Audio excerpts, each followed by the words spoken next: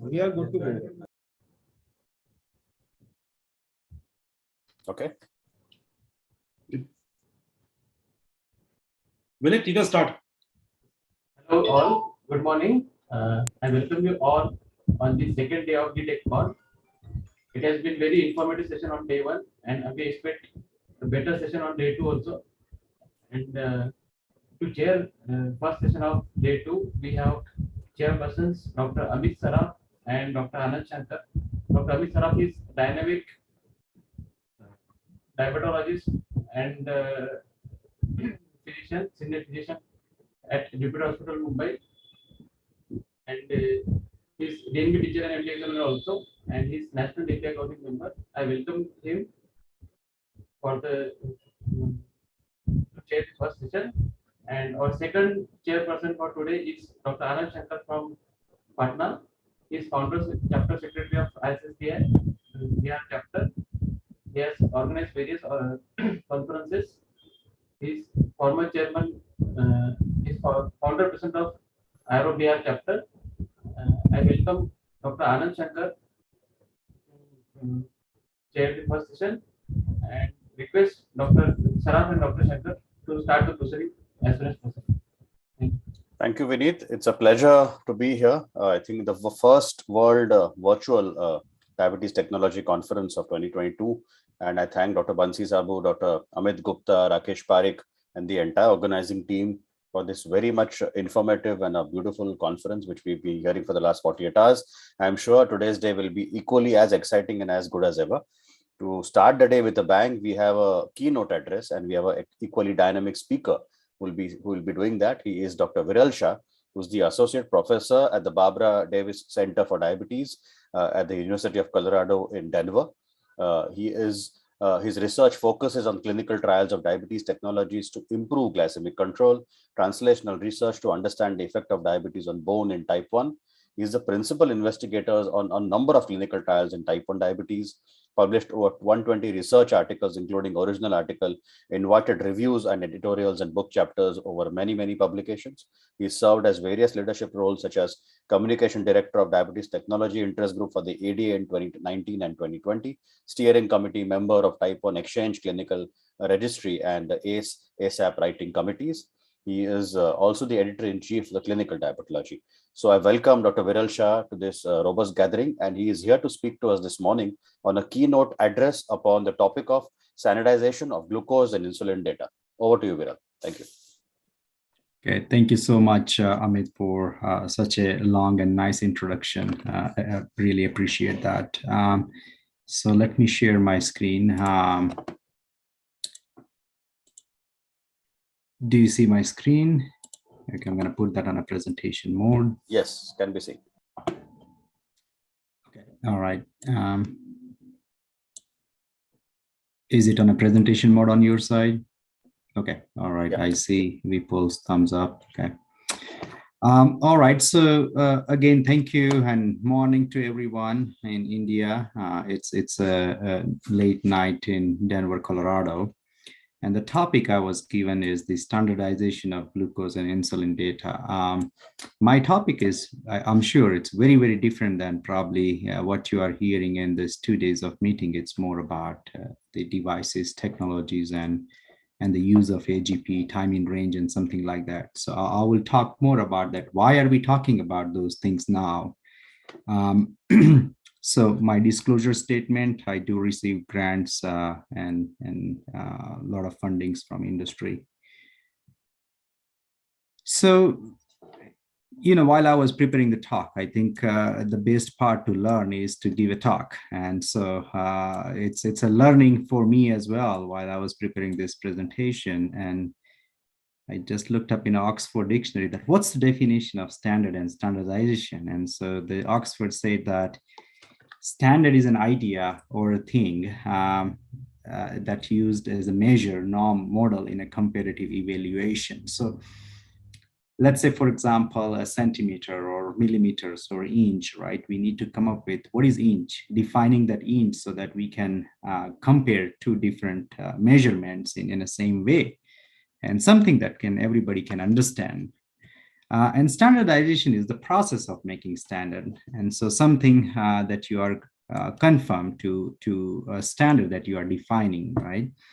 And so a couple of example, it's very interesting that, I feel like in our life, everything has been standardized, but we don't know much about that part. Like, for example, in India, no matter which state you go to, you always use the type B plug. You don't have to carry around different kind of plugs. It's a standardization, right? Because it makes your life easy. When you drive your car, you have a steering on the right side, US left side, and it's wherever you go, it's the same, right? So everything is standardized so that we can live a life without chaos. It's so funny that I was just looking up, and even a toothbrush has some kind of a standardization.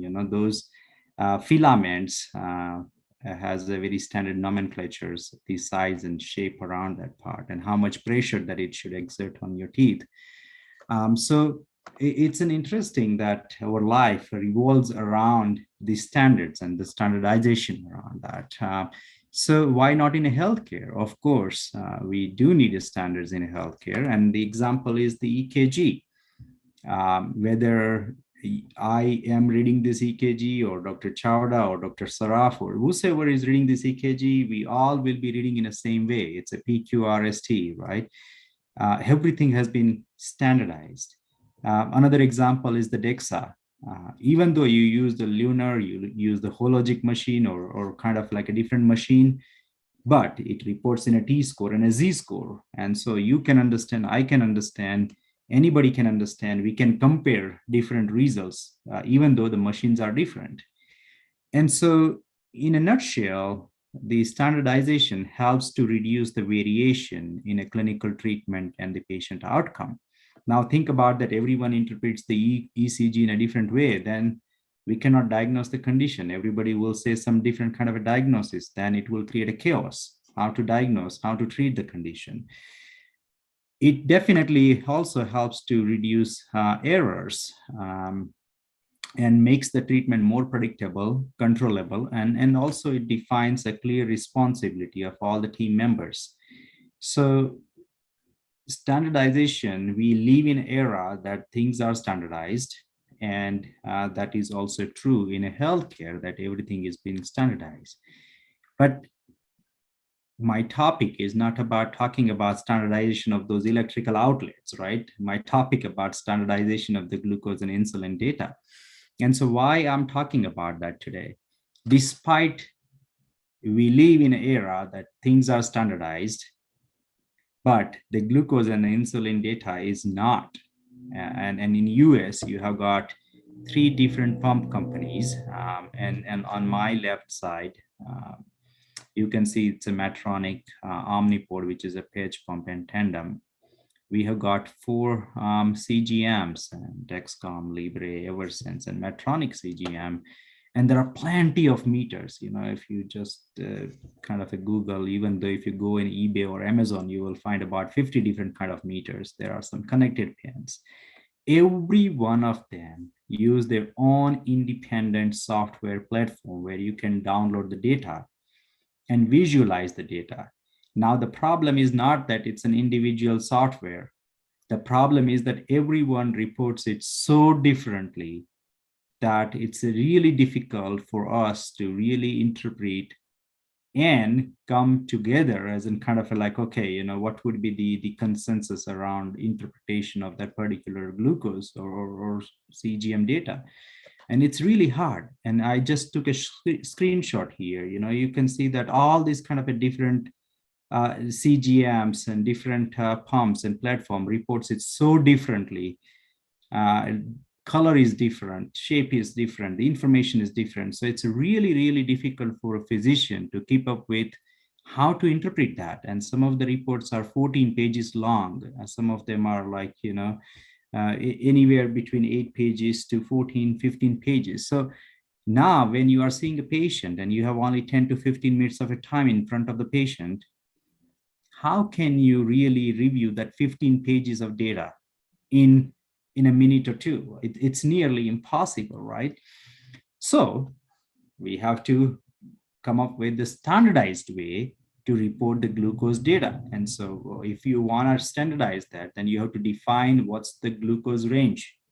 What should we consider as a normal reference range? And outside that is kind of an abnormal. Then you have to think about the visualization of that glucose data. And then of course, everyone have a different opinion, right? So we have to come up with some kind of a consensus. Now, remember that the consensus is very different than guidelines. The guidelines are based on the evidences. Consensus is based on what we think together. So it's more of an opinion where we say, this is starting point. Let's start there. And then, of course, it has to be adopted by the societies, like, for example, American Diabetes Association, endocrine societies, and ACE, and so on. And then you have to spread it. You have to educate the educators so that the standardization becomes meaningful. Everybody would adopt it, and everybody will use that so that we can all speak in the same language. And so with that, what happened is in May of 2012, Hamsley Charitable Trust funded a meeting of all these experts from more than 70 centers across the United States. And this picture is the Jeb Center for Health Research, which is located in Tampa. So all these people meet in Tampa. And the only goal, they had 2 days of a marathon. And the marathon was only about, let's say, come to a consensus about how to use or report the glucose data. Let's define the glucose ranges. Let's define what's normal, what's abnormal. And then they came up with this called as now time in range, time above range, time below range. Now you can see here that it's very different than the time in range definition that we are using right now, right? So 70 to 180, 180 to 250, 250 to 400. Now in AGP right now, you don't have a 400. It's anything about 180 and 250, only two categories. So it just tells that how these things evolve over time.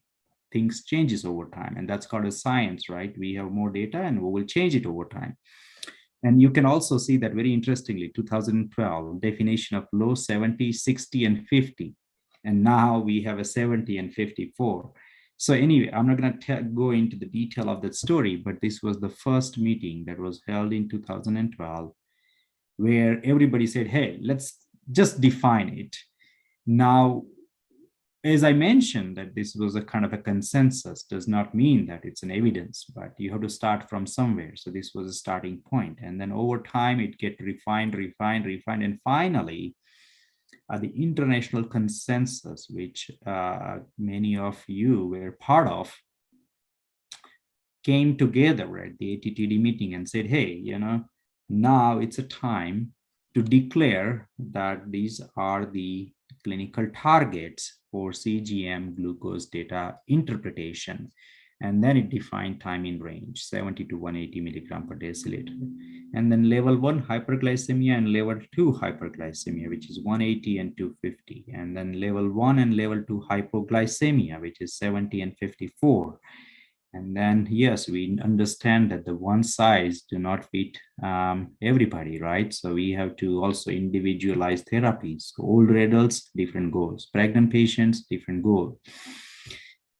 So this is a starting point. Remember that part. This is going to evolve over time. The definition of time in range, I am 99.99% sure it's going to change over time, because 70 to 180, it's pretty wide. And that leads to a very wide estimation of A1C. So over time, this will change. Now, I mentioned about the standardization of the glucose variables. What about the visualization part? So this was David Rothbard and the Roger Mazet, very seminal work in 1987, way before we can think about really a glucose data. These guys came up with the way to report the glucose data and visualize it so that it's easy to understand. And then you can see that this is a very primitive graph that they came with, that it's a median interquartile range, And then you can define the glucose in a various ranges and the 24/7 kind of a day on the y-axis. And still, the AGP core remains with this first publication of Roger and David in 1987.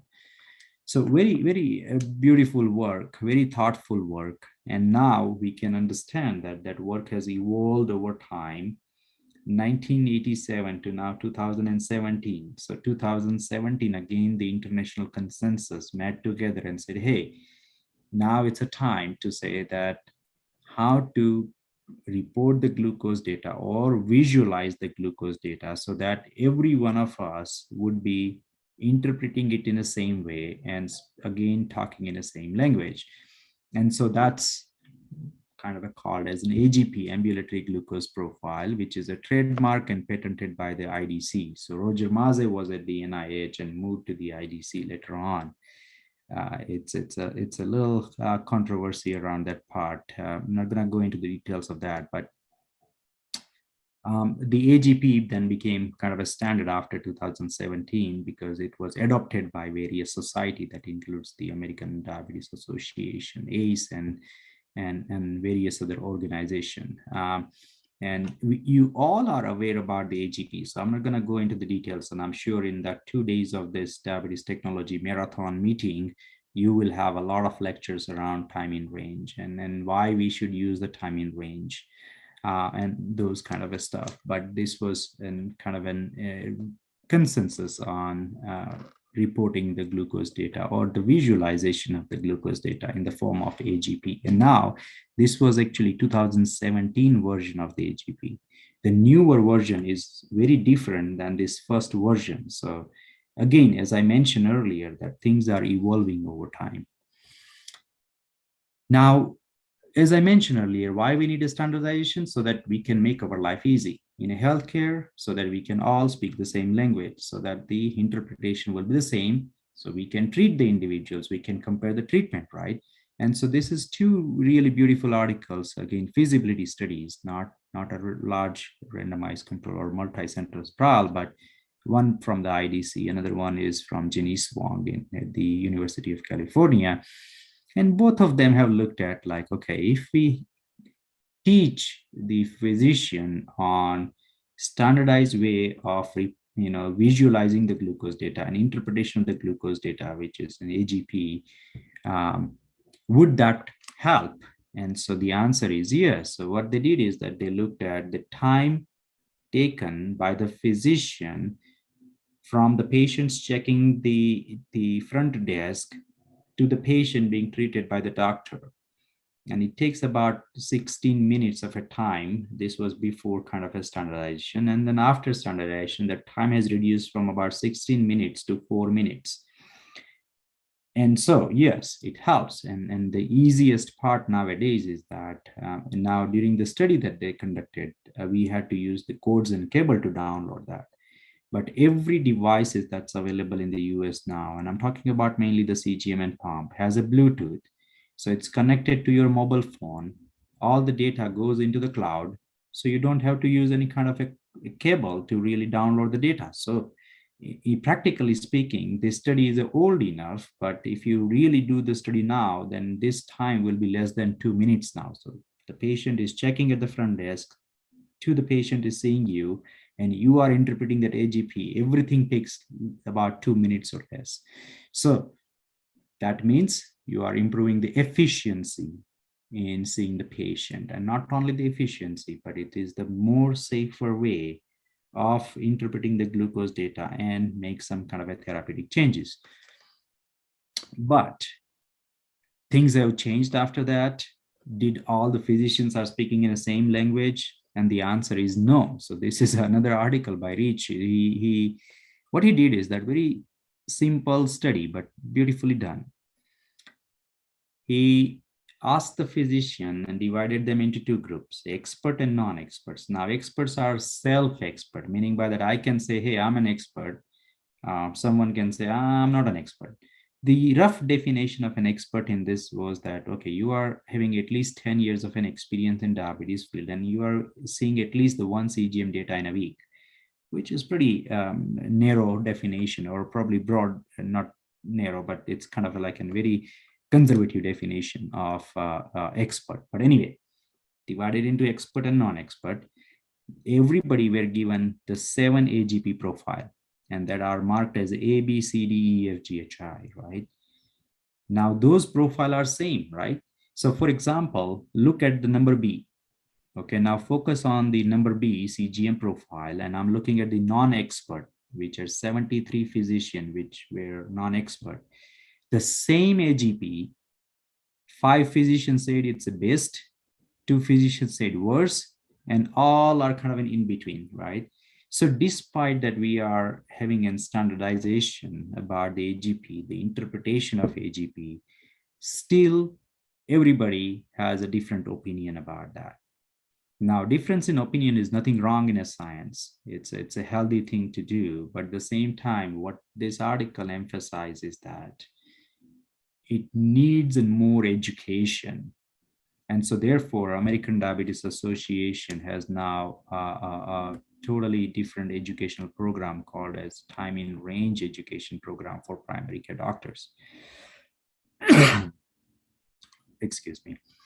And so I'm hoping that over time, when we'll educate everybody that what's time in range, how to review the time in range, how to make an adjustment, that probably there's differences in the opinion or differences in thinking about those data would probably change over time. Now, what about not just the glucose data, but the glucose and insulin data? What about the patients when the patients are using insulin pump as well as the CGM or hybrid closed loop system, right? So I and Satish came up with the first, I call it a wake up kind of a publication telling the scientific community that, hey, it's a time to also standardize the glucose and insulin data rather than just the glucose data. Now, remember that the AGP is only glucose data so far, not the insulin data. And so in our publication, we highlighted a couple of things. We came up with about 6 metrics that we discussed in this article, and then some of the futuristic aspect around that part. And what we said is that the glucose metric should be reported as the same as an AGP, because now we all know about the AGP. We all are learning about the time in range, time above range, time below range, coefficient of variation and everything, right? So there is no point in changing that nomenclature at this moment. So we should have a same glucose metric data. However, we went into the details and said that we should provide a little bit of a more granular details on a hypoglycemia and a hyperglycemia reporting. And what I mean by that, like, let's say, for example, there are 2 individuals. Both individuals are spending time below 70 milligram per deciliter, which is in hypoglycemia of 5%. You would say guideline is about 4%. So not bad, but slightly higher than that. But now if I will tell you that the one person is having a hypoglycemia entire night, that entire 5% is throughout the night, versus that another guy who has a 5% but during the daytime, and now your opinion will change. The guy who is spending hypoglycemia, that 5% of the time in hypoglycemia at night, is more riskier than the guy who is spending 5% of the hypoglycemia but during daytime, because night hypoglycemia or nocturnal hypoglycemia are more dangerous. So not only the 5% of hypoglycemia is meaningful, but you need to know when it's happening, how often it's happening. So in this article, we talked about probably going into a little bit of a granular detail around the reporting of hypo and hyperglycemia. And again, I'm not going to talk into the details. Everything is there in the publication. If you're interested, you can read about that. And then we can also discuss about the insulin matrix that we should be reporting in this standardized glucose insulin data. And the most important thing is the user input. So a lot of patients who are entering like an exercise or sleep or other factors, I think there should be a way to report that part. And then there should be an AI system that can say, hey, based on the data that has been entered by the patient, this is probably and kind of that leads to some kind of a treatment decision. So for example, if the patient has a persistent postprandial hyperglycemia, then the system should tell you something about that. There is a persistent postprandial hyperglycemia happening 5 out of 7 times in a week. And therefore, it's more likely that you need to change insulin to carb ratio. So anyway, and then also we talked about that providing the details which matters the most to the physician. Like, for example, if you are using Medtronic 670G, in that kind of a hybrid closed loop system, the only 2 factor that really matters is the active insulin time and insulin to carb ratio. It's a basal independent system. So changing the patient's basal rate on an insulin pump really doesn't matter in Medtronic 670G. So in this kind of a reporting, you shouldn't be providing us those kind of details in a first page, which I call as an AP dashboard, because it's not a meaningful. And so we discussed a lot about what should be standardization, providing some kind of a granularity on different metrics.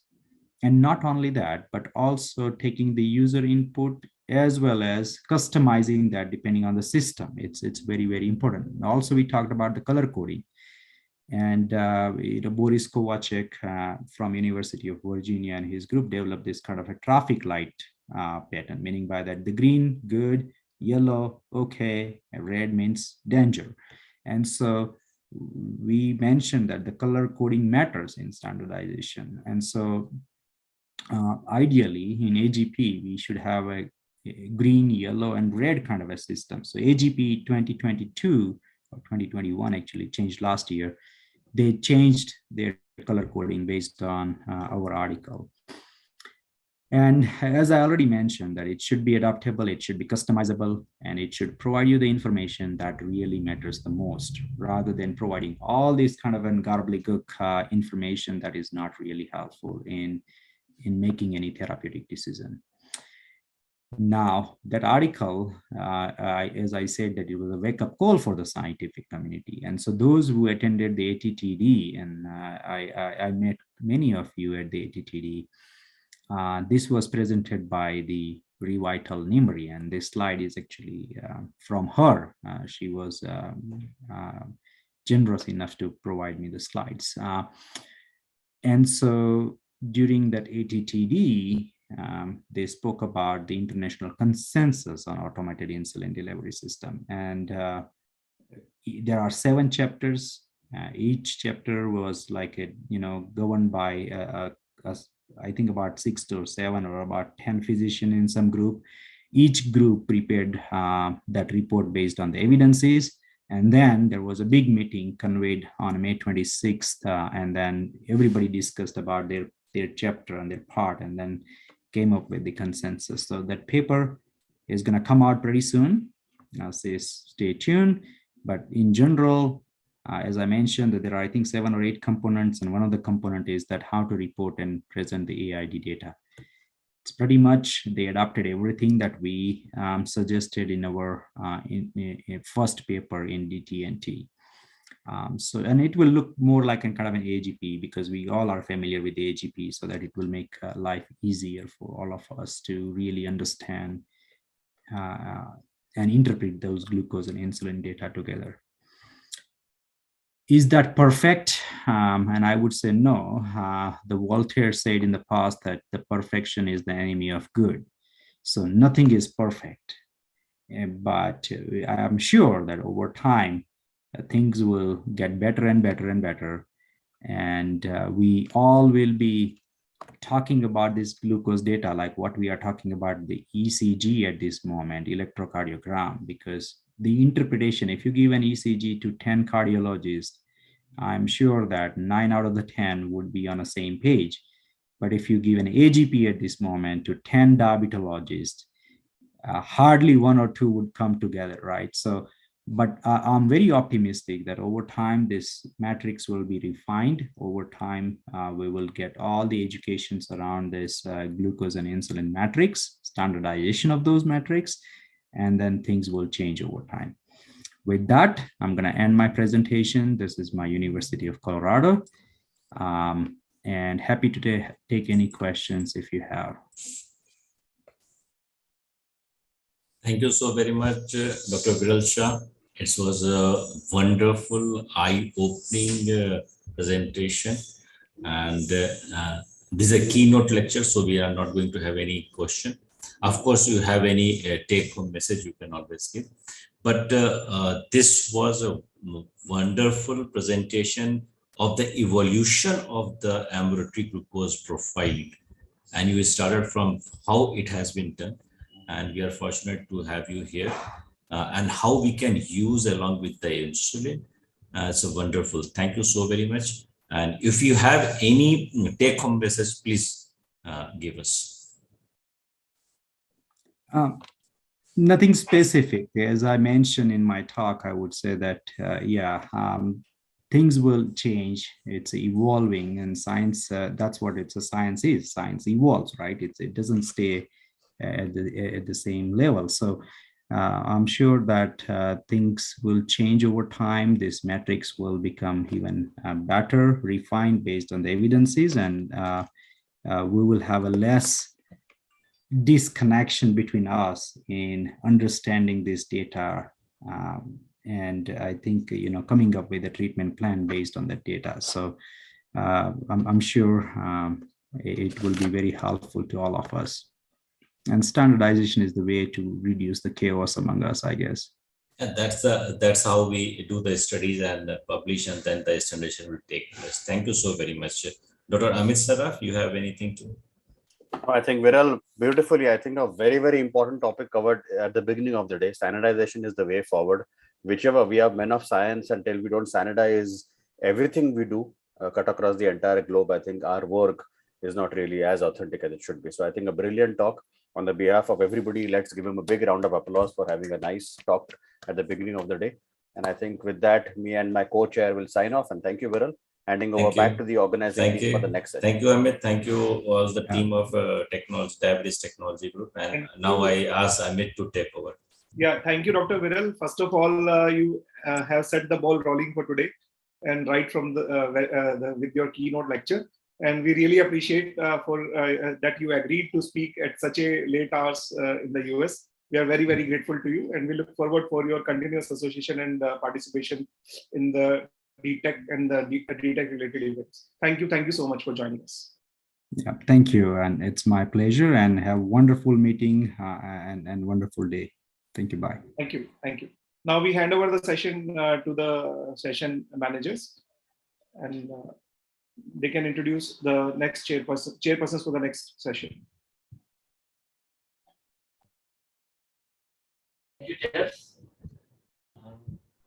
Moving ahead, we have second session of the day, and chairpersons for this session are Dr. Navneet Agrawal, who is MD, PhD, and diabetologist practicing at Gwalior. He is head of Chief Diabetologist and Director Diabetes, Obesity and Thyroid Center, Gwalior. He is CEO and founder of DNA Sugar Clinic.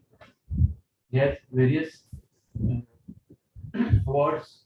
He is editor of various journals, and he has published more than 100 papers in national and international journals. I welcome him to chair this session.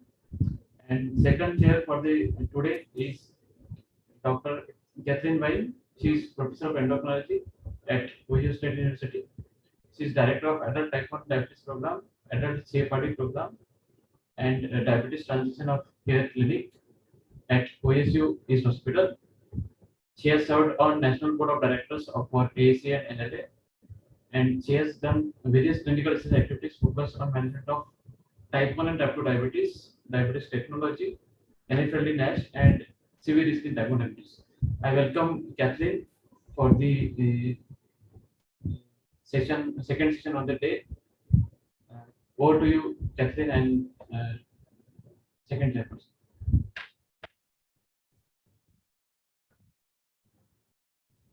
Thank you so much. Yeah, over to you, Kathleen. Over to you, Dr. Navneet.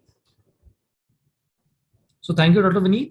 With my co-chairperson, Dr. Kathleen, I welcome you all for this Diabetes Technology Conference. And for this session, which is a mixed bag session, we have the wonderful speaker with us, Dr. Juliana Chan, and she'll be speaking on this biogenetics for the precision medicine. And to introduce her, she's a professor, is a clinical scientist. She has graduated from Liverpool University, UK, with various accreditations in endocrinology and clinical pharmacology. She's currently professor of medicine and therapeutics, founding director of the Hong Kong Institute of Diabetes and Obesity. She's the director, clinical research management office at the Chinese University of Hong Kong.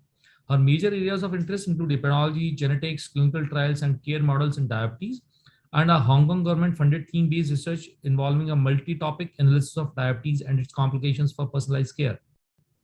In 1995, her team set up the Hong Kong Diabetes Registry for quality improvement and research purposes.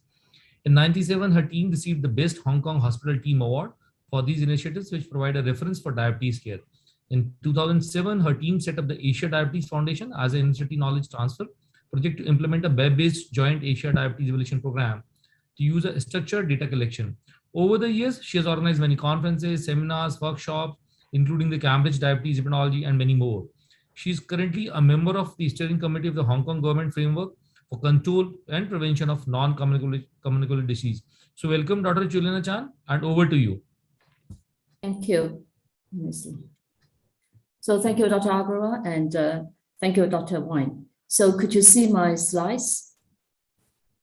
Right. Yes. Okay. Yes. Thank you. Yes. So thank you. First, I would like to thank the organizing committee for inviting me to give this talk about biobanking and biogenetics for precision medicine in diabetes. So I'm an endocrinologist and clinical pharmacologist, and as these are my disclosures. And as physician scientists, we make observations all the time during our clinical practice. And I'm sure many of you would agree that diabetes is very complex. Every person with diabetes is unique. And even you have the same person, even you have a twin, depending on the setting and the care, sometimes the outcome can be quite different.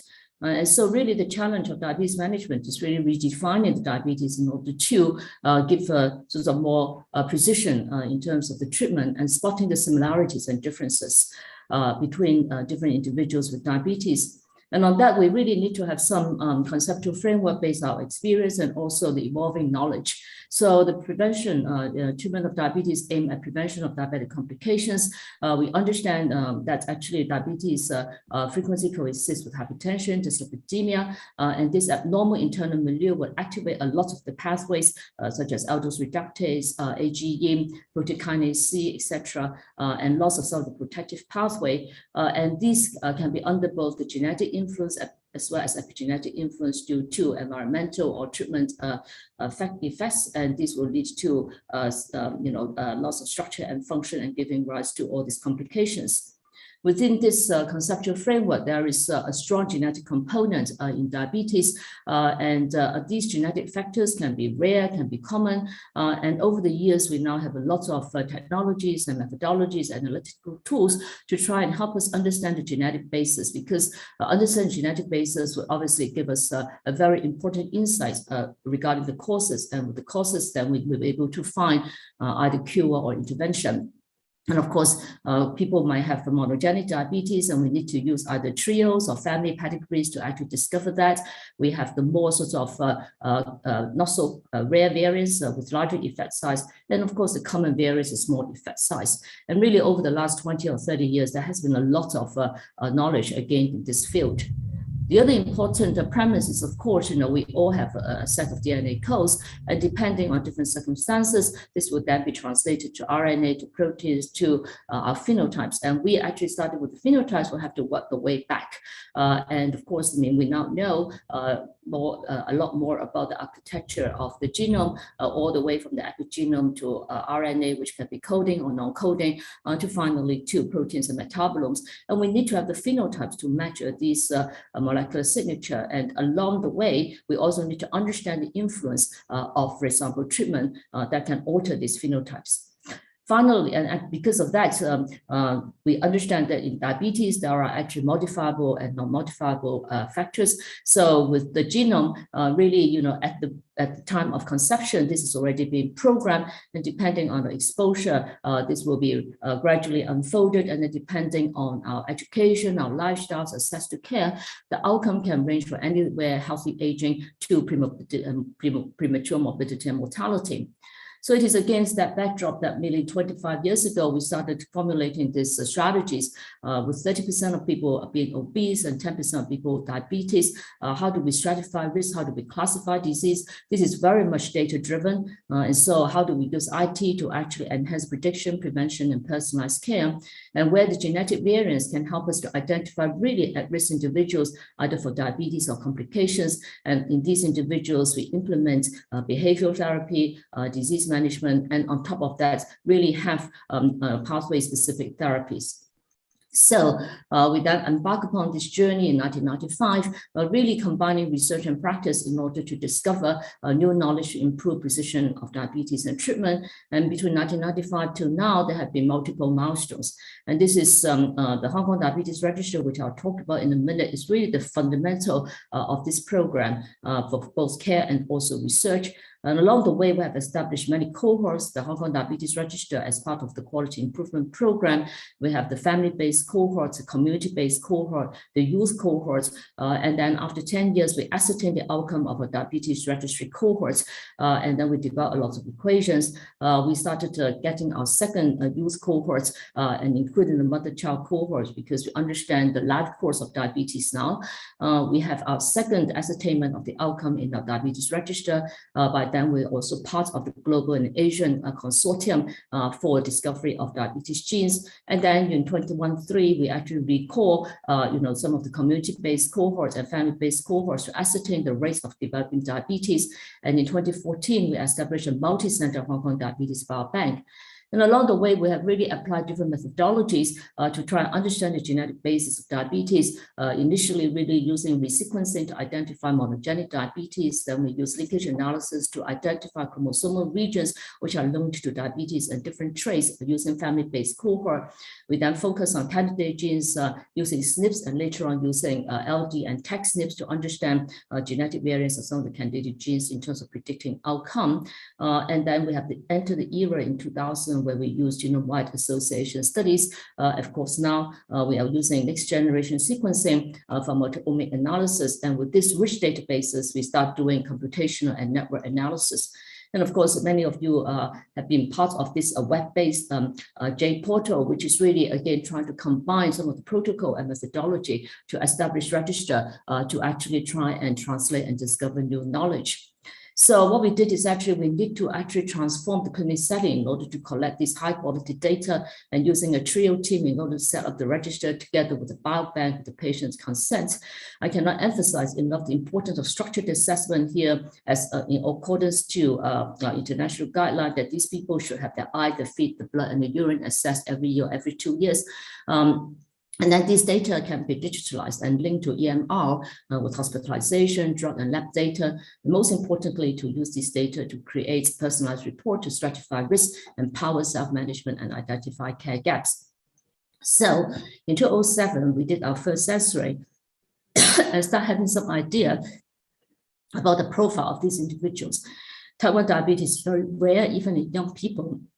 These people are relatively young, but importantly, after 5 years, actually 1 in 3 of these individuals have a major outcome. And apart from cardiovascular disease, we found that actually kidney disease is very important in our locality, and so is cancer. So using this rich database, we developed a lot of risk equations and reported that different attributes could actually predict different outcomes. But among these risk factors, actually EGFR and ACR, representing the internal metabolic milieu for both the vascular and also renal health, a very predictive outcome. In particular for kidney disease, we found that actually metabolic syndrome, the hypertension and dyslipidemia are also very predictive outcome. So first, to actually test the utility of this biobank, we actually started with really looking at some of the targeted genes. Okay, these genes actually are drug targets, and so one of the most popular one, a common one, that well-known one is of course the ACE-DTII polymorphisms. And in these databases, we were able to confirm that after adjusting for all risk factors, there was a greater relationship between DD, DI, and II carriers on actually end-stage kidney disease. We also found that on top of these genetic risk factors and conventional risk factors, blood pressure and triglyceride are very important. So of course, we know these people should be, really targets for RASI and also RAS inhibitors and MRA.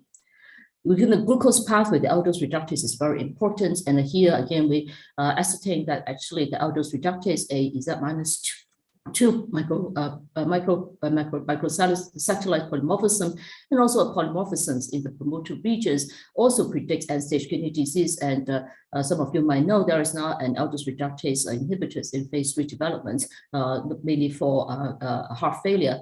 But important to note, these risk factors, common variants are indeed common, and identifying these individuals are important to actually ensure that they might be benefiting from this targeted pathway. PKC is actually an important pathway, and at some stage there was the PKC inhibitors, but this was shelved because of futile results. They were looking at retinopathy, but at least in our hands, using TAC SNPs in this region, we were able to show that people who've got multiple SNPs in this PKC actually have 6 times increased risk of end-stage kidney disease. So apart from this diabetes, and also apart from glucose, and also high blood pressure, and also vascular fats, lipid abnormality is very important. And in order to interpret this data, really understanding pathophysiology is also important. And that's the reason why I think clinicians are so important in actually setting these biobank and databases. We know that visceral fat is a key feature in type 2 diabetes, with increased production of free fatty acid and increased production of glucose and VLDL, and giving us high triglyceride-rich lipoprotein particles together with dietary fats. And then under the influence of different lipases, they will be degraded to IDL, later on LDL, and HDL. But these lipases, as well as these apolipoproteins can also have a genetic variance. Then we were able to show that different variants of these modulators actually associate with the kidney disease. So as we continue to learn from these patients, we noted that 1 in 5 patients actually have young onset diabetes defined at the age of before 40, and actually compared to their late onset counterparts, these people have 50% increased risk of mortality at any age, in part because of the long disease duration and because of the poor glycemic and risk factors control. These people are also very heterogeneous in terms of phenotype. Some of them are obese and some of them are lean, but compared to the type 1 diabetes, the outcome are rated very poor.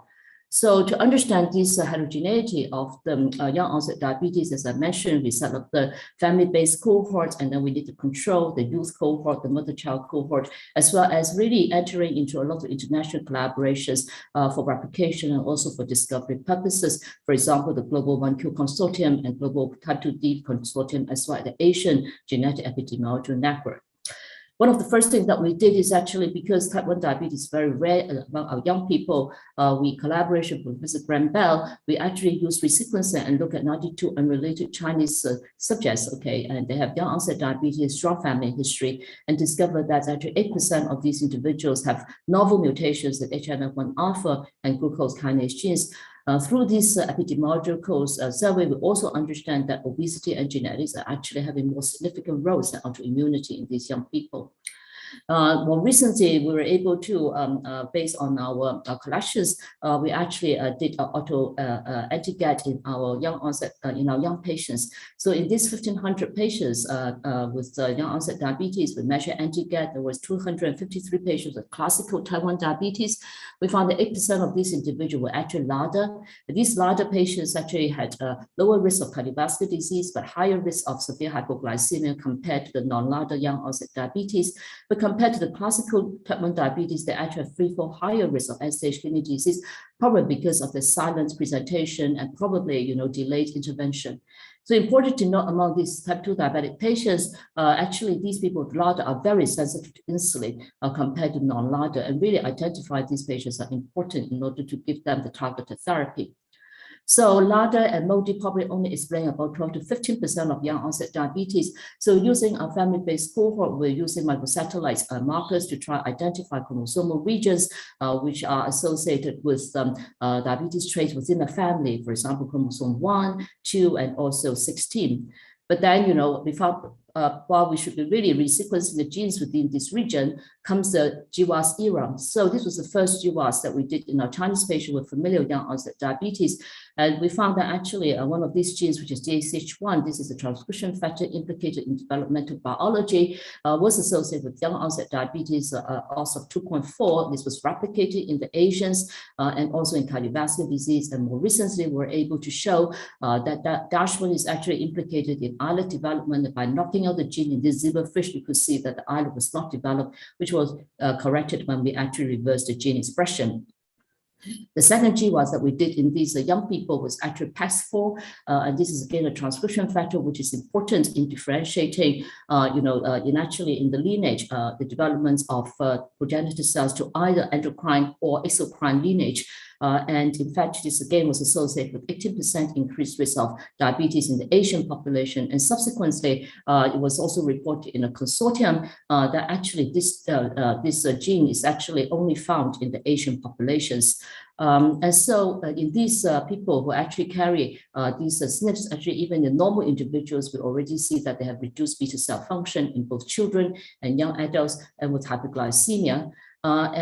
Over these years, we report contributed to the discovery of loci in type 2 diabetes, which is now coming up to 400 in the global population, about 100 in the Asian population, with some of them are being found in Asians and some of them found in Caucasians, although the majority can be replicated in both cohorts, in both the Caucasian and non-Caucasian populations. It's important to note that there are actually different allele position, different effect size, and because of the different LD-BOP among the ethnic groups.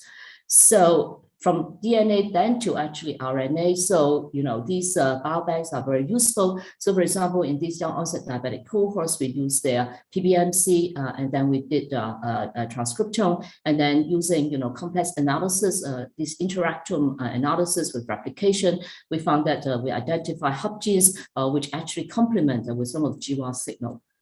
In the metabolic surgery, we also identify young people who are obese, obviously either with or without diabetes. So again, using epigenome, we did epigenome analysis and also transcription analysis in their adipose tissue, both the visceral fat as well as the subcutaneous fat. We identify epigenome hubs, which is associated with adiposity in type 2 diabetes, and these hubs are implicated in adipogenesis, inflammation, and insulin signaling. So as the research proceeds, we then actually found there was a declining rate of a declining incidence of cardiovascular disease, but we found that actually cancer became a major unmet need. So more than 10 years ago, we reported the linear relationship between A1C and cancers, and more recently, we have reported the association between glycemic variability. Here you could see the A1C variability score, as well as the glycemic burden. And so that people who have actually got high glycemic variability, particularly in those who are obese, they have actually got increased risk of all sides cancer after adjusting for many risk factors. So here, this is again, something that we need to explore.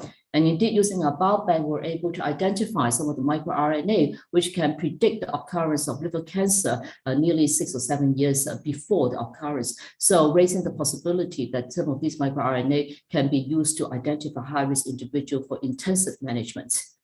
So in summary, this, when we talk about precision medicine, this is really a very broad subject. And of course, the biobank and the registers help us a lot. But this is not really just about biobanking and also getting registers. It's a lot of understanding of the subjects and how do we translate the evidence to practice. Diabetes is complex, as we know. This is clearly genetic. There are common and rare genetic variants. The demographics, the age, the sex, the socioeconomic factors are very important. There are familial factors, such as like hepatitis B, viral infections, thalassemia rate traits, which might also contribute to diabetes development.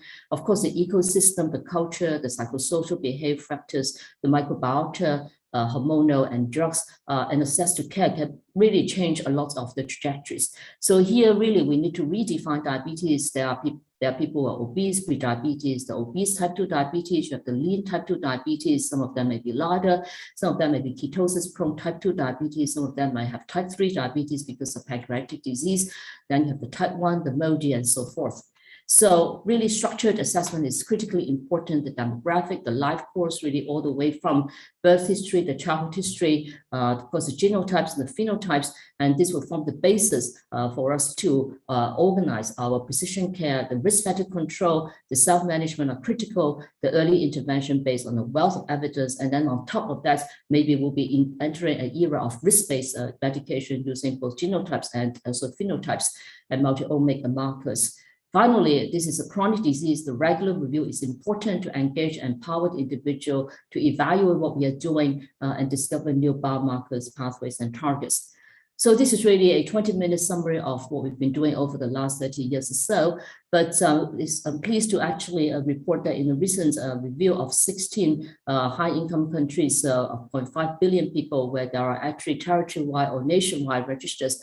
Interestingly, probably because of the reform of the diabetes care, which is very much at the territory-wide level with the data-driven care model, Hong Kong actually had one of the largest decrement in terms of death rates of 4% per year, really dropping from just over 2.5% to 1.3%, 70% decline in terms of the death rates. So I showed you the first picture when I first started. Many of those scientists and our workers have moved on to other institutions and then taking up a senior leadership role.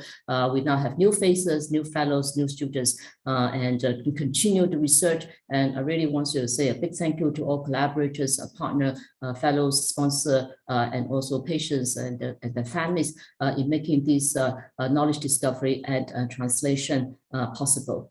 Thank you. Dr. Chan, thank you so much. That was just an amazing overview of everything you've done. Just packed so much information into a short period of time.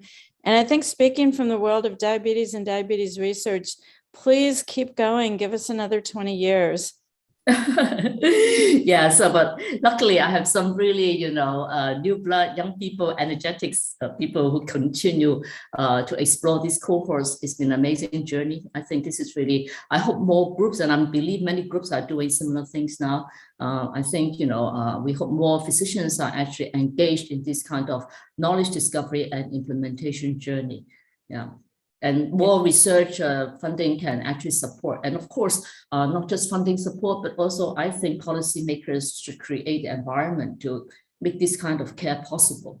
Currently, care is very fragmented. And then without that kind of setting, it's quite difficult to implement this kind of research and practice. But it is like a chicken and egg situation. We need some champions to start doing it. Thank you very much for your comments. Thank you. I think now we have to move on, just in the interest of time, move on to Dr. Mader. Hello, good morning. Sorry, I had just to switch on the light. I'm not at home, so I was not familiar with the lighting conditions. That's okay. I think we'll just do a brief introduction.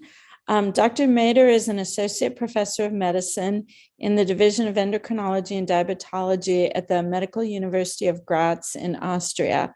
She received her medical degree there at the Medical University of Graz, where she also trained in internal medicine and then endocrinology and diabetology. She subsequently was a visiting professor in Bern, Switzerland, in the Department of Diabetes Endocrinology, Clinical Nutrition and Metabolism. She then returned to Graz, where she leads the Diabetes Technology Research Unit. Professor Mader has done quite a bit of research focusing on diabetes technology with an emphasis on insulin pumps, continuous glucose monitoring, artificial pancreas, and decision support systems for treatment of diabetes. She's published over 90 peer-reviewed scientific papers. She's won quite a few national and international awards in the field of diabetes technology. She also is one of the board members of the Austrian Diabetes Society, where she heads the Diabetes Education Committee and is a member of the Diabetes Technology Committee. She's also, very importantly, has authored and co-authored several national guidelines in this field. She's going to talk to us today about one of our newest pieces of technology that actually not all of us even have access to, which is the smart pens. Dr. Mader, thank you so much for doing this topic. Thank you very much for the kind invitation. So just hoping that the slides appear. Can you see? Not yet. Not yet.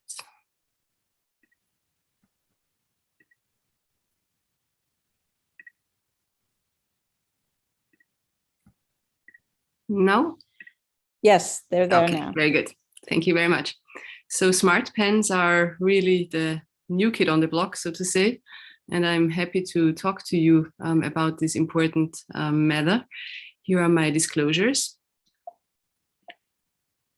And all of us know that diabetes management is very challenging. It's a 24/7, 365 job. And sometimes when you're traveling, when you're abroad, when you're meeting friends, it might not be so easy to track all of your activity. And this can sometimes seem like walking on a tightrope, and you want to maybe discuss some of what you have experienced with your HCP, but then data is not there. And we need to track data for all of those injections that we take. So this is for basal insulin, this is for bolus insulin, but we only often don't carry the diary with us around, or we do not want to enter it into our mobile phone app. Additionally, of course, it would be good to track activity and also food intake so that we can make good joint decisions. And data quality, of course, when it's written in a manual way, might not be the best way to assess data. So we have thought when CGM comes around, this might help us. But what I have learned in the early days and still ongoing issue is that people do not really track their insulin doses. So out of 7 days, if I'm lucky, I get 3 or 4. Sometimes I even get less data on insulin. And we have heard before in a very important talk about the importance of continuous glucose monitoring and how to assess this. And here we have very standardized ways to track it, to assess it, to get a picture of it. And I think this would be really very much adjuncted by data on insulin. So we could, for example, add to the ambulatory glucose profile a daily pattern of insulin where we can help us, that can help us to adjust and better understand diabetes therapy. And so that we do not have to guess what has happened if we do not have those traces, but that we actually know what has happened.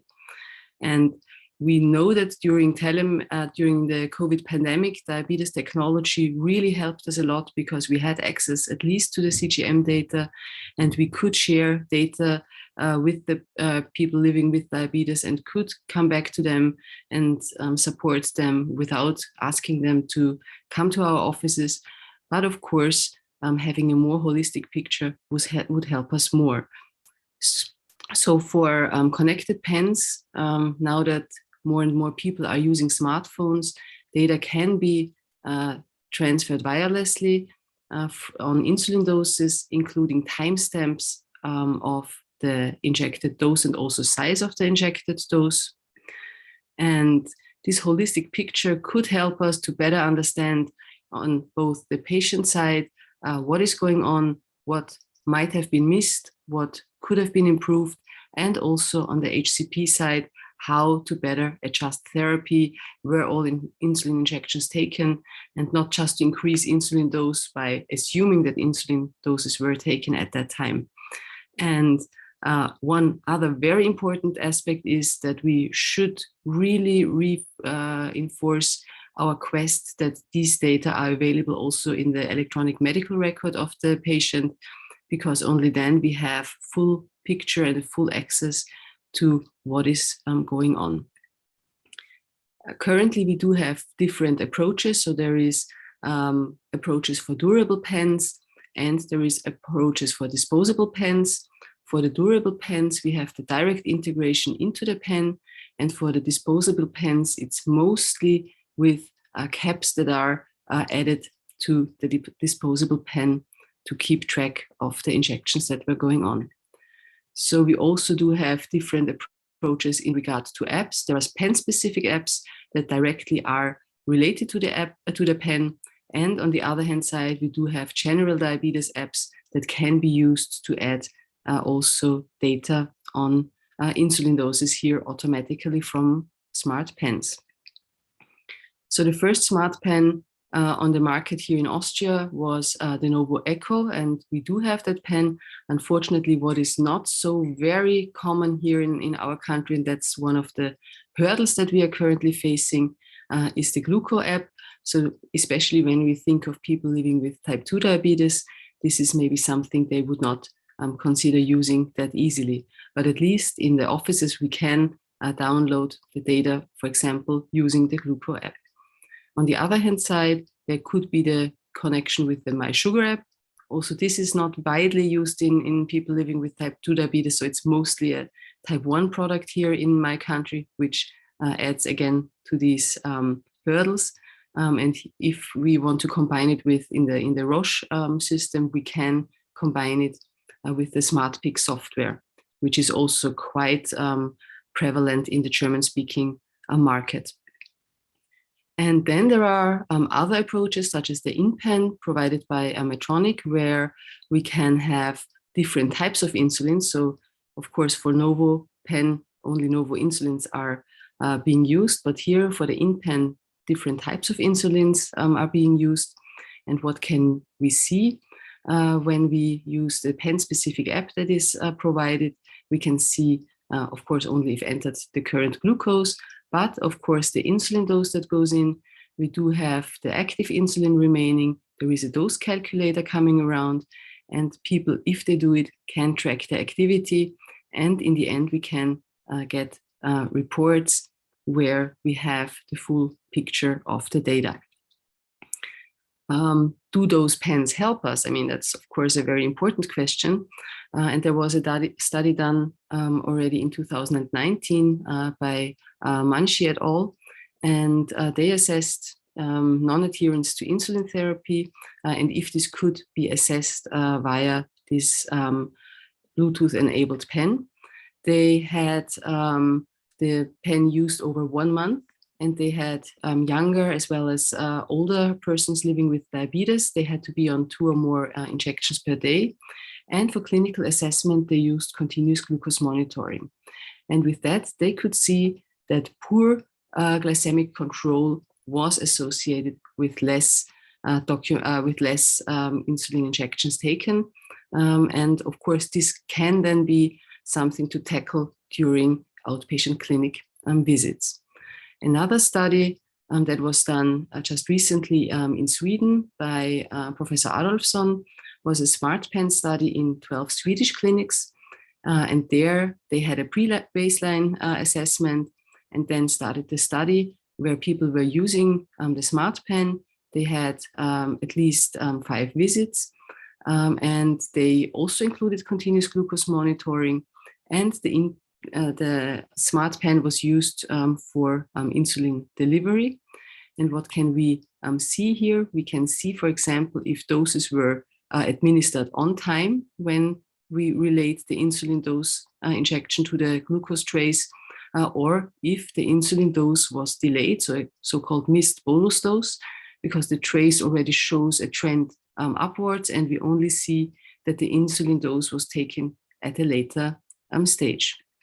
And of course, also those aspects can then be tackled during the subsequent visits with the patient whenever he or she came to the outpatient clinic. And what could be observed? It could be observed that glycemic control improved, especially time in range improved, and also time in hypoglycemia below 3% decreased, and time in hyperglycemia 3 millimoles decreased, and time in hyperglycemia above 10 also was reduced. What could be the future use? As I mentioned before, and we had already heard this morning, there are metrics for glucose. So why not to standardize also insulin metrics, where we can see the total dose, the basal dose, the pre-meal doses, and the correction doses, and see the distribution over the day, as well as if sufficient amount of doses were taken. So I think the combination of smart insulin pens with new metrics of insulin dosing will be relevant to further improve diabetes care.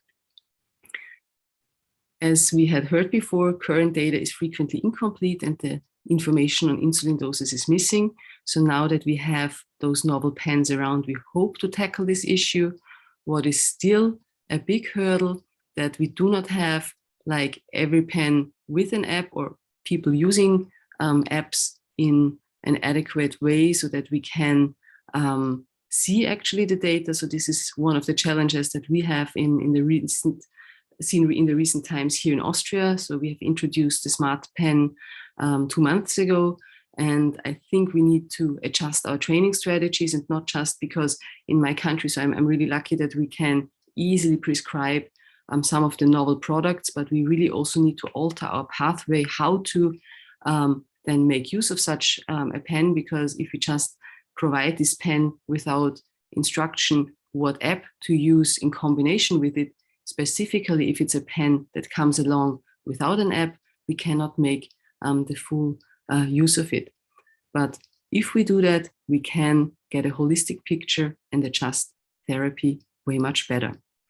And what's also maybe a very important part for the future, that the EU now proposed the fair access to and the use of data, because so far companies moved rather to the opposite direction as we had hoped and expected from earlier times when, for example, data from CGMs were easily accessible for various other systems. And now companies start more and more blocking, and the combination of different systems is really getting tricky, and that you do not want to have like one system to show the insulin data, one system to show the glucose data, another system to show the activity level.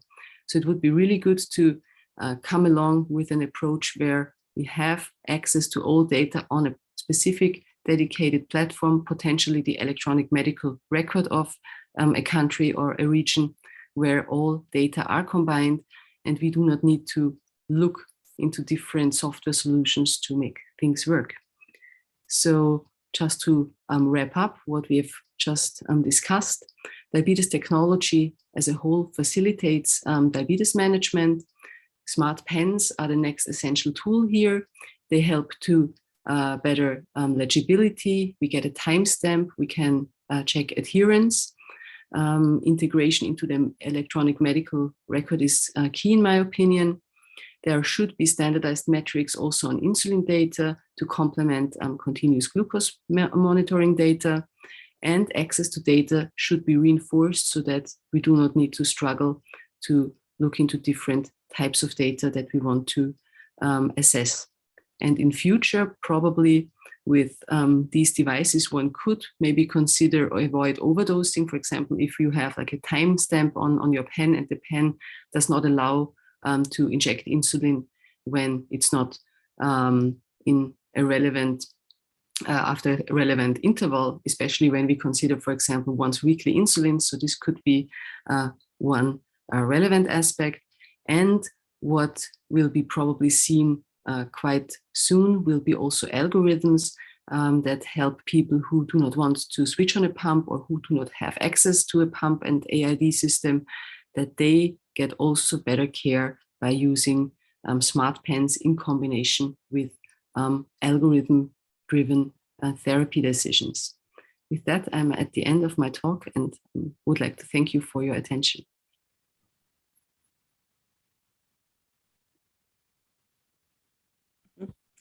Dr. Mader, thank you so much. I actually wanted to ask you a quick question. When you said you feel that you need to adjust the education you're doing for patients, now that you've gotten to work with them a little bit, could you just for the audience highlight a little bit about what you would suggest people maybe do different from what you did do? But what do you think are the important points as people develop a program to initiate these devices? So especially if it's like in Austria, where we have now a pen without a specific app. So normally, okay, you get the full package, you have the pen, you have the app, and then you instruct or inform people what to do. But here, now we have the pen and we just switch, for example, the pen without really thinking, why do we give a new pen to that person? And if we just want to kind of exchange a previous pen, I really would we encourage people to consider, should it be a smart pen or should it not be a smart pen. So because if we do not do any other training, then there is no use in adding a smart pen to it. If we have a smart pen that we want to provide, then we should say, okay, this app and this app, for example, would be available for combination. If then you need to talk through the advantages of this app, maybe also discuss costs, because currently costs are not really covered. So if it's a full package, then that's easier. For example, like the InPen, when it will be around, that will be easier for reimbursement. But if you have, for example, a system where you don't have a specific app and then you need to pay extra, that might be a challenge. We do hope that in the next month, the Abbott CGM will be available for combinations. I think that will be the next game changer, and then the training will be adjusted to cover for this combination, because this will be probably the most prevalent here for at least the type 2 market in Austria. Mm-hmm. And then you need to really look into the apps and show them what to do, how to install it, and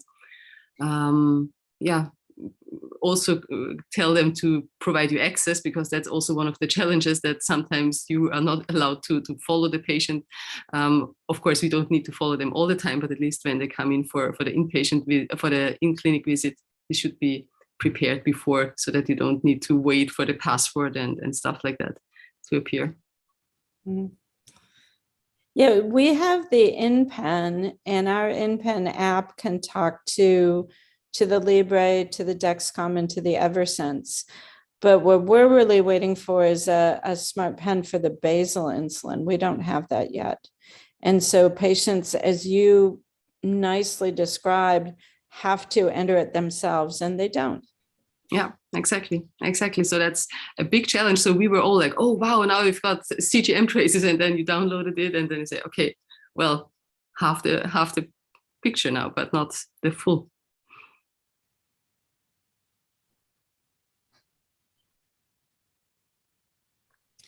Yeah, we occasionally have someone who will enter their insulin data into their CGM, but they kind of, after a while, stop. I think they get bored with doing it. So that's why it becomes so important to have these smart pens and getting all the data into one place. Exactly. I mean, what we instruct for those who are at least trying at some time, we ask them, please do so for the last 2 weeks prior to your in-clinic visit, because then at least we can adjust for that. But yeah, so that was also our historic approach, how to do it when it was still paper-based. And most of them can handle this.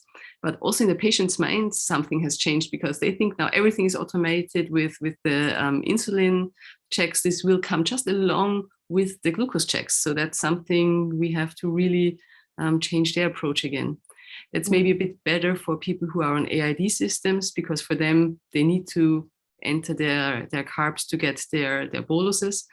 But for people on pen-based therapy, this is something that they just don't have in their focus. I'd like to ask one last question, and this is coming from our experience. If you had to guess, what percentage of your patients cannot run the apps on their phone? Their phone is too old or whatever. Well, so I think there will be some people who have that issue. That will be probably mostly those basal insulin users, I would assume, in a sense, and people maybe with less intensified therapies. And pens like the NovoPen can save, as far as I remember, 800 shots of insulin. So if you download that at your facility, that's also an option. But of course, for them, it would be better if they want to know, have I injected my insulin? Didn't I do so? To really track it in a way. Yeah. Thank you so much. Thank you. Will we have a joint discussion afterwards also, or is that? As of now, I can't see any much questions in the chat box, so I don't think we'll have much question answer session after the end of the session. Okay. So thank you, Dr. Madat. Thank you. And for the next session, I'll be inviting Dr. Chris. Dr. Chris Jacob, are you there? In fact, I think there are some issues. So probably he might not have joined. So I'll request the Thank you, management team ETTD, for running the video of giving us Dr. this Jyotidir opportunity. We are a Kesar group from on the Kerala, same from topic of this. South India. So this is Yes, an thank you. investigator-initiated trial, and we have received a grant from Gendeal. So for those of you not familiar with Gendeal, what is Gendeal? Gendeal is the only FDA-approved Lancer, and this Lancer works by the principle of inducing a vacuum. And it not only accelerates the blood, it ensures a very gentle prick, and the vacuum can lift the skin to avoid injury to the underlying pain nerves. So it will prick only the surface capillaries. So that is supposedly the mechanism by which it is either eliminating the pain or reducing the pain of pricking. So these are the components of Gendeal. It has the contact tips as seen in this picture, and there is a nozzle, there is an activation button, you can see the activation button over there, and then there is a plunger, and there is a 3-step simple process for drawing the blood, automatically drawing the blood. And the contact tips comes with different colors, the blue representing the shallowest and the violet representing the deepest depth. So you may be wondering why we are going back to the technologies in an era where there is a penetration by the continuous glucose monitoring devices and by the upcoming non-invasive technologies. We still believe that the conventional glucose meters will still have a life for another 1 to 2 decades. And it is still the gold standard for blood glucose monitoring, especially the structured glucose monitoring. But with conventional glucose monitors, the major limitation or impediment is the pain of monitoring, which is probably much higher than the pain of insulin injections. So this is the aim of our study, a randomized open label interventional crossover trial, comparing the two modalities, Gendeal as a painless Lancer compared with the conventional Lancets.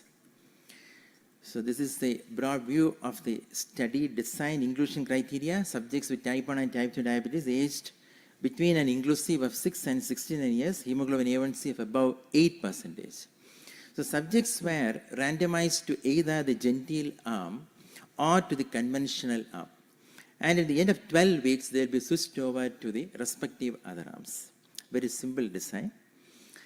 A total of 110 patients, half of them approximately with type 1 and the other half with type 2 diabetes. Those who were on Gendeal arm, they were provided with butterfly touch Lancets. And those who were on conventional device, they were allowed to use their own Lancets. For uniformity, we provided the same glucose meter for subjects in both the arms. So what are the primary outcomes of this study? So the primary outcomes were percentage reduction in the hemoglobin A1C, percentage improvement in the blood glucose monitoring adherence, assessment of the pain, improvement in the pain, and then the probability of using these devices in future. And this is with respect to the frequency of monitoring, at least 4-point blood glucose monitoring twice weekly in type 2 diabetes, and a 6-point blood glucose monitoring daily for type 1 diabetes. The phone visits as per the frequency in type 1 and type 2 diabetes, and during every physical visit to the hospital at the end of 12 weeks and at the end of 24 weeks, the study coordinators will be going through closely monitoring the following parameters. Let me now move on to the results. And this is the hemoglobin A1C reduction, the primary outcome. And this is at the top, the overall results from a baseline of 9% down to 8.28%. Reduction in the hemoglobin A1C, and the same statistically significant improvements were noticed in both type 1 and type 2 diabetes. And with respect to improvements in blood glucose monitoring adherence, there was a significant improvement in type 2 diabetes, and overall, there is again an improvement, 80.9 versus 64.18%. However, there was no statistically significant improvement in type 1 diabetes. Obviously, there was no improvement.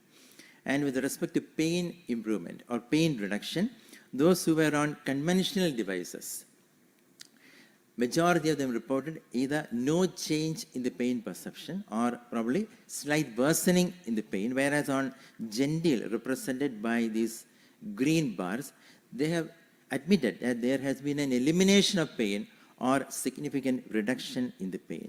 And this is the pain scoring.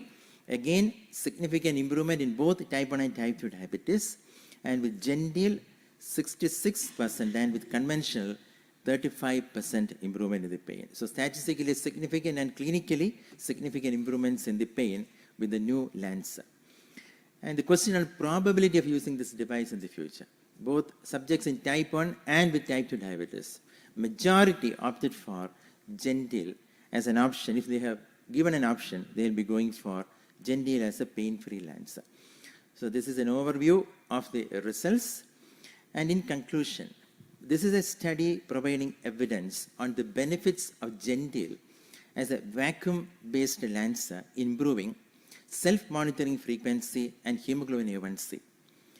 Reduction in the pain could have contributed to the higher adherence, and the same could have contributed to more frequent lancing, and subsequently could have resulted in improvements in the hemoglobin A1C levels. Thank you very much.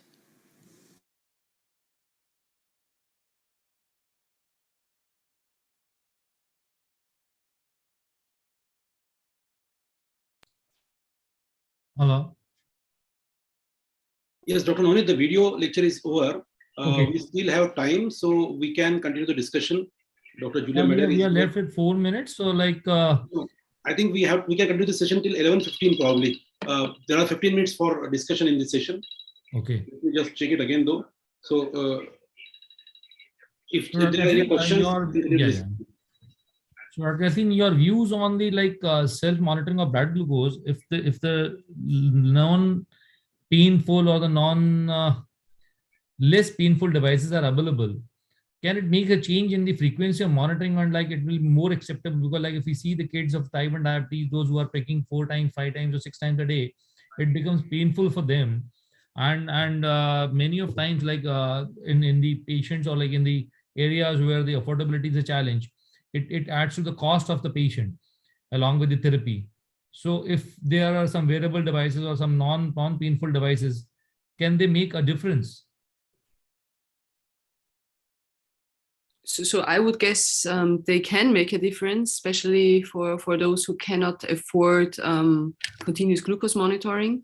One of the biggest hurdles for people is really that pain that they do not want to do the finger pricking. So it's rather that they inject the insulin because they know they absolutely need it, versus the finger pricking is in many cases omitted. So if there is a less painful way, that really might contribute to better monitoring frequency. Thank you. Do you think this device is more valuable to pediatrics or adults, or valuable to both? Just speculation. I would guess it's probably valuable to both. I mean, for kids, if they are in the care of their parents, even if it's painful, they would make sure that finger pricks are performed at least once they are in their care. Of course, they would prefer systems that are less painful also for the children. But I think adolescents are probably the population where finger pricking frequency goes largely down, especially in the time when they are not surrounded by their parents. But in general, it's valuable for all of them, adults and children and adolescents. Thank you. Anything else Dr. Juliana you'd like to say, or to give a key message to our audience regarding the precision medicine? Basically, if we are going for a precision medicine where we are focusing on the medicine particularly to that particular patient. So if you can give some key message which can be applied or which can be helpful for an Indian audience or Indian population. I think we're at the dawn of precision medicine. I think currently, the ADA is putting together some documents, right? However, I think precision medicine is not just genotypes. I think it is really a holistic management. Really understanding the patients is the first key. And I think this structured assessment, I really personally found it very, very enlightening. It's also very useful to the patients because, that kind of assessment, maybe every 2 years during a 40 years or 50 years of a journey. This really only about talking about 20 to 40 assessment, but that has to be done properly. And then how do you use that data to try and manage the patient, and then stratify risk and power patient management? And then how do we use the technology? And I think now we have so many technologies, medications, pen, it makes it even more important, this kind of assessment. And then I think the genotype or the biobank is really, you sort of use that setting to add value to what you're doing. So knowing the patient, treating them, at the right time for the right reason with the right drug, and then with the right strategy, just doing things right. And I think data are very important now. I think it's really nice listening to the smart pen, CGM, right? Because many patients, even with type 2 diabetes, eventually need insulin. And how do we continue to provide feedback so that you're changing the person? I think that message has to go to the patient very early on. It is not just treating a disease, but transforming a person. So I think, you need multiple parties to create a new trend. So like your D-Diabetes Technology Conference, you are creating a new trend. So your message are reaching out to many, many people so that you've got more people engaged in the field. Then I think we can have a new movement. Because currently, I don't think there are enough people who know enough about diabetes to actually get the new knowledge and translate knowledge. But I think we are now really in a new dawn, because the COVID tells us these people are very, very vulnerable, not only for chronic complications, but acute complications. These are the ones who actually can collapse the healthcare system. And what can we do in order to reduce, their vulnerability? Mm-hmm. So that's my little message. Yeah. Dr. Chan, could I ask you a question related to some of the data you presented? You showed us really interesting information about the GAD positivity in the lean, younger type 2s. And just to ask a couple questions, do you have an estimation either of age or BMI that would prompt you to check? But as a corollary to that, there was a paper in the fall of 2019, a position statement from a European group suggesting that we should actually check GAD65 in all type 1s so that we don't miss these patients. Yeah, I agree. I think actually, young patients, I think they should have a C-peptide and anti-GAD done. I think the yield is high. And as I said, you don't want to miss them, right? You don't really want to treat them with oral drugs, right? And expose them to hyperglycemia. And then 3 years later, then you found that they DKA, for example, or they're put on SGLT2 inhibitors, etc.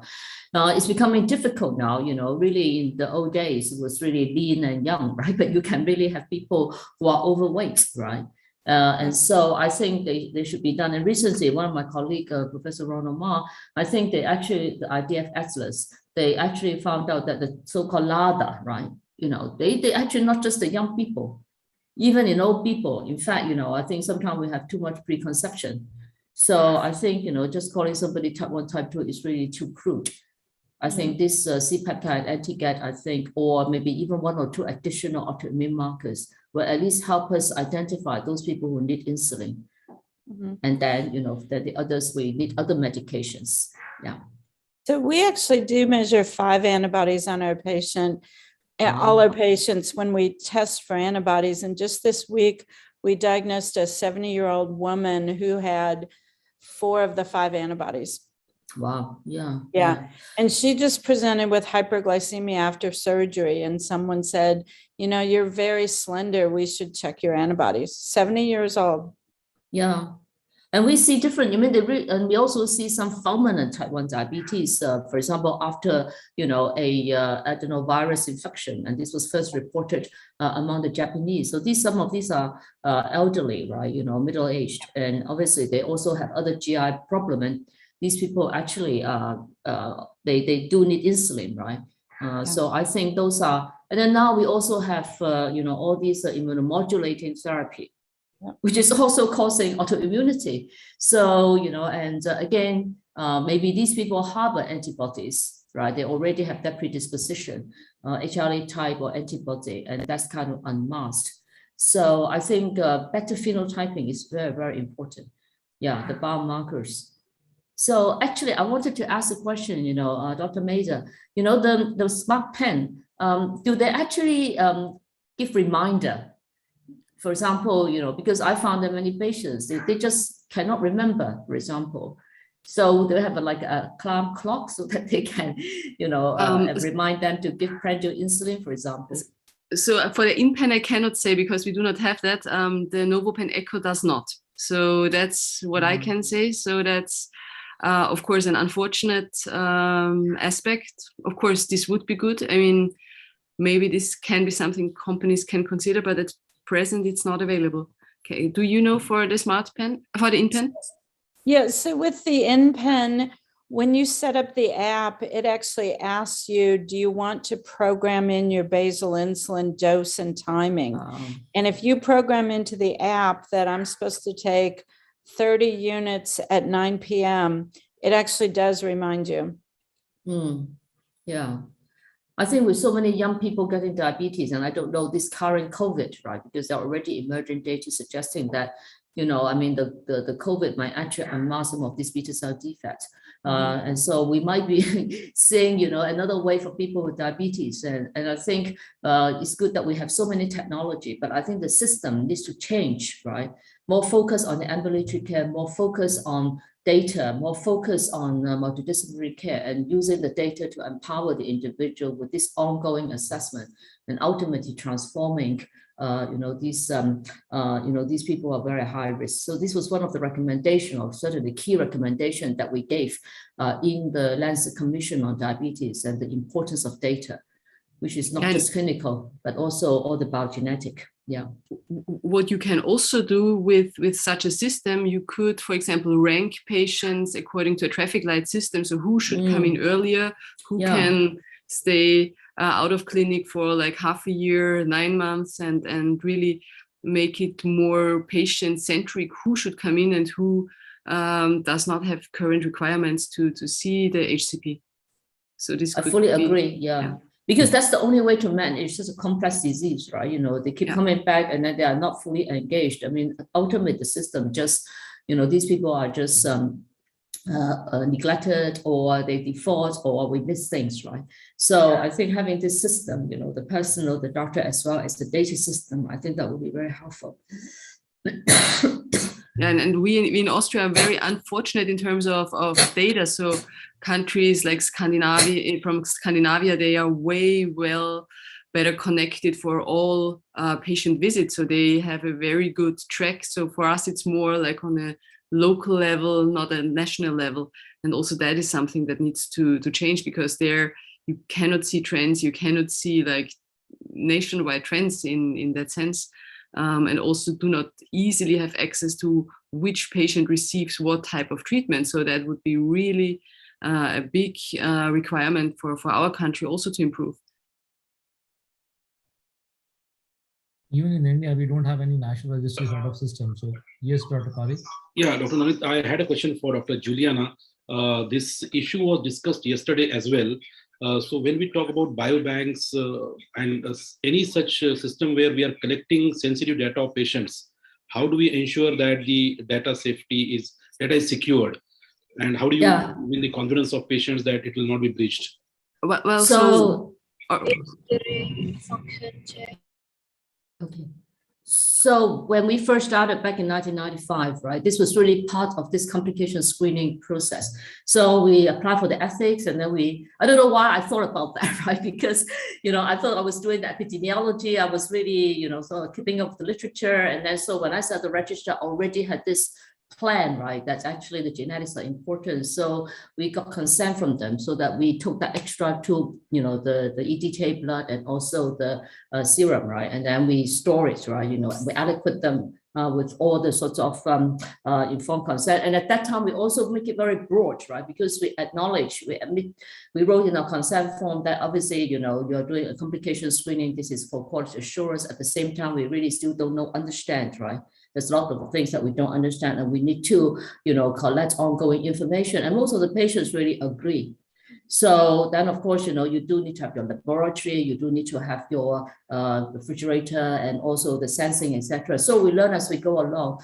So, of course, now the whole thing becoming more and more, regulated, whatever, right? You see, and of course, now we have a CU biobank as well.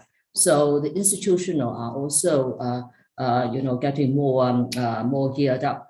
Now, of course, the technology is a lot, right? You have the sequencing, and then now you have to, in the consent, you also have to be more broad, right? Because when you do whole genome sequencing, you might discover certain things, right? Then you probably have to revise your consent form and whether the patients want to know, anything which might not be related. So I think that might be, that leads to a bit of thinking when you design, these data bank, biobank. Yeah, what I mean is that in your case, I know that you did take the consent and all that, but when it grows and other countries and at other institutes, when we start making biobanks, I think there is a need for some regulatory mechanism by which we can ensure that the data of patients is safe and secured. Yeah, sure. I think that the identification is very important, right? All these data have to be de-identified, right? So, and then somehow, there might be one or two people who only know the ID to actually link it up with the EMR. The custodian, obviously you need custodian for these databases. They obviously have to be housed, okay? And then also they have to be within a firewall. So this needs to be done within an institution. So for me, of course, I work in a teaching hospital, so I've got those facilities, the infrastructure to help. But I think sometimes a consortium might also be, be set up, okay, and then to try and link up different clinics to do that. So, Dr. Julia Mader wanted to add something. She was going to say. Yeah, I just wanted to say we have one of the largest biobanks or the largest in Austria, I think. And people are quite keen to provide their data because also here we have a consenting process available. And once they consent, of course, they can withdraw anytime. But all the different departments in our hospital and even the whole hospital system sees that they are part of the biobank. And whenever they come for routine blood draw, their data is taken. And this gives us really a very long-term follow-up of specific cohorts. So in different fields from surgery, from internal medicine, and this really adds to that data also from pathology. But yeah, so what's still a bit missing is the output from that big biobank. So we have really a large collection. Maybe this could be also something to consider for a collaboration for Juliana. So I could establish the contact. So because we have a large database with good clinical data and samples, but maybe not making full use out of it. Yeah, this is the new frontier. Obviously we started really very early, 1995, right? But I think the technology and the field continues to move, right? And now the technology become more and more affordable. When we first started, really very, very expensive, but we stored the sample. We were starting off with just a clinical database analysis, but I think characterizing the phenotype become very, very important. And then when it become more affordable and with all the funding, then we were able to start matching some of these genotype data. So we're doing quite a lot of multi-omic analysis. And of course, like what you say, we need collaborators as well, right? Because we need independent validations. So it'd be great to sort of connect up and see whether we can be, one of my colleagues is actually doing a lot with type 1 diabetes as well. So, so are you doing this kind of research also in the type 1 diabetes? Yes. So we have sampled for all types of diabetes and also with their medical history and probably some of the family history and so the medication that they're taking, comorbidities that they have. It's great, this kind of forum really foster collaboration. Yeah, I will just drop you my email address into the chat. Okay, yeah. So and I mean it's not my main type of work, but I can connect you with the person heading it. Thank you. That's great. Okay, good. While you all are exchanging information, if we have time, let me go ahead and give you a question that came in through the chat. And it says, is LADA a variant of type 1 or a separate entity by its own right? And I think it'd be nice to have both of you give us your opinion. Well, I think certainly from our perspective, actually, we have the sort of LADA, they have a less insidious form of presentation, right? And very often some of these actually have residual C-peptide. We probably need to, some of them also have other genetic variants as well. So the titer might not be very high, there's still C-peptide, and then they might have other common genetic variants. But eventually they still progress faster in terms of insulin requirement compared to others. So we're still looking at the HLA type, for example, and then see whether they're different from the classical type 1 diabetes. So I think more research is needed, at least I think in the East Asians. So I don't know, Dr. Malta, do you see a lot of LADA in your population? I think we never really got into classifying them very well, but so now that we know a bit more of it, we start reassessing that. So for a long time for us, it has been like, okay, this is kind of just a very late beginning, slow progressing form of type 1 diabetes, and we do not treat it actually so much different to current treatment of type 1 diabetes. But the mindset has changed in the last 1 or 2 years, maybe. So when people got more and more alert about potential different mechanisms. So I think, as you said, more research is needed, and also more clinical attention for diagnosis is needed. In a sense, we are happy that we assess, at least for C-peptide and antibodies, with the first presentation in our outpatient clinic, but not all centers in Austria, and especially not GPs, have access to that. So, for example, if a person comes in at a certain age, they would assume, oh yeah, that's type 2 diabetes because that person is 70, but we have presentations of true type 1 diabetes also at later stages. I think this is something in the mind that we have to change. And that's not even talking about LADA, that's just like really easier distinguishments that we need to pay more attention to. I would give you a caution on, I mean, I like what you're doing, Dr. Mater, but calling people LADA, I've encountered patients who say, oh, I don't have type 1. I don't need insulin. I don't have type 1. I have LADA. And I'm like, well, you came in with very severe DKA because you didn't take your insulin. So this thing that you say you have LADA doesn't mean you don't need insulin. And that's a problem we've run into, that they think it means you don't need insulin. In our population, we actually make sure that they have insulin. We explain to them they've actually got antibody that attack the islet cells. And I think, they actually then become more receptive for going on insulin. Because otherwise, without those antibody or C-peptide, they feel they don't have DKA yet, right? But they just poor control. They say, okay, give me more oral drugs, for example. So I think it's really important, right? Having some of these biomarkers to have a more meaningful discussion with your patients, share decisions, and really subtyping these patients are becoming important. I get into a conversation with them now. I said, particularly for these young people, I said, I need to understand, what is your cause, right? Or at least what is the primary cause of the diabetes, and so that I can actually individualize the treatment a bit better. Yeah. So on behalf of the organizing team of D-TechCon, I thank you, my co-chairperson, Dr. Kathleen, my speakers, Dr. Juliana Vadar, Dr. Juliana Chan, for giving an insightful talks and the discussion. I hope all audience will be benefited with your insights, and thank you very much for being with us. Over to the management team. Thank you. Thank you. Thank you. Hello. Hi, Julia.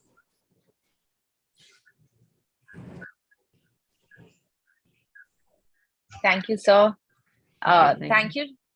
Thank you, everyone. That was a very enlightening and educative talk. And moving on to our next topic, we have Newer Therapy Symposium. And I'd like to introduce our next persons, Dr. Puneet Saxena from Jaipur and Dr. Alok Modi sir from Mumbai. Dr. Puneet Saxena is a senior professor of medicine and unit head.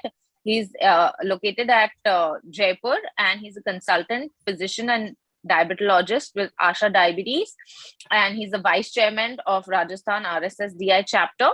And over to you, sir.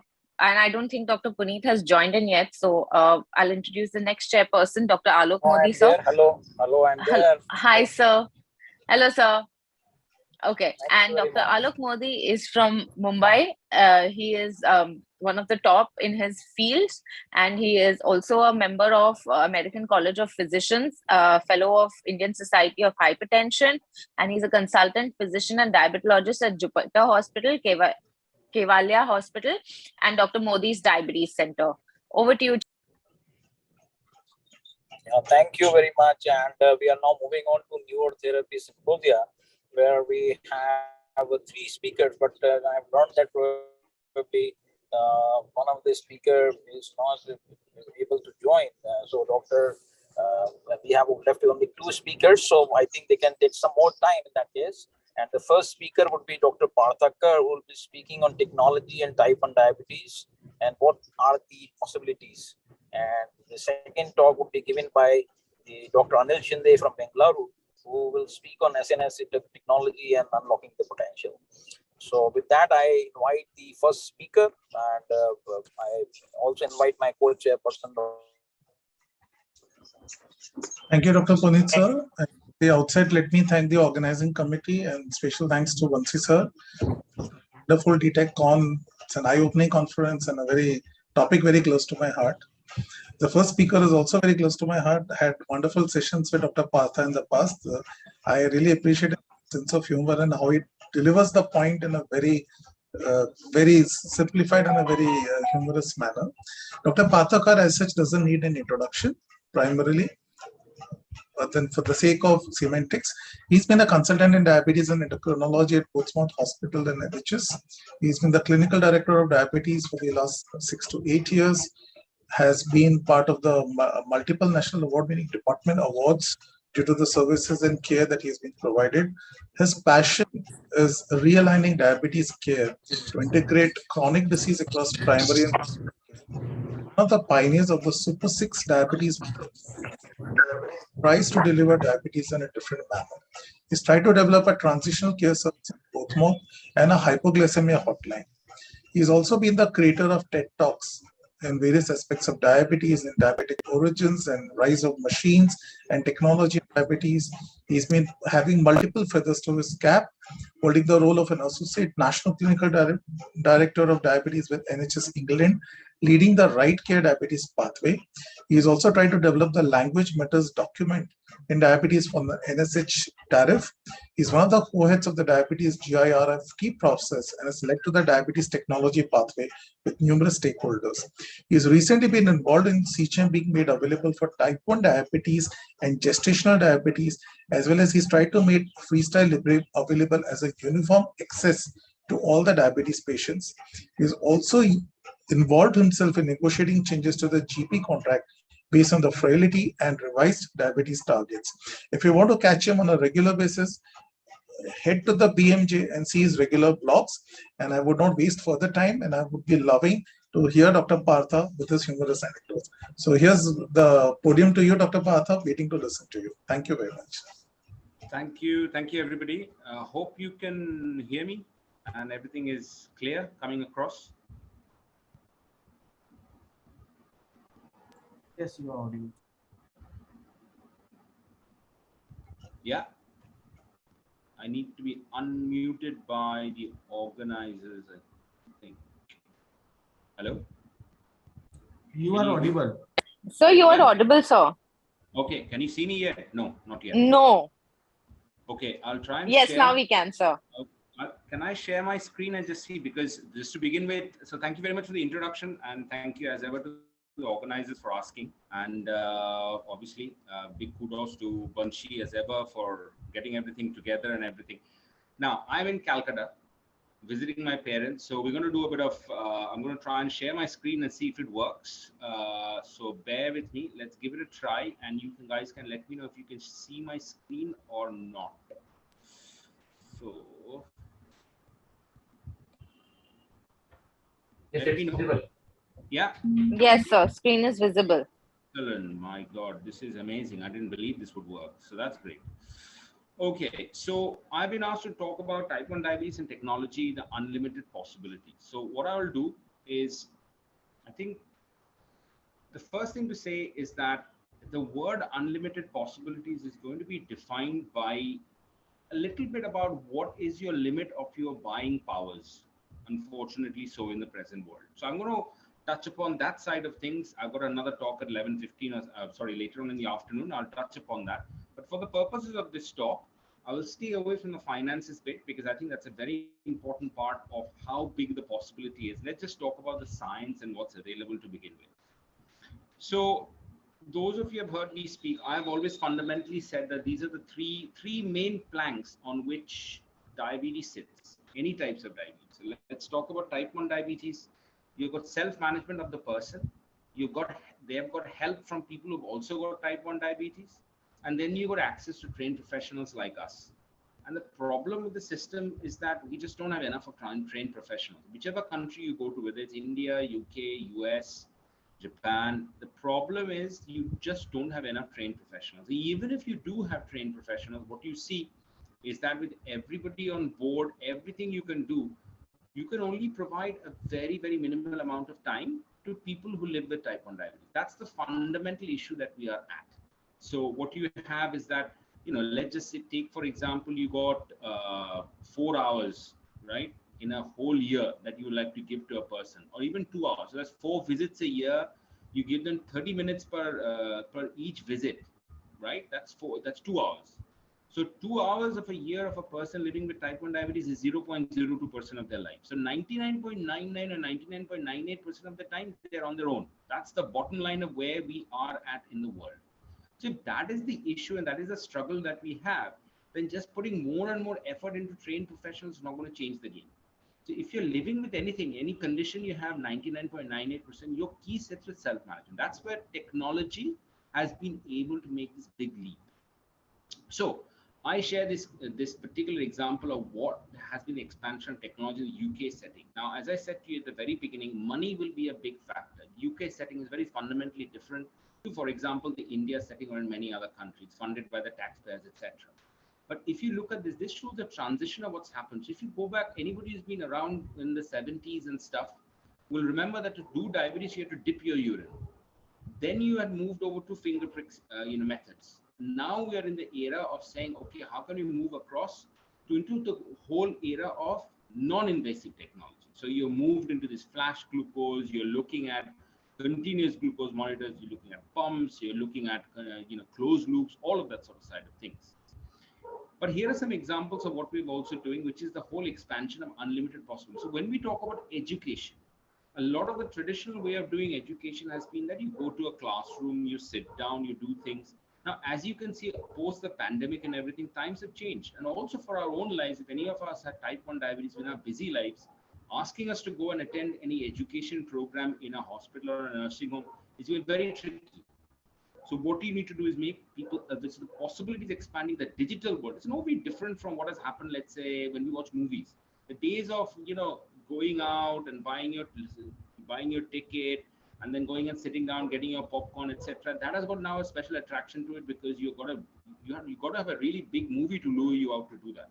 Otherwise, you have your Netflix, you have the Amazon Prime, you got your Hotstar, so you can sit at home and do that. So that's what it's the possibilities of expanding that has happened. That's happened in diabetes care as well, not surprisingly. So if you look at my screen moves, screen is stuck. Okay, so while that is sorting itself out, so what I always talk about is the main thing is if you look at, let me see if I can just move on to my next screen like that, right? So if you look at the whole thing that has happened with regards to as regards technology, it's like living in a world of Star Trek. Those who have watched Star Trek in the 1960s, 70s when it first came out, we were looking at doors that basically just slid open. Nowadays, it's commonplace. So is it the world of Star Trek, or is it simply innovation that has taken us forward? So that has been the major boost to expansion. And the fundamental thing that people are looking for is not just diabetes care, it's everything. It's about how you get your movie tickets, how you get your airline tickets, how you travel, how you do anything in life. You know, those days when you get up from your sofa to change your channels, they're gone. You sit down, you do it. Everything is about simplicity. Everything is about quality of life. You want to get better things. So you got Swiggy and everybody else delivering food to your home because you don't want to go out and get it. It's your quality of life. I don't want to do this. So how can the system help me do it better without us doing? And there's a separate debate to happen as to whether that's made us go backwards or forwards with the way we are. But what this has done, it has opened up things as to what we can and cannot do. And I think what has also happened, it's opened up the era of what we call choice. So choice has been a big thing. So suddenly you're getting like, so we are sitting there. I always go back to the analogy of, let's say, streaming TV. You now have choice. In those days when you sit around and Doordarshan will be the only channel is gone. You got 116 channels always running. On top of that, you got all the streaming channels. You can have Netflix. You are encouraging competition with the hope that competition will drive up the care and the quality. And that's what we're seeing in the world of diabetes as well. Well, now what you have with so much choice, industry are having to change the way that they do their work. So what are the options that we have? What we have got big options. We've got fingerprint method, obviously still there. You got flash glucose. And what is that? That is about, use a device, you just scan yourself, so to speak. It sounds like such an amazing thing. I mean, even 5-6 years ago, we weren't even thinking about it. But suddenly you're saying you've got a phone, you can scan yourself. Then, of course, you got continuous glucose monitors. That's very important because continuous glucose monitors, you don't even have to scan. Again, you talk about simplicity. You got a device which just transmits the numbers across to your phone. I mean, that's amazing sort of levels of technology. Insulin pumps have been around for a long time. We have talked about it. But now you're talking about closed loops, which is we're connecting these sensors back to the. So think of it, if you take a step back, and for example, if you've got a child with type 1 diabetes, you are saying you got a sensor that's going to pick up the glucose, it's going to transmit the number across to the pump. And okay, there's some things still to be done by the individual, but we are heading towards the future where the pump will do all the algorithm, the calculations to give the insulin that's needed. If you then factor in the fact that research and all the development is going towards sort of saying that how can we also have glucagon in those pumps to counter any hypos? You've already got pumps which cancels off the insulin supply if your blood glucose drops in. If you can then give also glucagon from the pump, you've actually created what is called an artificial pancreas. We talk about artificial heart and artificial lung. So it is as close to replicating what the pancreas will do. That is, as I said, the technology. And then you've got other things like virtual consults. People, we are doing this whole forum. 4 or 5 years ago, this would all be done physically, be there, but it's fantastic. It's a D-Tech conference, doing it all virtually. People are in different parts of the world. Absolutely amazing. And the last speaker, they were talking about connected pens. That's another development. Your insulin making the delivery device, telling you when you've taken it, how much you've taken it. It also helps you as a professional. I think that's an important bit. It's not just the unlimited possibility that has opened up. It's to say that we are now sitting here going like, okay, I don't need to see every single patient. I can see their data. I can see what insulin they've taken. I can give the advice. I can make those calls. I can make what's needed. And then we talk about, of course, online education, which I mentioned briefly. So I think what we have seen is this whole explosion of technology. A lot of it is driven by the competition with the industry. Suddenly, we've gone from 1 or 2 companies creating pumps. So lots of companies creating pumps. We've got companies now. So I was at ATTD last week in Barcelona. We had companies coming and talking to us about more low-cost pumps. And that's one of the bigger drivers. Again, as I said, I'm not going to go into the money. It is going to be a big driver. There is no point in expanding all these things if not many people can get it. And most important, the people who need it most don't get it. That is an important thing. Because otherwise, you run the risk. I always give an example of all this fancy technology is fantastic. But all you're doing, so if this was a car market, you'd be talking about you're just moving around your Bugattis and Ferraris between a few groups of people. Well, most of the people would actually like to have a simple Fiat or whatever else going on. So that's an important part of where we go forwards. So I think that's how I would say we tend to sort of take things forward. And finally, is what I would say is that how do we see our role as experts? Are we our worst enemy? Can we do better with what we are? And I think that's a very fundamental part of our development. So do we hold on to technology ourselves by saying, Hami ko karna hai, or I am the only one who can do this? Or do we go out and teach other people? Because the patients will not get all the access to the exploding technology unless they go and buy it themselves. And then you open up the other question of, if you open it up to everybody, how do you take things forward? How do you? So what we do have, I think for the purposes of this talk, what I would say is that we have got a situation right now where we have got all these technology. The question is, how do we get it to the people who matter most, and how do we train ourselves up? So what I say is that that is also going to be a fundamental part of the professional development of all of us doctors. So again, thank you to the organizers for having these sort of forums where we have these discussions. We are made aware, just like we do in the type 2 diabetes world. We're talking about GLP-1 analogs, SGLT2 inhibitors, cardiovascular outcomes. Exactly similarly, we're in the place where we're now talking about, okay, in the type 1 diabetes space, we have to know about all these technologies, because this is fundamentally part and parcel of what we are going to be part of. So I'm going to finish off there by just saying that I think that is the fundamental part of where we are. All these open access technology, all these things we have with us. The fundamental question for all of us is, how do we upskill ourselves, or do we allow patients just to go and get it themselves while we sit there and try and get things forward? So that is where I will sort of wrap it up by saying, so thank you again to all the organizers for all the ask, etc. Sorry, not quite in the usual forum of setting and doing it for my clinic, but as you can see, I'm very much in my home environment, in my nice little kurta, while I've had my lovely breakfast done by my mom. So all is well from my point of view. Initially, I thought I wouldn't be able to join, but at least technology has helped us meet each other. So thank you very much for the opportunity as ever. Thank you, Dr. Pal. Dr. Patha, that was a wonderful presentation as usual. Should we move on to the next speaker? Dr. Puneet, would you like to introduce the next speaker, please?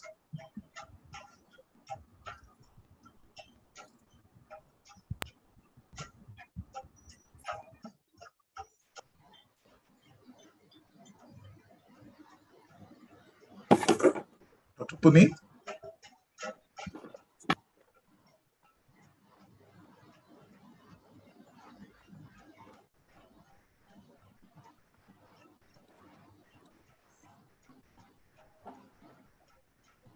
I think Puneet sir is traveling. Can you please?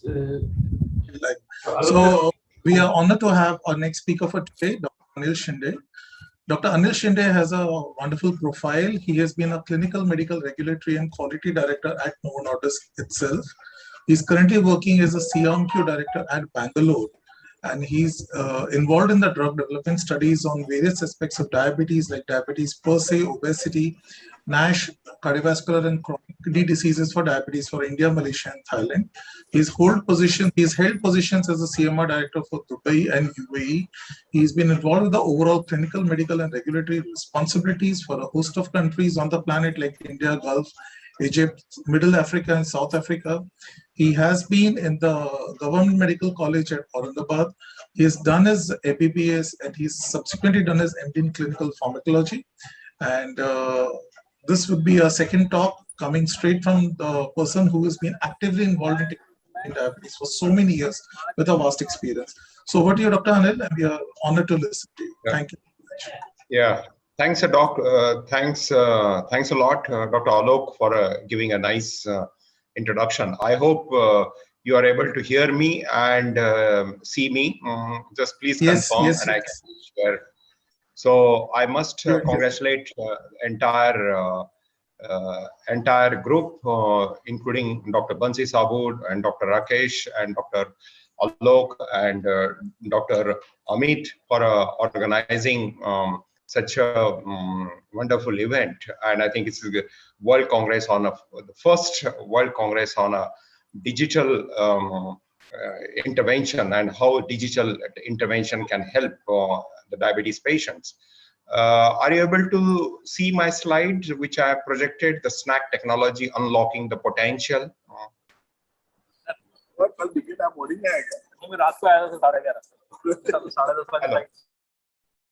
Hello, are you? Could you confirm, please? Yes, we can see, sir. Yes. Yeah. Thank you very much. I will start with my first slide, which is the title of my talk, and I would like to thank Dr. Bansi Sabu, Dr. Rakesh, Dr. Jyoti Dev, and Dr. Amit for organizing world's first digital technology congress. And I think it's a great efforts and initiative from the medical fraternity to create awareness about how the technology can be used for our patients and how that can benefit for our patients. But I work in a pharmaceutical company, and I would like to thank the entire organization as well as the healthcare professionals, those who are joined across India. I think there's a pharmaceutical organization primarily brings the innovation to the market, and what happens behind that innovation and how it is made possible for our patients. And it is a primary objective of this innovative products coming to the market is how to improve the patient's life. And this is the best example which I'm going to talk in the next 15 to 20 minutes, the SNAC technology unlocking potential. And this is a development of peptide in a pill, which I'm going to talk. And this is the broad agenda. It's a 6-point agenda: history of SNAC, what is a SNAC and GLP-1 combination, absorption of combination, and as well as the innovation of oral semaglutide and clinical trial program of SNAC, oral semaglutide, and conclusion at the end. So it is necessary to know the SNAC. What is this SNAC means? It is not a snack what we eat. It is basically is a chemical name of the SNAC. SNAC is a sodium N-hydroxybenzoyl aminocaprylate.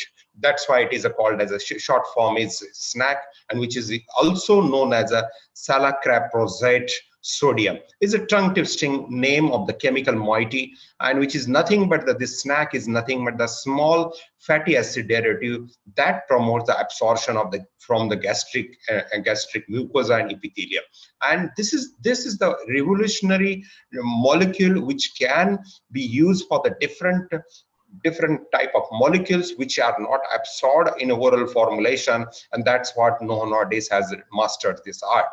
But just to get a perspective how the SNAC technology was used for developing innovative oral formulation along with the vitamin B12 and the low molecular weight heparin.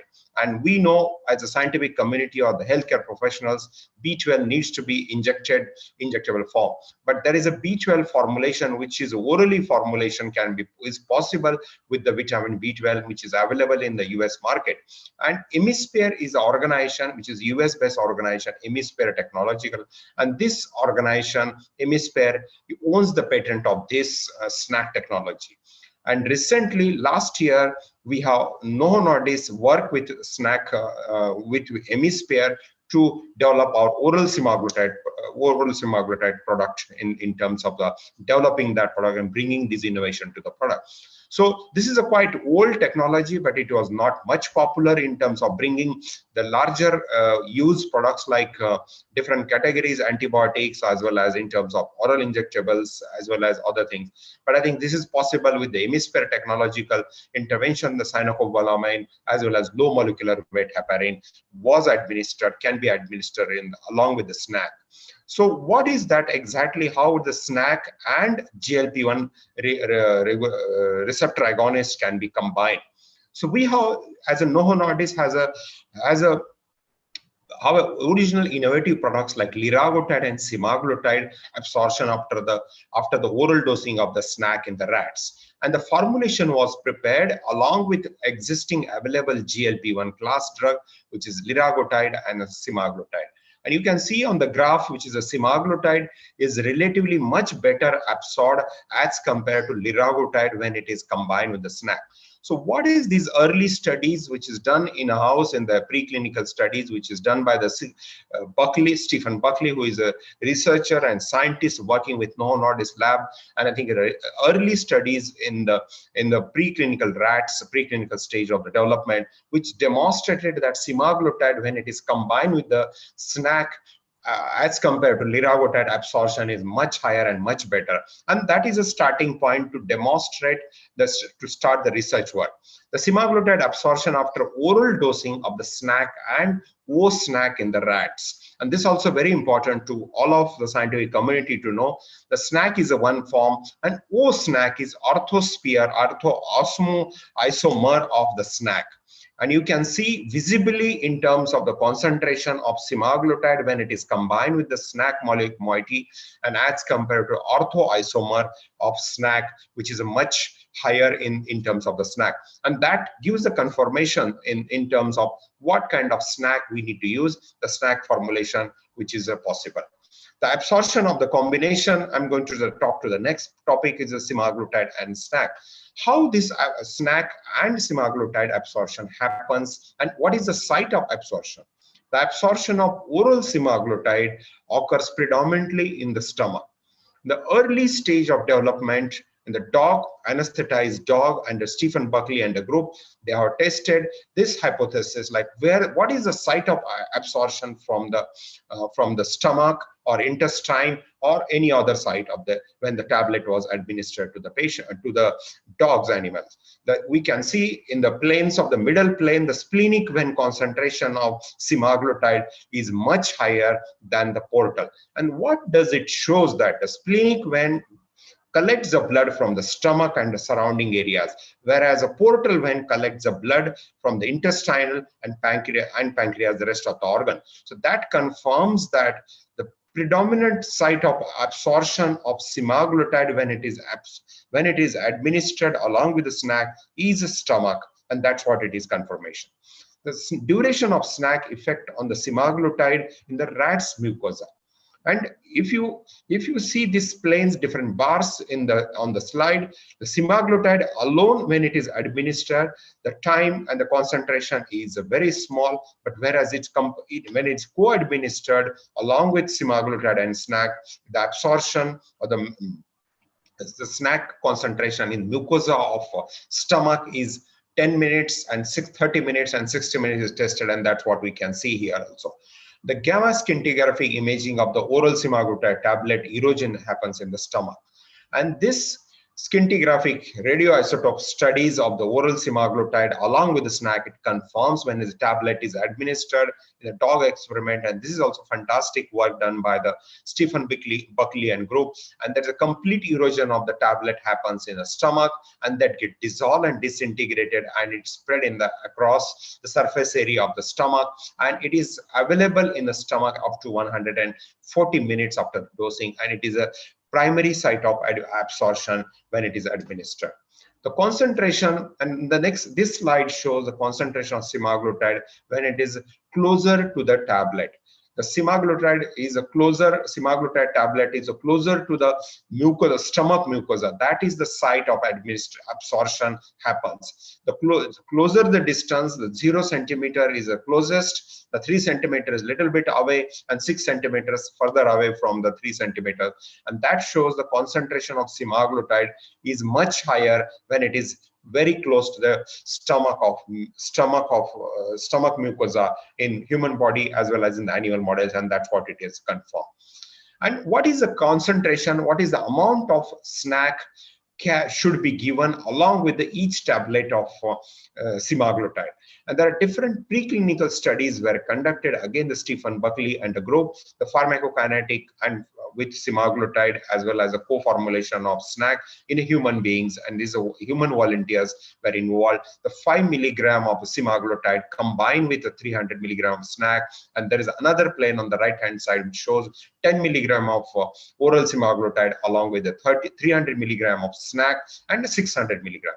And graphically, it has shown on the left side plane when administered a 300 milligram SNAC along with 5 milligram of oral semaglutide and 150 milligram of SNAC tablet formulation, the different tablet formulation of 150 and 300, and shows 300 milligram was much better absorbed oral semaglutide as compared to 150. So that means that 150 milligram of the SNAC co-formulation with oral semaglutide is not optimal to produce beneficial effect in the body. Whereas on the right hand side, we can see the 10 milligram combined with 300 milligram SNAC and 600 milligram, which shows 300 milligram is much higher absorption of the oral semaglutide happens. And these are the landmark studies, which the PK and PD studies in human volunteers confirms that all oral semaglutide formulation should be of 300 milligram as of now, and it is marketed in the worldwide in this with this innovation.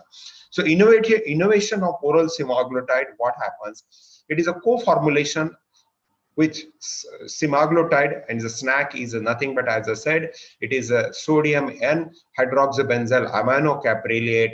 And what is the action of SNAC when it is combined with semaglutide? Semaglutide, all of us know, it is a peptide which cannot be administered. With the co-formulation of SNAC, it is possible. And how it acts? SNAC acts as a protective agent, the semaglutide, from the breakdown of enzymatic system in the gastric mucosa, as well as the environment in stomach is acidic. It is high level of acidic environment, and thereby pepsinogen is activated to the pepsin. Whereas a SNAC, when it is combined with the semaglutide, SNAC creates the local environment, alkaline environment, when it is administered along with the semaglutide, and that's thereby the degradation of semaglutide is protected. It allows the SNAC allows it to be absorbed from the stomach, and how it happens I will come in a couple of minutes. And it also promotes the absorption of semaglutide from the gastric mucosa, and there are fantastic properties which is seen in terms of the formulation of this SNAC and semaglutide. And here it is the semaglutide chemical structure, the peptide chain, which is shown here. The semaglutide is a 94% homology with the human GLP-1, and there are 3 modifications at a different levels as compared to the native GLP-1. That's why it is 94% of resemblance of native GLP-1, and is long acting. It's almost 1 week half-life. It is the smallest GLP-1 in the class of the GLP-1, is the smallest molecular weight product, and that's why it is possible to combine, and it is also possible to handle semaglutide molecule more effective in a laboratory setting and to develop oral formulation, and that's what we are seeing this development. The next generation innovation, which is development of semaglutide, as I briefly mentioned in earlier part of my discussion, semaglutide is a human GLP-1 analog which is 94% similar to the native GLP-1, whereas the SNAC, which promotes the semaglutide absorption from the gastric mucosa, as well as it increases the bioavailability, and thereby this technology, the oral formulation of peptide was possible and is possible to develop this product. So I'd like to show that this is an animated slide which shows how exactly tablets gets eroded and how absorption happens. And I request all of you to focus on this. Once the tablet is administered along with 120 ml of the water, tablets comes in the close contact with the stomach mucosa and dissolves and disintegrate happens. And these white circles, which is shown as a SNAC, and along with the SNAC molecule, the peptide of the semaglutide also gets transferred through the membrane and gets into the systemic circulation. Whatever the remnant of semaglutide or the SNAC, which is available in the stomach, closer to the stomach mucosa, it gets into the excreted into the gastrointestinal tract as excreta. So mechanism of absorption, how this is what exactly happens as a tablet erodes, the SNAC causes a transient increase in localized pH and protects semaglutide from enzymatic degradation, which is the pepsinogen is the most potent proteolytic enzyme which is present in the stomach, and that protects because of the increase in the stomach, increase in alkaline pH, and thereby protecting that. The SNAC facilitates highly localized absorption of semaglutide across the gastric mucosa, and that is what we have seen in earlier animated slide. So coming back to this is all the development in the preclinical as well as the clinical development and animal model studies, the pharmacokinetic studies. I have briefly talked about all those. So now I'm going to talk about the phase 3 clinical development program with oral semaglutide. The program is called as a Pioneer Program Peptide Innovation Early in the Diabetes Management. And Novo Nordisk has done an extensive research in terms of developing this molecule. The close to 30 preclinical as well as a post registration studies have been planned. The close to 10 different phase 3 different studies were planned, and this is the overview of different studies which we have conducted along with the different kind of OADs, different kind of insulin use, compared with different kind of situations like renal impairment, as well as Japanese population, as well as the CV outcome studies. Right now, the safety study we have completed, but now the CV superiority study is ongoing. So beautiful part of this pioneer program was that it was compared, it was also added on a different kind of treatment option available as of now. The patient treated on metformin, patient naive, patient treated on multiple OADs, patient treated on DPP-4 inhibitors, patient treated with insulin, they switch on to oral semaglutide, and that has shown the fantastic improvement in terms of the glycemic control, as well as improvement of the glycemic control, as well as in terms of reducing the complications of the cardiovascular events, which has shown the safety outcome we have seen. So nice part of the Pioneer program, which was India was also part of these developmental studies. The Pioneer 8 was an insulin add-on, and Pioneer 6 also Indian patients were that, and we have contributed close to around 400 patients. And I think this is the largest type 2 diabetes management program was conducted across globe, and all patients together, if you combine together, more than 10,000 patients were randomized in a Pioneer program. And if you compare with the semaglutide as well as injectable semaglutide, and you add on all those developments of semaglutide, is close to around 40,000 patients have been exposed to semaglutide injectable form or oral form, clinical as well as preclinical studies, and that gives a tremendous confidence of this product development.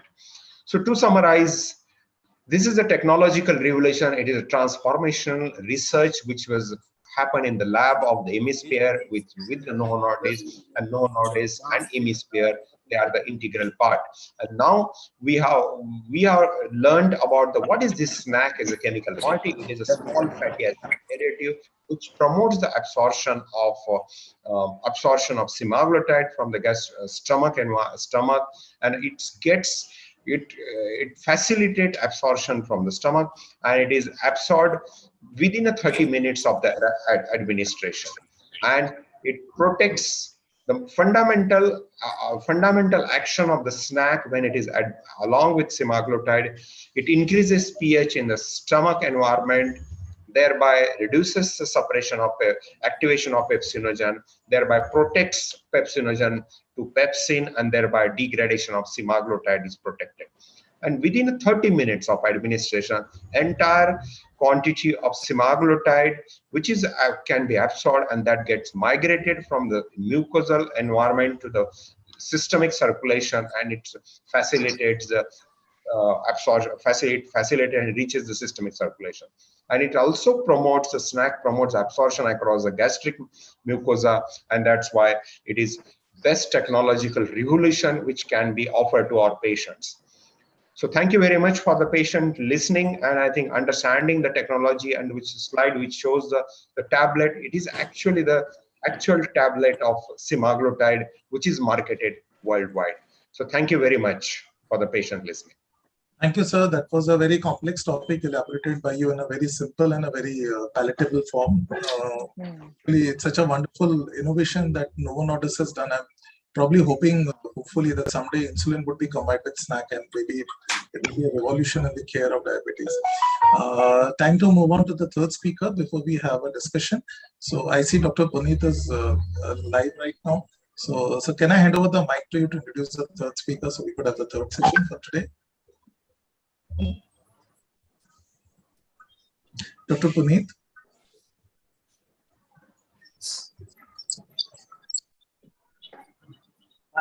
Hello, Dr. Alok. I am at airport. Maybe you can carry on with the. Okay.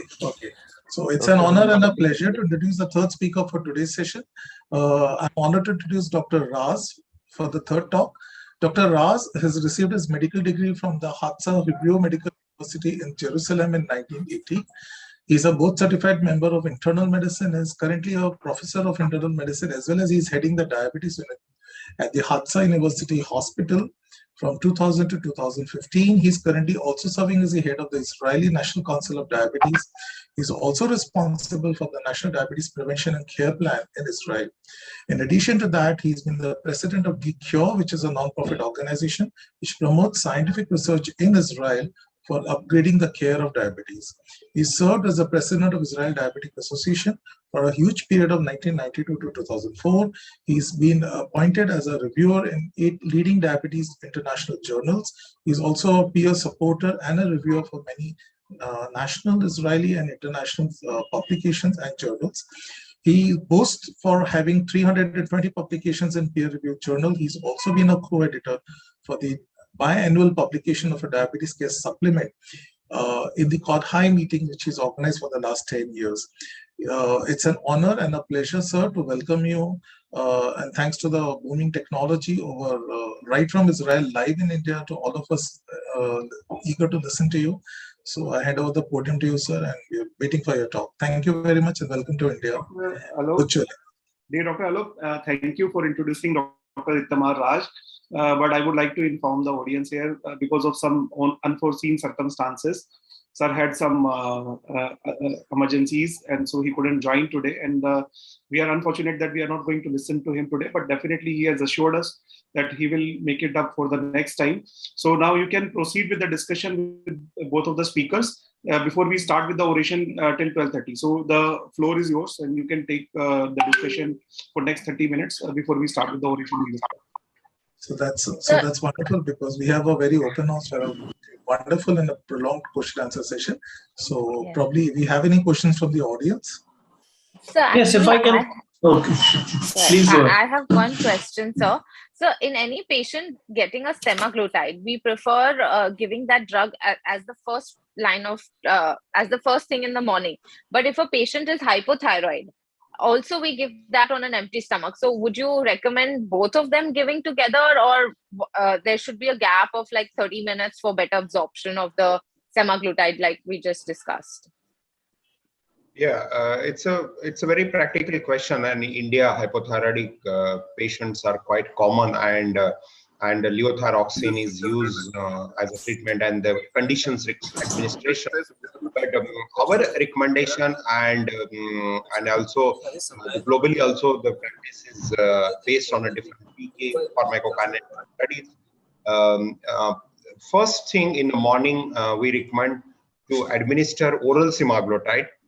Wait for half an hour, and then after 30 minutes, you can administer levothyroxine, or maybe patient is in an urgent need, have some tea, coffee or something. Then after that, after 2 hours of tea, coffee or breakfast, and after 2-3 hours of the fasting, levothyroxine can be administered after meal. But that is the recommendation.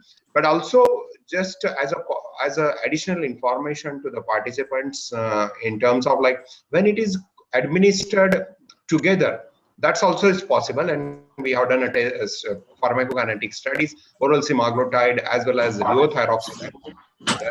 We observed the concentration of levothyroxine is increased by close to 18%. So thereby we need to also titrate, but there is no counter effect, which is not a counterproductive for the administration. So recommendation is to separate dosing to avoid any kind of complexity along with semaglutide as well as levothyroxine. That's what it is recommendation from the Novo Nordisk side. So one practical question and maybe a suggestion. We know that semaglutide will work only when you're giving snack, but this is India, and I've yet to see patients. Some of them have started doing this jugaad, where they take 14 milligram and break it and take it as 7 milligram because the cost economic reasons. And though you have to, as a clinician, that is not right, because you will not get semaglutide, but people are doing it. So probably just a suggestion, maybe there could be a disclaimer or a warning or something so that patients actually don't start breaking tablets. We have had this discussion in the past, but I know patients are doing it. Yeah, but I can allude on that matter, because we are quite aware about this fact in India, because having this half paracetamol or half ciprofloxacin is very common now. But I think it is not advisable because of pharmacokinetic pharmacokinetic effect of oral semaglutide. Because I have shown one slide, one information, like we tested 150 milligram of snack along with 5 milligram and 300 milligram of snack and 600 milligram, all the different concentration of the snack, which has shown the different rate of absorption of semaglutide.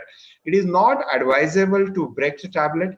That's one point, because to give the maximal or adequate pharmacokinetic benefit to absorption of semaglutide, it is ideally recommended, and it is advised from Novo Nordisk also, is that it has to be taken as a complete tablet, no chewing, no breaking, no crushing of the any sort, because that will lose the potency of snack as well as the semaglutide. It is not effective. And just on other commercial side, the pricing of 7 milligram and 14 milligram is almost similar, because there is a small difference, maybe 10 or 20 rupees, but that's not a huge difference to lose that kind of potency. And we would not encourage anybody to break, and not to advise the patients to crush or the split into two halls. That will lose the entire potency, as good as it is not given to the patient, and it will not have any beneficial effect in the patient of the semaglutide. I agree that maybe there could be a small QR code or a small video, telling them this, because we do tell our patients this important, feature that you need to follow when you're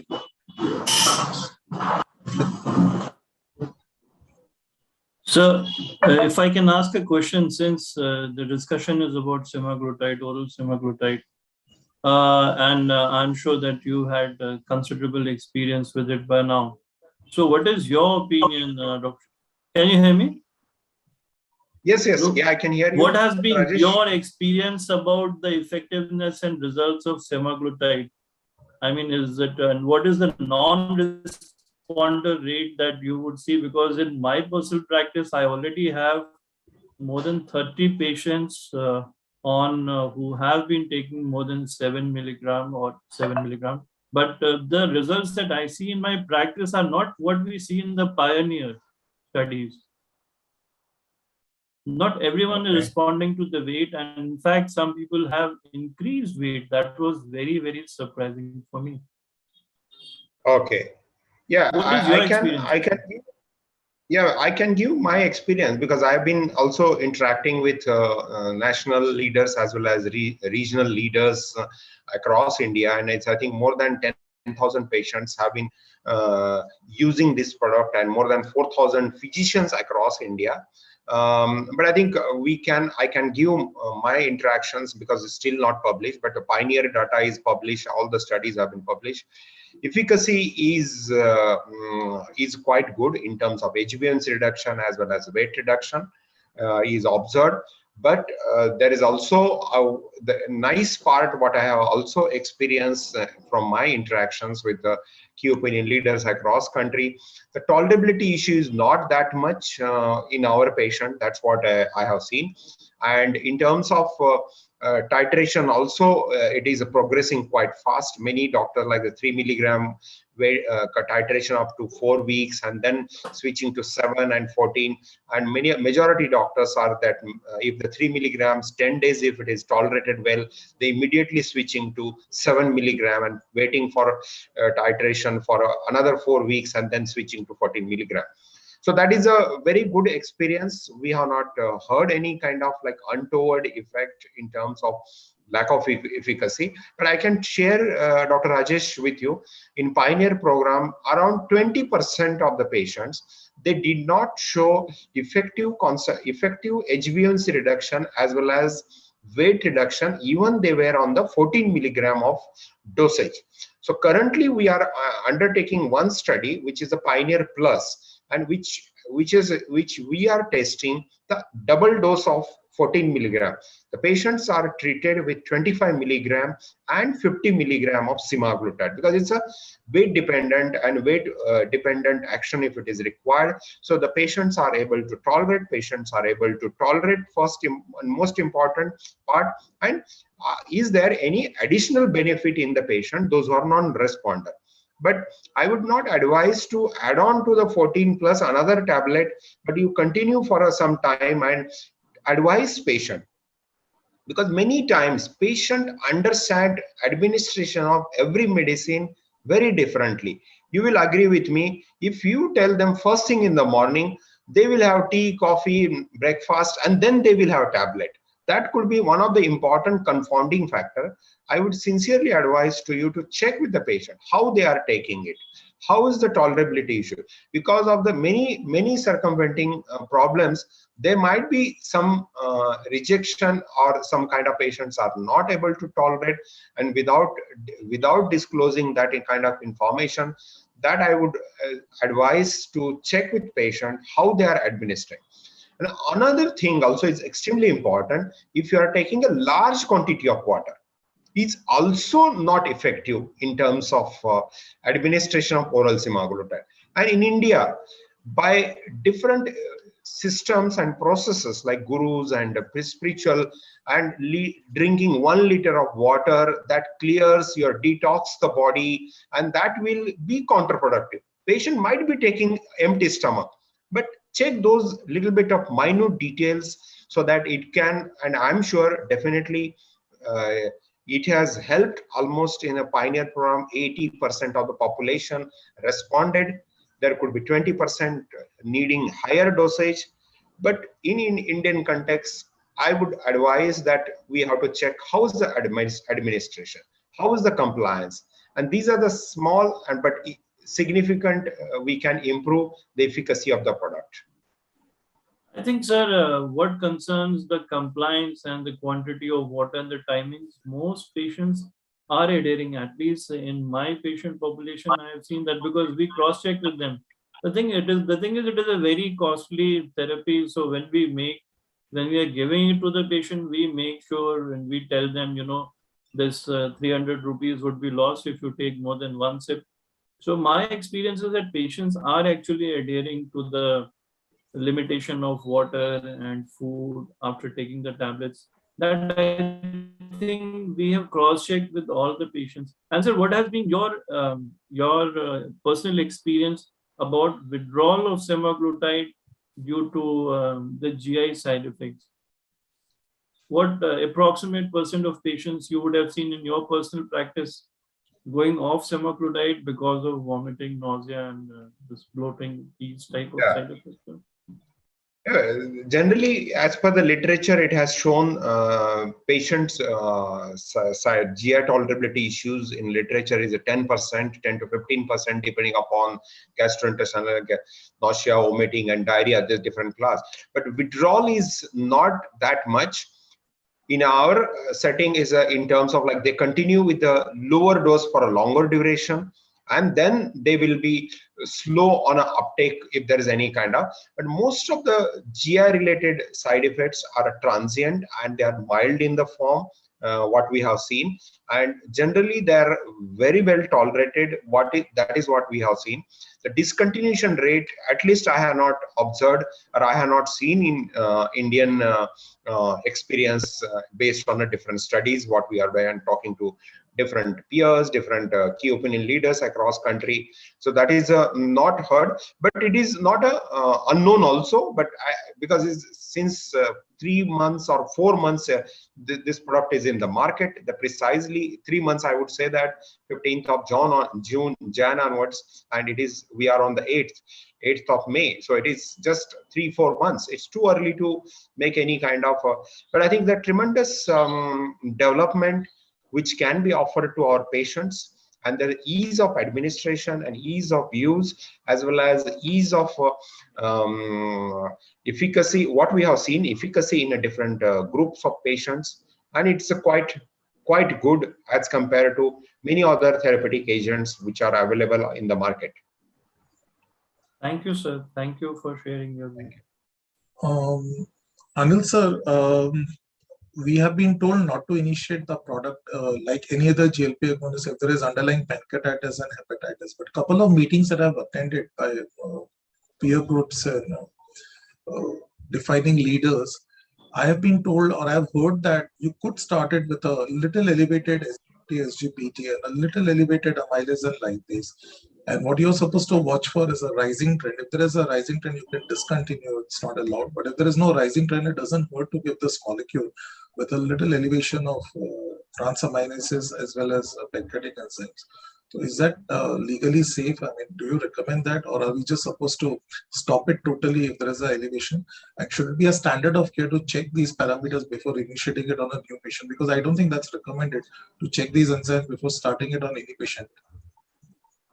Yeah, it's a very good question. In terms of like any class of a GLP-1, when there is a increased amylase level, we have to be very, very careful. And we know it is directly related to pancreas, or it could be from salivary gland or any other reason. But why to take a chance, and why to create a complexity for a patient? That's, I think it is definitely, if the other choices, other drugs are equally good and equally effective in terms of, and the GLP-1 is not to be recommended when there is an increase in amylase level. We need to be careful. We would not recommend in terms of like increase in amylase level. But coming back to, I think I missed, you are asking the another set question is a increase in hepatic enzyme levels. Yeah. There were two questions I was asking. One was hepatic enzymes, the other was pancreatic enzymes. What I was told by certain leaders is that if it's slightly elevated, hepatic as well as pancreatic, it doesn't hurt to start the drug and watch for a rising trend. If the enzymes continue rising, then you stop. But if, let's say, the borderline is 60 or 70 SGOT, SGPT, and it doesn't hurt to start the drug, and if the titers are not rising, then you can continue the. That was a little query I had in mind. Right. So, yeah, I can add with in terms of hepatic dysfunction, and we have done studies in a different stages of hepatic dysfunction, and pharmacokinetic profile and pharmacodynamics profile was quite satisfactory and quite safe to use in a different stages of hepatic dysfunctions. There's absolutely no contraindication not to use, and that also goes along with the different stages of renal dysfunction also, because its product is metabolized in a body and it is excreted from the, because most of the just less than 1% of the product gets into the systemic circulation, and it is metabolized in a blood and as well as excreted from the kidney. There is no need of dosage adjustment, and that's the nicest part of oral semaglutide, which can be safely used. But I think as a clinician, I think you know better, and how is the patient response, how is the patient's presentation, how is you need to be watchful. And because in type 2 diabetes patient, they would be having a lot of underlying diseases. It could be dyslipidemia, it could be liver disease, it could be kidney disease, it could be other systemic disorder, and that can be confounding. And we don't want somebody to be using in this kind of very, very complicated and very sick patient to show the miraculous response of the new treatment. So I think we have to be, but as a standard response, it can be used with the liver dysfunction as well as kidney dysfunction in different stages of regarding kidney dysfunction, I agree with you. In fact, it's a wonderful drug, and I would be encouraged, because most of the diabetics have underlying CKD, and there's no point depriving them. But again, I was told that you cannot give the drug if the eGFR is below 30. 30 is a cutoff. But I don't know if that is coming out from the stable of Novo Nordisk as an official guideline. But I've been told that 30 is a cutoff, or since less than 1% is excreted, can we continue giving it even in end-stage renal disease and dialysis? That was not clearly brought out. Yeah, but we tested up to end-stage renal disease also. In terms of less than 15 also can be used, and that's what it is, a pack insert. And I think the prescribing information, which is FDA as well as local DCGI has approved, and which is definitely based on a clinical evidence, which we have 15. So 15 would be the cutoff, not 30. Cutoff. Yeah, 15 would be. 30 is currently the standard for many drugs. So fine. So yeah. For take-home message, which that actually opens up the vistas for many patients. Correct. Yeah, that will be good. question to you as an astute if there are patients who are well managed, let's say on dulaglutide or agonist therapy, would you suggest or under what conditions would you recommend switching over to oral semaglutide? I think if I understood, yes, but there was a disturbance in the initial part. I understood your question. What is recommendation when to? Yes, what he's yes, asking yeah. is if somebody is well managed on injectable liraglutide and you want to switch, that means he is well controlled, he's comfortably satisfied with injectable liraglutide. So when would you recommend switching them over to oral semaglutide? Is there any guideline for that? Yeah, I think there's no guideline. It is a patient choice, and I think the peptide in a pill form and the ease of administration is quite good. But sometimes the patients may not feel when they are discomfort of injection every day or every week. So it's all up to patient. As a patient's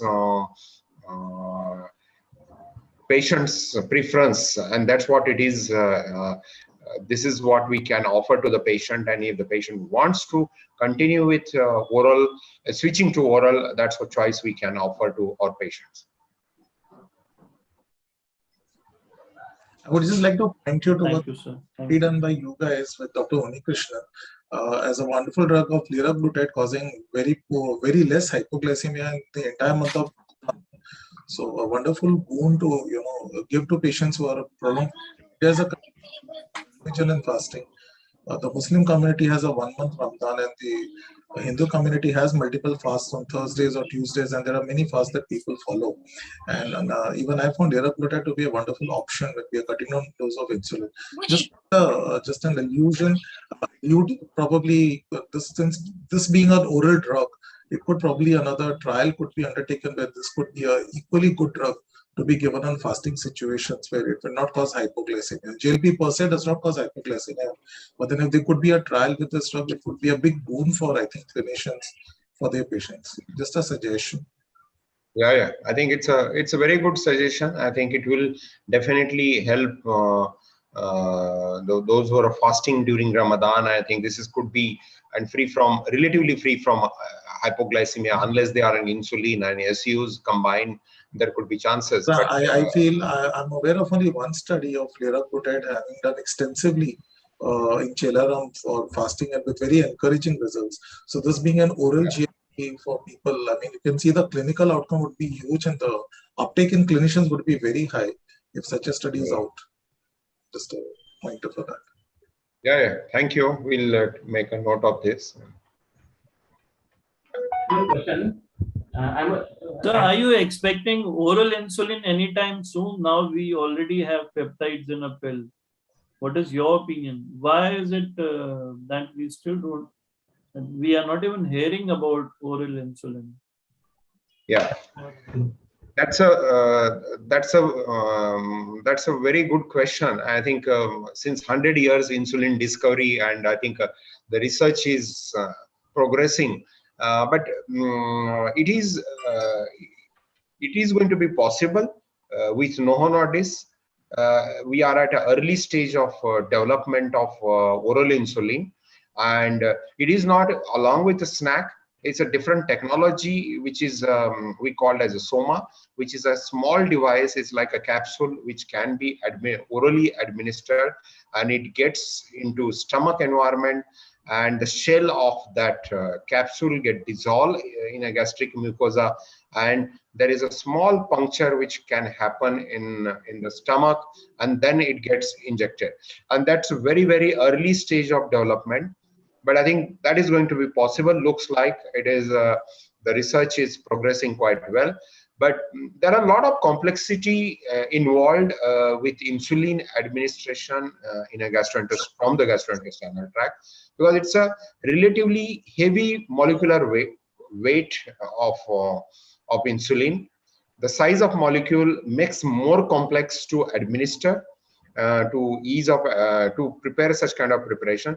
And second, and because of the gastrointestinal environment, acidic and then alkaline and different enzymes, so it is getting very, very messy in terms of administration of insulin. And I can say that very broadly that the research is progressing in the right direction, and probably at least the prandial insulin would be possible to administer maybe a few years down the line, maybe 5 years or 10 years down the line, and which we can talk in the maybe in the research as a research interest. Maybe by next year conference, you would be giving a talk on oral insulin. That's so early. It is not possible. I think it is going to be, I think maybe another 5 years or 10 years down the line. It's very early stage of development. We are working on it. So I understand that the once weekly insulin has already cleared phase 3 trials. So are we going to see it anytime soon? Yeah, that's a very nice information, because as this is a once a week insulin, basal insulin, and we are undertaking right now the program, the development program of once a week insulin icodec. It's an onwards program, and India also is part of this program. And right now the phase 3 studies are ongoing. The first study result, the onwards 2 results, just few days back were publicly announced and publicly informed on a company's website. And this has shown in terms of glycemic control was fantastic, and it was shown superior HbA1c reduction as compared to insulin degludec. And this study was a trick to target. And I'm sure we are going to get this insulin in Indian markets also, because India is a part of these development studies, and we'll bring this innovative molecule probably in 2-3 years down the line, because still the research is ongoing. The different studies like type 1, type 2, and different age groups also, we are testing it. So that's what it is I can share right now, sir. So is there any hypoglycemia data also on icodec? Because that is one thing we actually are afraid of, because being a once weekly insulin. So yeah, I can share, because what is the publicly available, because this study, the complete manuscript is not published as of now. The top line results, the effects of hypoglycemia, nocturnal, symptomatic, as well as hypoglycemia self-reported, compared with insulin degludec and once a week insulin, they were comparable. And I think there is no increased risk based on the first study, I can say that. And most important point, I think, Dr. Rajesh, this insulin icodec, which is when it is administered, it is mostly a protein bound, and it is a reservoir form of the protein, reservoir form of insulin. So it is not in the free form. So that's why there is a relatively less chance of having a hypoglycemia. But we have to wait and watch till we get all the complete results of all 6 different studies which we are doing currently. So I think, but yes, per week dosage administration, suppose a patient is on a degludec, every day patient administer 40 units or take a 30 units. And patient needs to take at the end of week 210 units of degludec per week. But here 210 units of insulin icodec needs to be taken once a week. The volume is not more, but units remain same. That's what I just said. But I think that we have to overcome that fear based on how much is required to administer. That's a loading dose is required when we start. Dr. Rajesh, we can add, we have a special talk on icodec itself at 3:15 today in the same hall by Dr. Erika. Yeah, Dr. Erika is talking. So we'll have a full talk on that also. Just wanted to inform you. That's very interesting. That's very interesting. So, but since we are in discussion, I would like to ask you a question. that is there some difference in dosage, because we've seen that with glargine 300 probably 10 to 15%, sometimes 20% more dosage is required for the same effect. So is there going to be any increased dosage? Is there going to be as a result, is there going to be any more increase in weight? Are there any studies, or what is your information about this? Because I think these two things also quite No, important. no. I can say, because you are going to listen in the afternoon, Dr. Erika Ishimura. She's very, very well known in this world, and she's the person behind this once a week insulin. I think we have not published all the details of all development. The research is happening, because what I shared, which is in the public domain right now, the full manuscript is not published of the one study. But I think how much dosage, and it is less dosage or higher dosage. But I think that we don't know exactly. Even we are internal Novo Nordisk employees, but we are not aware about exactly what was the dosage comparison, how it does happen in the first study, which we have completed right now. But I think just wait for a few months, few weeks, and I think you will get to know about all those developments. Thank you, Dr. Shinde. That was very Thank nice you. elaboration by you. Thank you. Thank you. Thank you very much. Thank you. I'll disconnect now. I guess if there are no further questions. Yeah, we can move to the next session. Yeah. Thank you. It was a pleasure talking to all of you. Thank you, sir. Pleasure. A pleasure and honor to listen to you.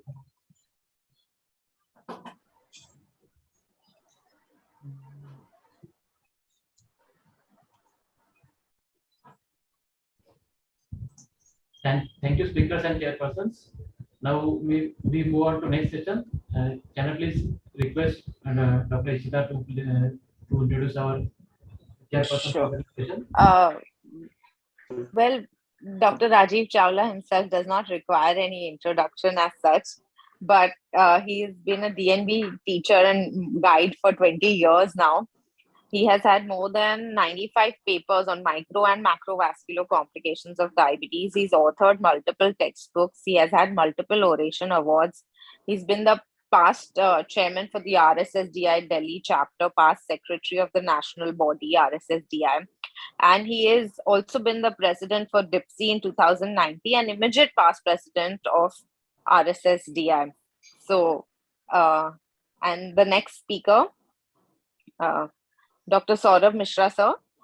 He is in charge of the emergency at Regency Hospital, Kanpur. He's also been a consultant physician and diabetologist at Mishra Polyclinic. And he has also had multiple presentations on national and international level. He has done a poster presentation for IDF in 2013, and he had a paper presentation in IDF 2019 in South Korea. Got a National D-TechCon award in the Rising Star for the diabetes care, and using Guard Iron Connect plus ambulatory glucose profile on a good number of patients. And over to you, chairpersons. Thank you, Dr. Gupta, for such a nice introductions. Now I would like to invite our mentor, co-chair, Dr. Rajiv sir, to introduce the speaker so that we can start the session. Thank you.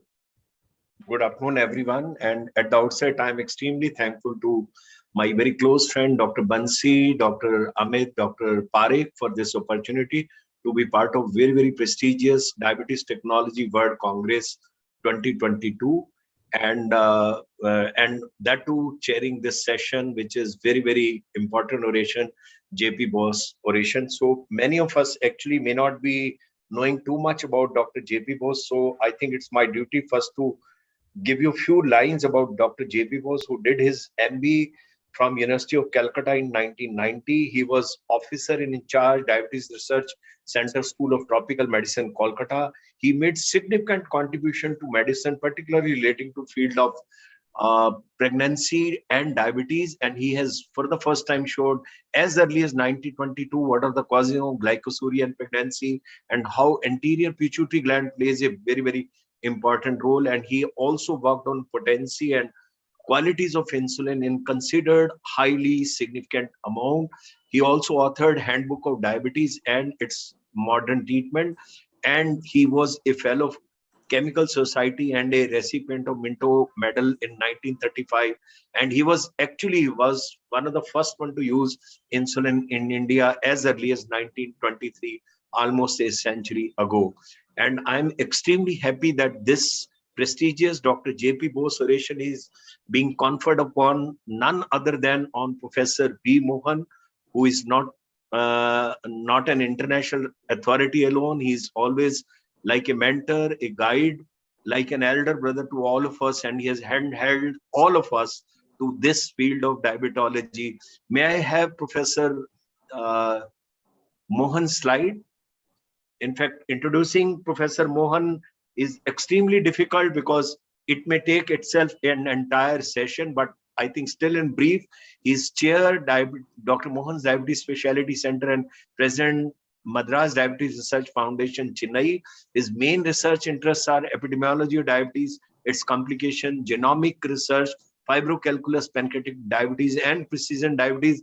He's in fact one of the few scientists, those who have actually established the concept of precision diabetes over last 10 years. And he has been conferred upon fellowship from all 4 Royal College of Physician and also from Academy of Sciences and fellow of Indian National Science Academy. He has received more than 190 awards, including prestigious Dr. B.C. Rai Award, and he has been conferred upon the most prestigious civilian award by Government of India in 2012, what is Padam Shri.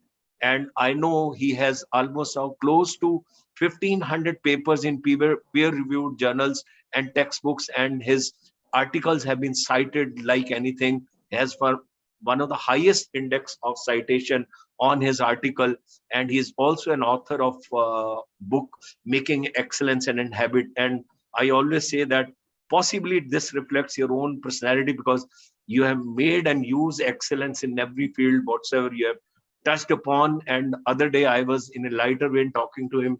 I told that you must be publishing an article every 7th day, and he corrected me, Rajiv, no, it is every 5th day we come out with a quality publication. So to me, in this part of the world, he's possibly the man who has not only researched diabetes but popularized diabetes across the globe, and possibly he's the person for whom we as an Indian stand very, very prouded once it comes to field of diabetology, Dr. Mohan. And I'll now request my co-chair to felicitate Dr. Mohan with a shawl, with a citation and a medal, and then request Professor Mohan to start his oration.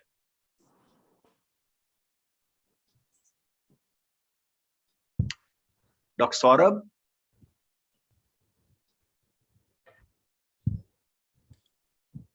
Maybe I can give my talk and we can do that. Maybe. Okay. I think we have lost Saurabh. Yeah. So it is great privilege, sir, for chairing this session and inviting you to deliver this prestigious Dr. J.P. Bose oration.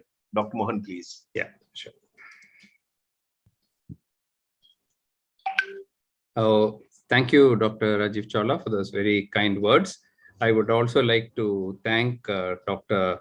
Banshi and Amit and Rakesh and all the organizers for continuously organizing academic meetings. Hardly 1 week passes and the next meeting comes along. I don't know how you do this, but when they asked me to deliver this oration, I was quite emotionally attached to this, because I had the good fortune of discovering the legacy of Dr. J.P. Bose, and who has been so beautifully introduced by Dr. Rajiv Chawla, that I can only say he is a forgotten hero of diabetes. And I'll come back to him in the oration. In the interest of time, once again, congratulating all of you for this wonderful 2 days of technology meeting. Let me go on to formally thank Banshi Sabu, Amit Gupta, Rakesh Parikh, Jyoti Dev, and all of you, the organizing committee of D-TechCon. So the topic which Banshi wanted me to talk about is technological developments in insulin over the last 100 years. I work with several insulin companies, but I don't think they are relevant to this particular talk. So you cannot talk about 100 years of insulin without mentioning these four gentlemen, Banting, Best, MacLeod, and Collip. Each one of them played a significant role in, if you want to call it like a jigsaw puzzle of diabetes. More than 50 years before that, people had started trying to unravel the mystery of insulin.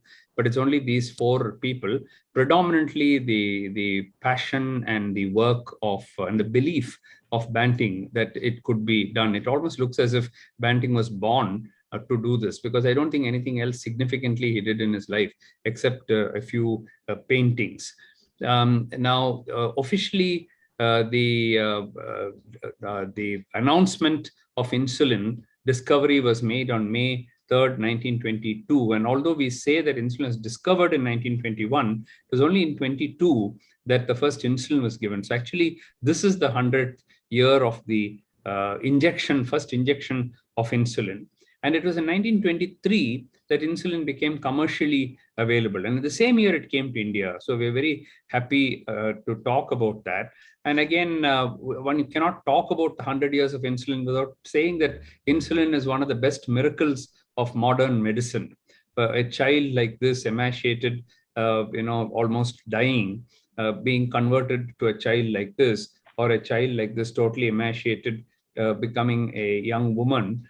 These have, in the olden days, it was almost something unheard of. But today, every day, all of us are seeing this thanks to the discoveries made. Now, this is the first commercial insulin made in the world.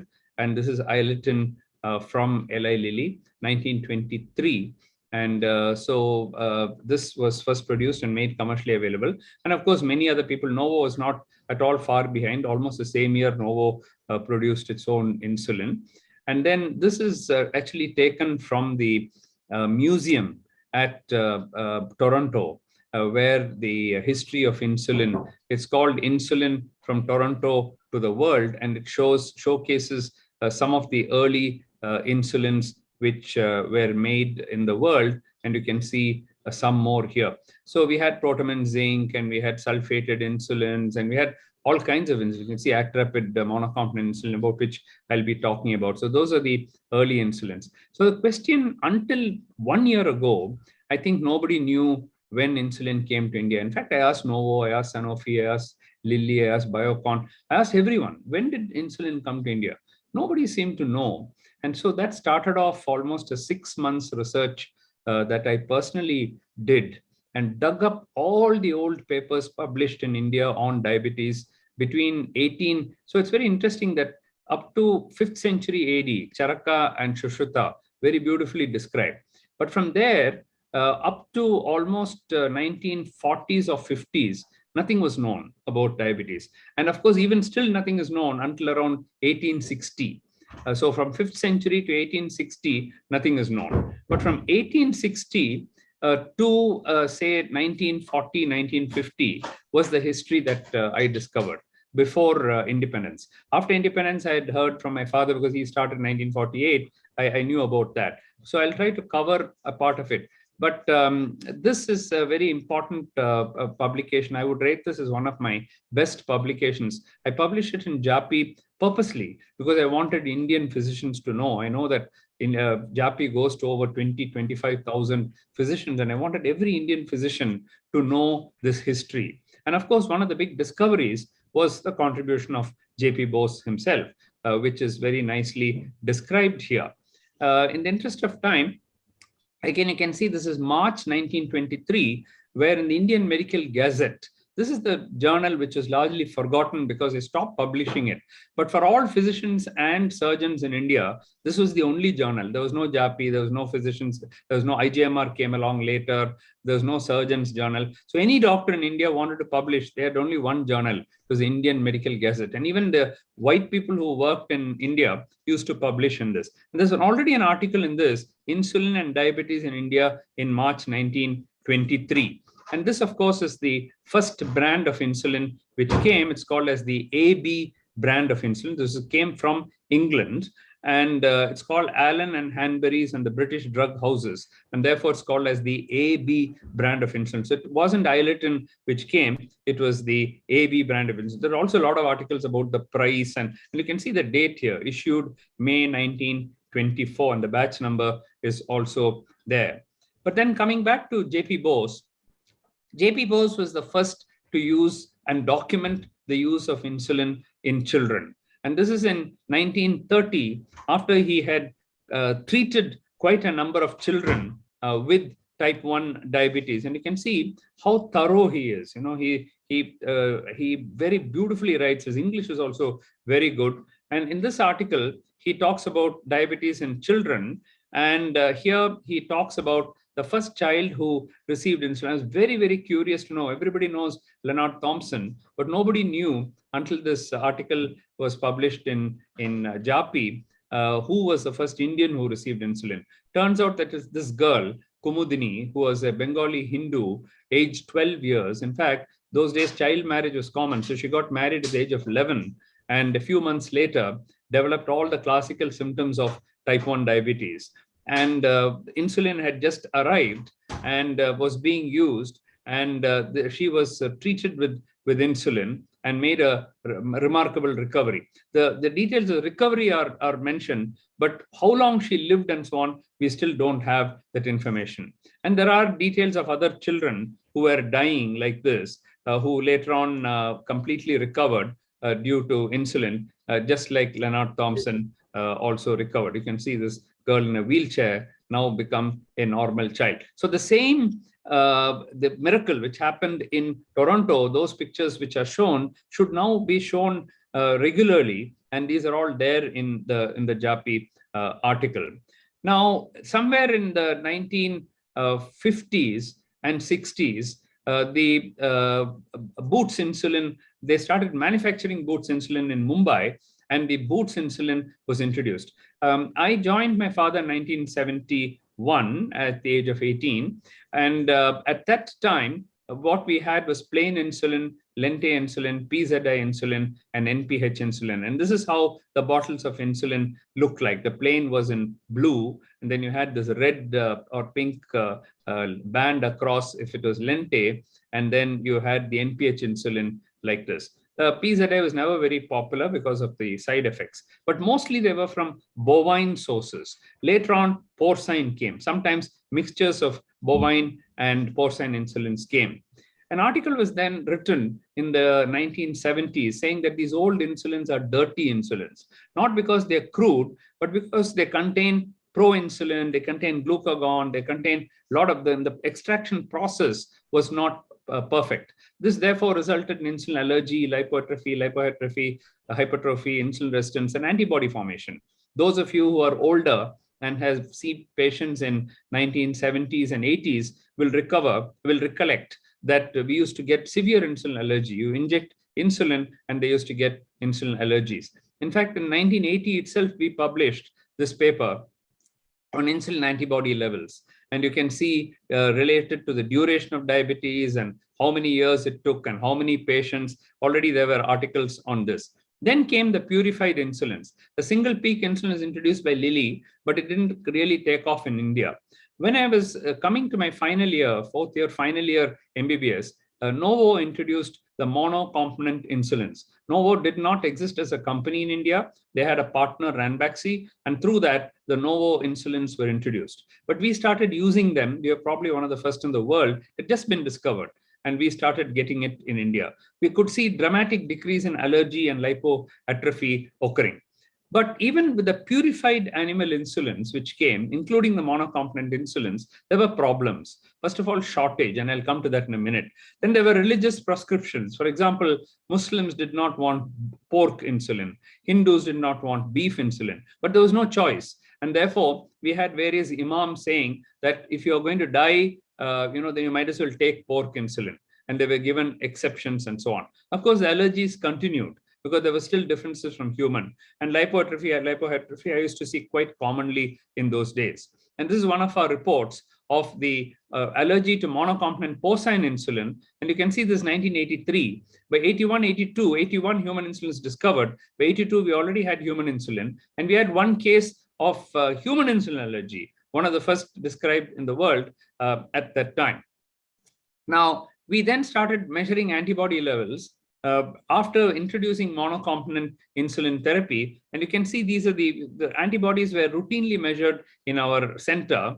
And you can see the huge antibodies which are there. After treating with monocomponent insulin, the purified insulin, you can see the antibodies have come down dramatically over a period of few months. And of course, the insulin doses came down. And so you can see how technology is already developing quite rapidly, even 30 or 40 years ago.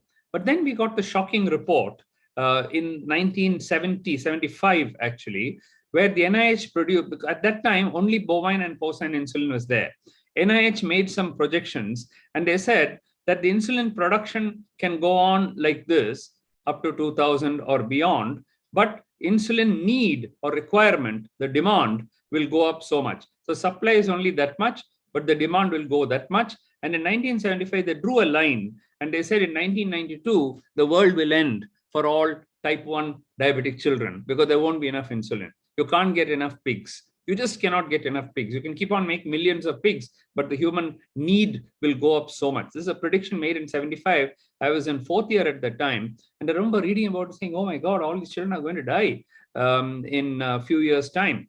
But then necessity is the mother of invention, as they say. And then the recombinant DNA technology was produced, and there will be never, ever a shortage of insulin in the world. And you can just see 30, 40 years ago, we did not even know whether we will have enough insulin in the world.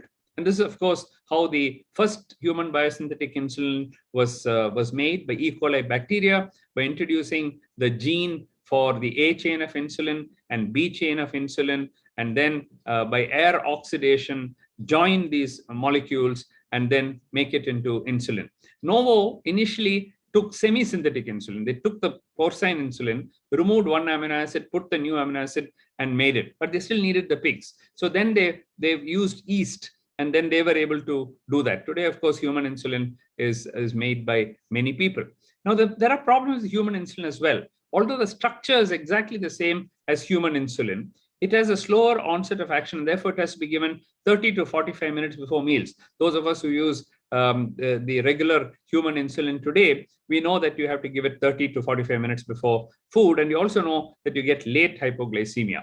So then the genetic engineering went to the next stage, and designer insulins started being produced. And Lispro was produced by Eli Lilly, and Aspart by Novo Nordisk, fast-acting Aspart again by Novo Nordisk, and then long-acting, various tinkering of the molecules took place. Initially, we were very scared because we said, if you start tinkering with nature, then you may get tumors, you may get malignancy. Indeed, it took a long time because, and I could see how cautiously Dr. Anil Shinde was answering when you asked about will human insulin, will the oral insulin come in next year, he was giving very guarded replies because you have to be sure that the molecule is safe before you give it in human beings. But then, of course, the longer acting insulins, glargine came, Detimar came, Degludec came, and then the co-formulations also came. And what happens is that in these analogs, because they exist in a monomeric form, whereas the human insulin exists in a hexameric form, the hexamers have to be broken down to dimers, and dimers into monomers. It takes about 30 minutes. But since analogs exist in monomeric form, they can be absorbed very easily into the blood, and therefore you can give it just before the meals or even after the meals in children. And this, of course, is perhaps one of the best designed insulins in the world, the only co-formulation of insulin, where you have a long-acting, ultra-long-acting Degludec, 70%, and a short-acting 30%. And the beauty is that both are maintained nicely in circulation, as shown here. And this is not the distinct clinical profile of this combination. The distinct clinical profile of this combination is derived from its specially designed co-formulation of insulin Degludec and insulin Aspart. Insulin Degludec is the first basal insulin that can be combined in a soluble solution with a mealtime insulin, such that both insulin molecules remain structurally separate. So in the interest of time, I'll go on, because what they're saying is that they're co-formulation, not mixed, because even though they exist together, the long-acting one can keep working while the short-acting one can also work. Now, talking about the concentration of insulin, for many years, we had only U40 in India. Then U100 came, there's a lot of confusion. They'll use the wrong syringe and the wrong insulin and so on. Now we know that we have U200 insulin, we have U300 insulin, glargine, and so on. And of course, if you have higher strength, you need to use much lower volumes, and therefore the pain is less and the volume that you inject is less. Then came the biosimilars. And we know that many companies, including some of the innovator companies, are producing biosimilars, because you can, once a patent is off, they can make the biosimilars, which they can tinker a little bit more and make them more easily available, and the cost also comes down. So I'm not going to go through this, but right from 1920-22, you can see that so many things have happened, including inhaled insulins. And of course, new ones are also going to come, the smart insulins, the pegylated insulins, and so on. There were some questions about once weekly insulin. And we have, of course, some of these are not insulins itself, but you have the oral insulin, which is Tregopil, and then you have a buccal insulin, which is being tried. And then you have alternate delivery devices. You have Exubera, which is not used very much, but Afrezza is used in some select patients where you can actually inhale the insulin in a dry form. Simultaneously, while the insulins were being developed, there were rapid improvements in the delivery devices. In the good old days, we used to boil the glass syringes and produce a lot of infection because you can never really boil. Then came the disposable syringes. Then came the better and better syringes with smaller and smaller needles. Then came the jet injectors. Then came the pre-filled insulin cartridges. Insulin pens then came along, which makes it much more easier, user-friendly. Now we have the smart insulin pens, which will even tell you how much of insulin you've taken, whether you've forgotten to take a dose. People forget. They take their injection and then they say, did I take it or not? Especially in older people. Just look at your device and it'll tell you when you took your insulin and so on. And these are already being used quite a bit, and therefore they're really smart insulins. Then, of course, came the pumps.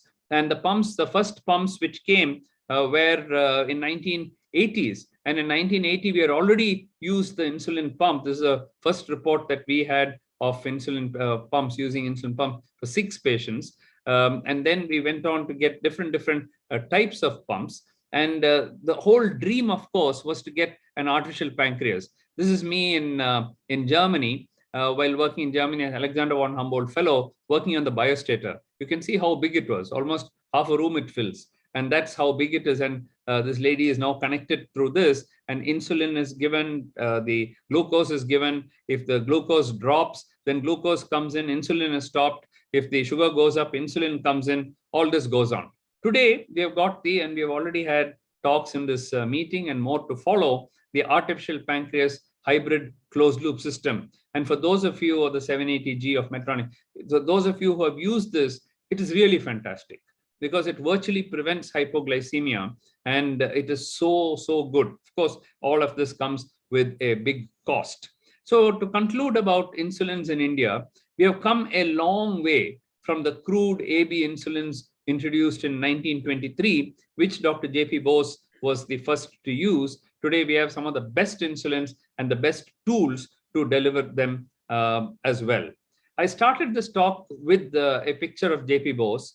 I thought, after writing the article on the discovery on the pre-independence history of diabetes in India, especially insulin, and coinciding with the 100th year of insulin, I thought now I must write a book about it. So this book was just published 2 days ago, 48 hours ago, and it's called Banting, Bose, and Beyond. And here in this book, I have traced how Banting and Best started, how it came to India, how J.P. Bose, I thought his name, when I wrote and sent it to people, they said, isn't it Banting and Best? I said, yeah, that's what the world knows, but we should know Banting and Bose. And so he must be now immortalized through this book. And so this book talks all about J.P. Bose, his discoveries, what he did, but it's not written in a historical manner. It's written in a story form. Most inspiring is how insulin changed lives of people in India. And I know that many people who are talking in this meeting, including Jaz Sethi and many others, are included as true heroes and heroines of India, because some of them have lived in this book for 50, 60, 70, and even 74, 75 years after getting type 1 diabetes, and they're still alive. The oldest person is 90 years old now, has had type 1 diabetes for 75 years after getting it at the age of 15. And they're all covered. All their stories are covered with true stories, with true interviews done by them. It's a research book. Again, it took me a year to write this, but I'm very happy that it has been now finally out. It's now available for sale at, you can buy it at Notion Press. We kept the cost very, very low so that anybody can afford to get it. And I hope every child with type 1 diabetes reads this book, because it's truly inspiring as to how people can live. And again, I think one of the big heroes of Indian diabetology who has been forgotten is J.P. Bose. And I'm very happy that Dr. Banshi and all of you thought of instituting an oration in his name, because his work, I think, will be and should be remembered for generations to come. So with that, I will stop. And if there is time for questions, I'll be happy to. Thank you, Professor Mohan, for a very, very wonderful, very exhaustive, but very crisp oration, a journey which of almost 100 years you covered in about 30 minutes time. It was wonderful. This being an oration, we won't have any question. I'll hand it over to my co-chair, Dr. Saurabh Mishra, to do the proceedings. Thank you, sir. Thank you. It was immense pleasure listening you all throughout. You have been a mentor to us. So what I think, so my words always come out from my heart. So I will say Banting, Bose and V. Mohan. The next published in our era, when I'll be reaching your age, if we'll be talking about, you will be the real hero of the real world at present in our country. You have shown us the technological path and you are the right person to be honored like that. So Banting, Bose and Dr. V. Mohan, this will be, I think so, the book which we will try to launch when we'll be at that level at which you have launched this book. Lovely book. We all will take the pleasure of reading this book. And sir, further one few questions which come to us in our mind is that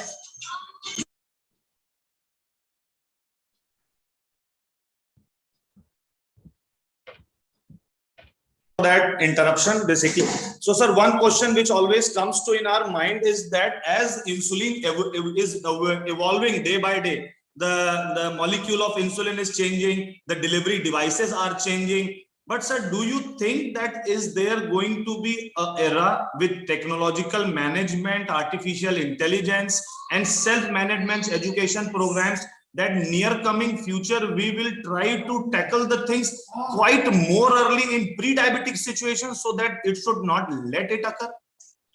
Type 2 diabetes, of course, it's already happening. Type 1 diabetes, also it is happening. They are discovering the stages before the overt diabetes comes, when GAD antibodies are positive, when already the beta cells are beginning to decline. Monoclonal antibodies are being used to prevent it.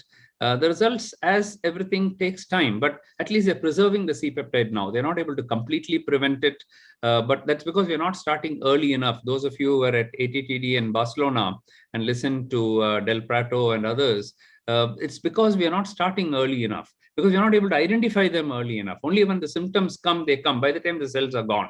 So we must have mechanisms of screening, particularly the relatives, and particularly if the HLA typing can be done and can identify who are those who are going to get.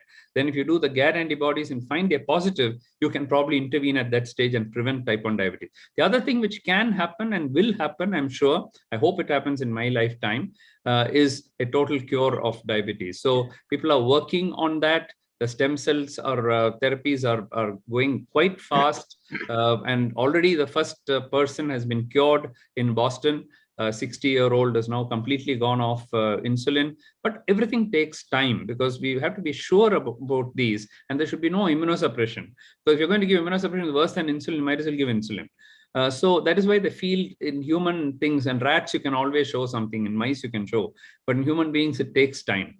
But I'm sure in our lifetimes, we may see type 1 diabetes going away. The old cases may be there, but the new ones coming may go away. Antibodies, vaccinations against type 1, all these are, people are working on it. Every one of them, people are working on it. But we have to find another Banting who was born. It's certainly not V. Mohan who's going to do that. But another Banting has to be born. A mad fellow. Banting was totally mad, in my opinion. So another madman has to come, because normal people think normally. Only, mad people think abnormally. And they are the people whom we need. Einstein was like that. Everybody was like that. So we need more of mad people, and who can go completely crazy and think of something else. And I'm sure they will be born, and probably they're already born. So let's thank you, sir. Thank you, sir, for that. Those encouraging words. Sir, you said right. There is always a discovery. Nothing comes from outside. It is everything from inside. You have to search your brain, do a discovery. So we need a discoverer to discover the new things. It is all set inside our brains. You said it right, sir. Correct. Yeah. With this, I would like to hand over the session to my co-chair, Dr. Rajiv, sir, for closing remarks. Sir, please. Thank you, Dr. Saurabh. Very, I think very beautifully you kept it, and you pointed out that the next book, I think we'll have to take that project. That next book should be on Banting, Boss, and Dr. Mohan. I think that was the dialogue of the day. But the very fact that you have given a very rosy picture about oral insulins and maybe a cure for type 1 and type 2 diabetes seems to be very, very inspiring. I think with those little remarks, I'll close it and hand it over to Dr. Rakesh Parekh for. Rakesh wants to say something. So the ceremony is pending. The ceremony is pending. The shawl. Yeah, I said that felicitation, shawl, and citation, something to be presented. Yeah, Alex, maybe please, virtually, but subsequently you may then send it to sir. Thank you. And sir, I would just like to add one thing, that at least we can do one thing from next year when we are going to present this JP Bose oration to another stalwart in the field of diabetology. We are going to include the book of Mohan sir as a part of citation in that ceremony. Wonderful, wonderful. I'll be happy to do I that. think those of you who are coming to the RSSDA research retreat, I'll try to get some books. I have it right here. I think but I've got only the first few copies, so I'll ordered more. So I'll try to get some. Dr. Mohan, let it be the faculty mementos this year. Oh yeah, sure. We'll do that. Yeah, so let me know how many copies you need, and I'll be happy to bring it. And I'll do that. Let it be the best faculty memento for everyone. I'll do that. Thank you. Thank you, sir. Thank you, everybody. So I will hand the session to my next chairpersons, Dr. Bharat Sabu. Over to you. Thank you, chairpersons, Dr. Rajiv sir and Dr. Saurabh sir. I must thank Dr. Mohan sir for the interesting oration. Next in the agenda is another oration, that is SS Adgokar oration. To chair the session, we have dynamic physician from North India, Dr. Anuj Maheshwari. He also doesn't need introduction, but it will be my pleasure to say a few words about him. He's professor and head of medicine at BBD University Lucknow. He's DNP teacher since last 11 years. He has various degrees in his CV. He is Vice President ISSBI. He is National Academic Coordinator and Treasurer for Indian Society of Hypertension. He has presented various papers and publications. He was awarded R.J. Wegman Oration by Indian Society of Hypertension. We can avoid this long introduction, because already it has been read yesterday. So you can make it short, and we can. I must say that he is governor of ACP India chapter, and I welcome Dr. Anuj sir. Next chairperson for today is Dr. Bharat Sabu sir. He is chief diabetologist and director at Prayas Diabetes Center, Indore. He has trained in data science for precision medicine from Edinburgh University. He has done various courses in diabetology and endocrinology. Along with diabetes, his interest is in artificial intelligence also. He is winner of various awards, and he has authored a book called Diet Therapy and contributed various book chapters in various books. I welcome Dr. Bharat Sabu sir to chair this session. Over to you, sir. Thank you, Dr. Vineet, and it's indeed my pleasure, and I am thankful to my elder brother, Dr. Banshi Sabu sir, my dear friend, Dr. Amit Gupta, and Dr. Rakesh Parekh, along with Dr. Jyoti Dev sir, for giving me this honorful opportunity to be with my co-chair, my again elder brother, Dr. Anuj Maheshwari sir, with a speaker who needs no introduction. But Anuj sir, I would like to introduce first the session, and then we will move ahead with the proceedings. Okay, so I think I'm supposed to introduce Dr. S.S. Ajgaonkar, whose name this session has been kept. So I shall be introducing Dr. S.S. Ajgaonkar in the name of him. This oration has been named. Dr. S.S. Ajgaonkar is the person who has started the first diabetes clinic at Sir J.J. Group of the hospitals in 1931. And he has put the foundation of diabetes treatment and as a separate specialty, as a separate clinic then at that time. Later, he founded S.L. Raheja Hospital at All India Institute of the Diabetes. He was one of the founders of the Diabetes Association of India, one of the largest diabetes organization in India, which includes people living with diabetes and has more than 28,000 members in that organization.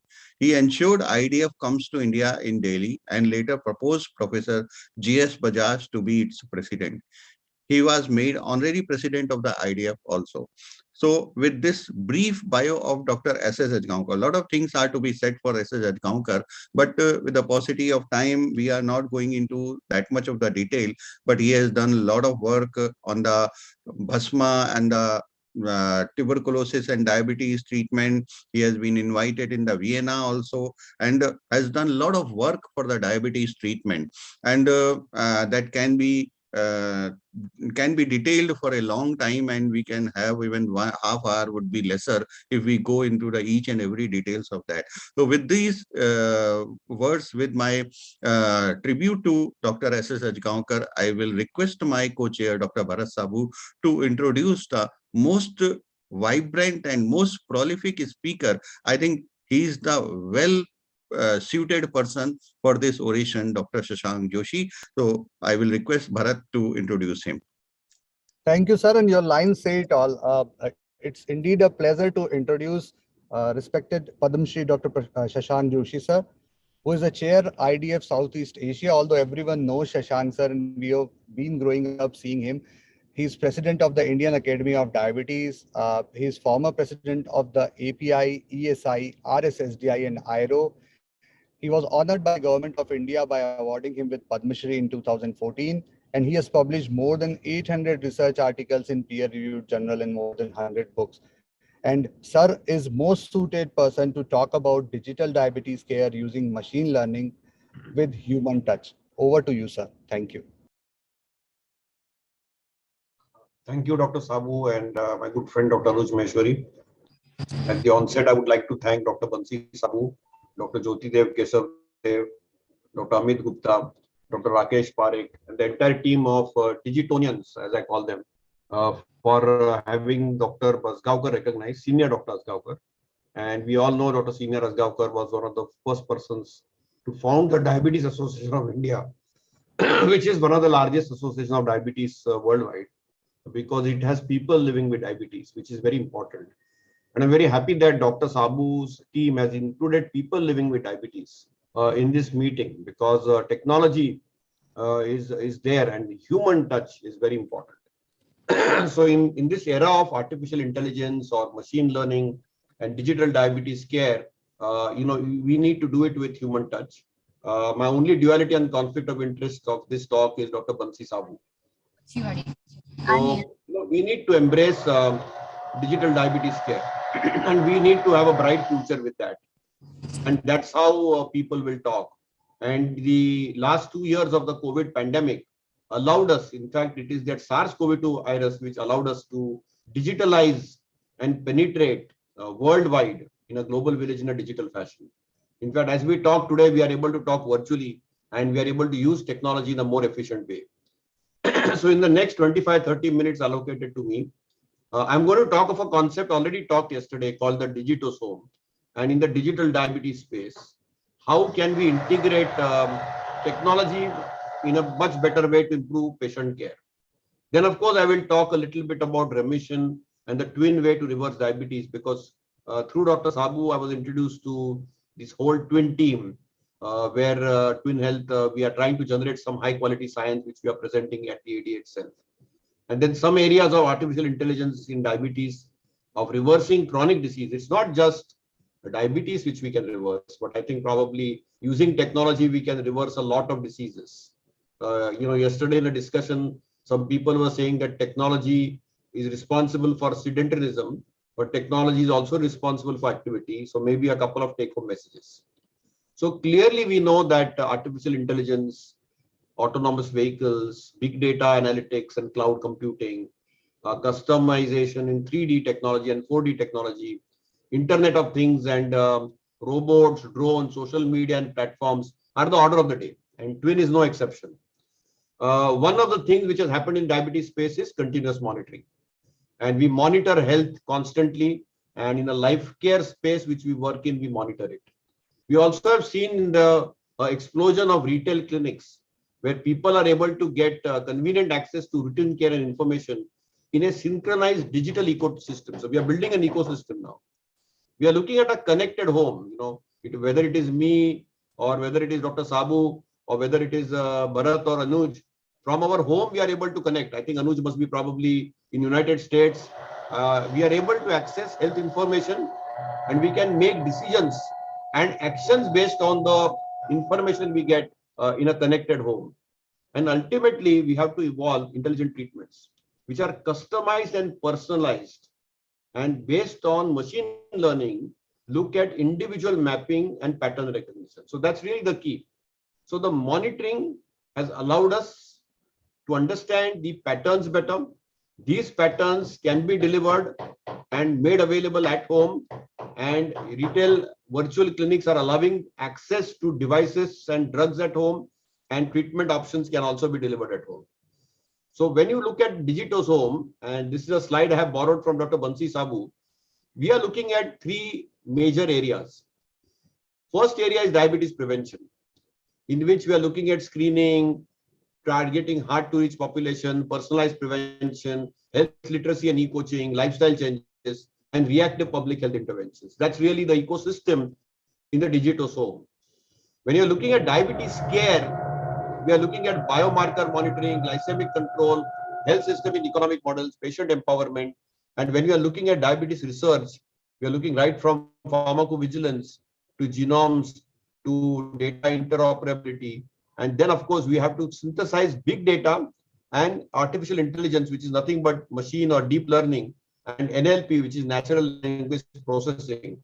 And all this can only occur because we have variables now. So we have a wearable Fitbit, we have smartphone apps, we have smart medical devices and sensors, we have social media connectivity, we have Internet of Things, we have telemedicine, we have smart drugs and smart e-health ecosystem health records. So that's really the Digitos Home.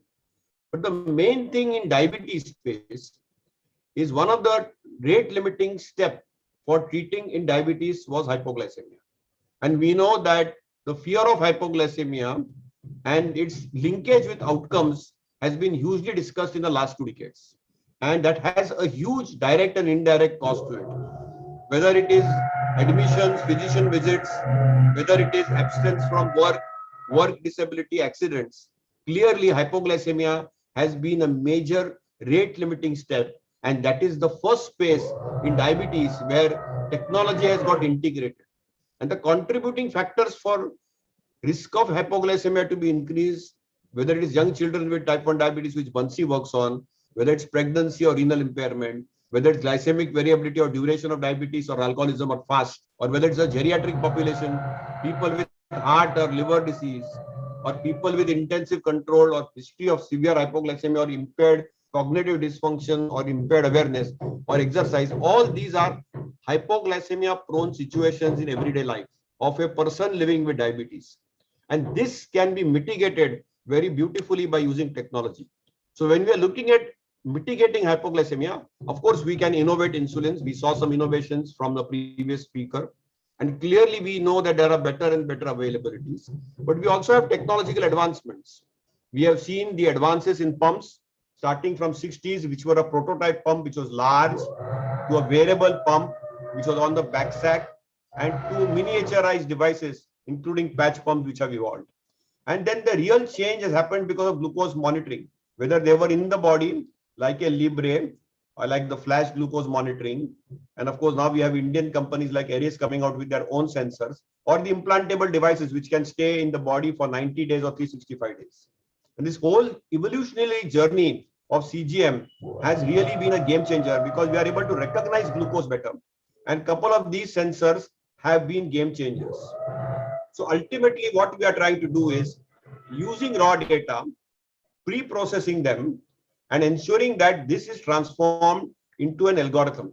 And once the ready data is synthesized and pushed through an algorithm, we develop a model.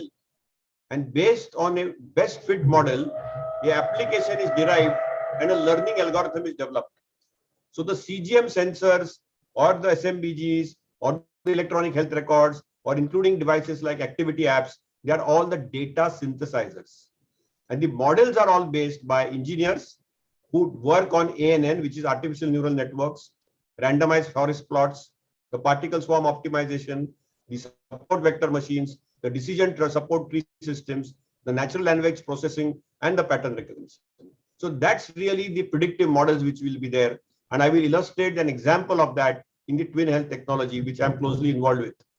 And of course, we are also looking at smart insulins because we want to have insulins which are glucose responsive. And that's really, oral insulin is not really our target. Our target is to have a smart glucose responsive insulin, which will turn on and turn off when needed.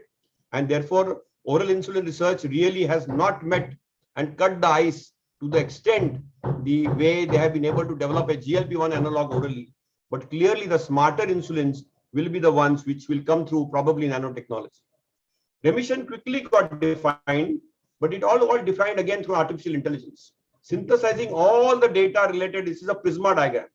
So when you are actually looking at research, this is an example, they looked at 8,966 titles and abstracts related to remission.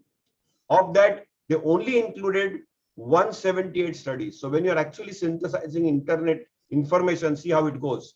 And then they collated all the data and looked at glucose lowering therapies, looked at glycemic thresholds, looked at cross-sectionality, looked at longitudinality, and they developed something called as Sankey diagrams for getting into an evolution of definition of diabetes.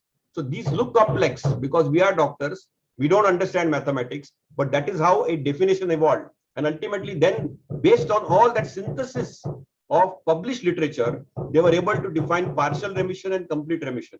And fundamentally, these were the plots or the Sankey diagrams which were used in the definition of remission, which eventually now various international bodies have endorsed, whether it's the Endocrine Society or the ESD or the Diabetes UK or the ADA, all of them have endorsed a simple definition of remission, in which we look at remission as A1C less than 6.5 for spontaneously or following an intervention which persists for 3 months in absence of any glucose lowering pharmacotherapy. And you can also use a eCGM or EA1C as a yardstick. We need to perform the test before and after 3 months, and we need to look at the yearly record of remission is the standard of care definition. Obviously, it's all linked to nutrition and precision nutrition, and it's all linked to lifestyle changes and how it has been skewed. We know we are at the epicenter. We know we have an Indian phenotype. We have a thin fat Indian phenotype. It is sedentary and affluent, but it is all about sarcopenia. And obviously, because we are sarcopenic Indians, we clearly have too much of carbs and too much of fat and too little of protein. We understood one thing better, that today type 2 diabetes, particularly in its first decade, is very much remittable and reversible. That is something very recognizable. And Professor Roy Taylor from UK showed that if you eat too much, you have a positive caloric balance. We stimulate a fatty cycle in the liver, and we also stimulate through insulin resistance a fatty cycle in the pancreas.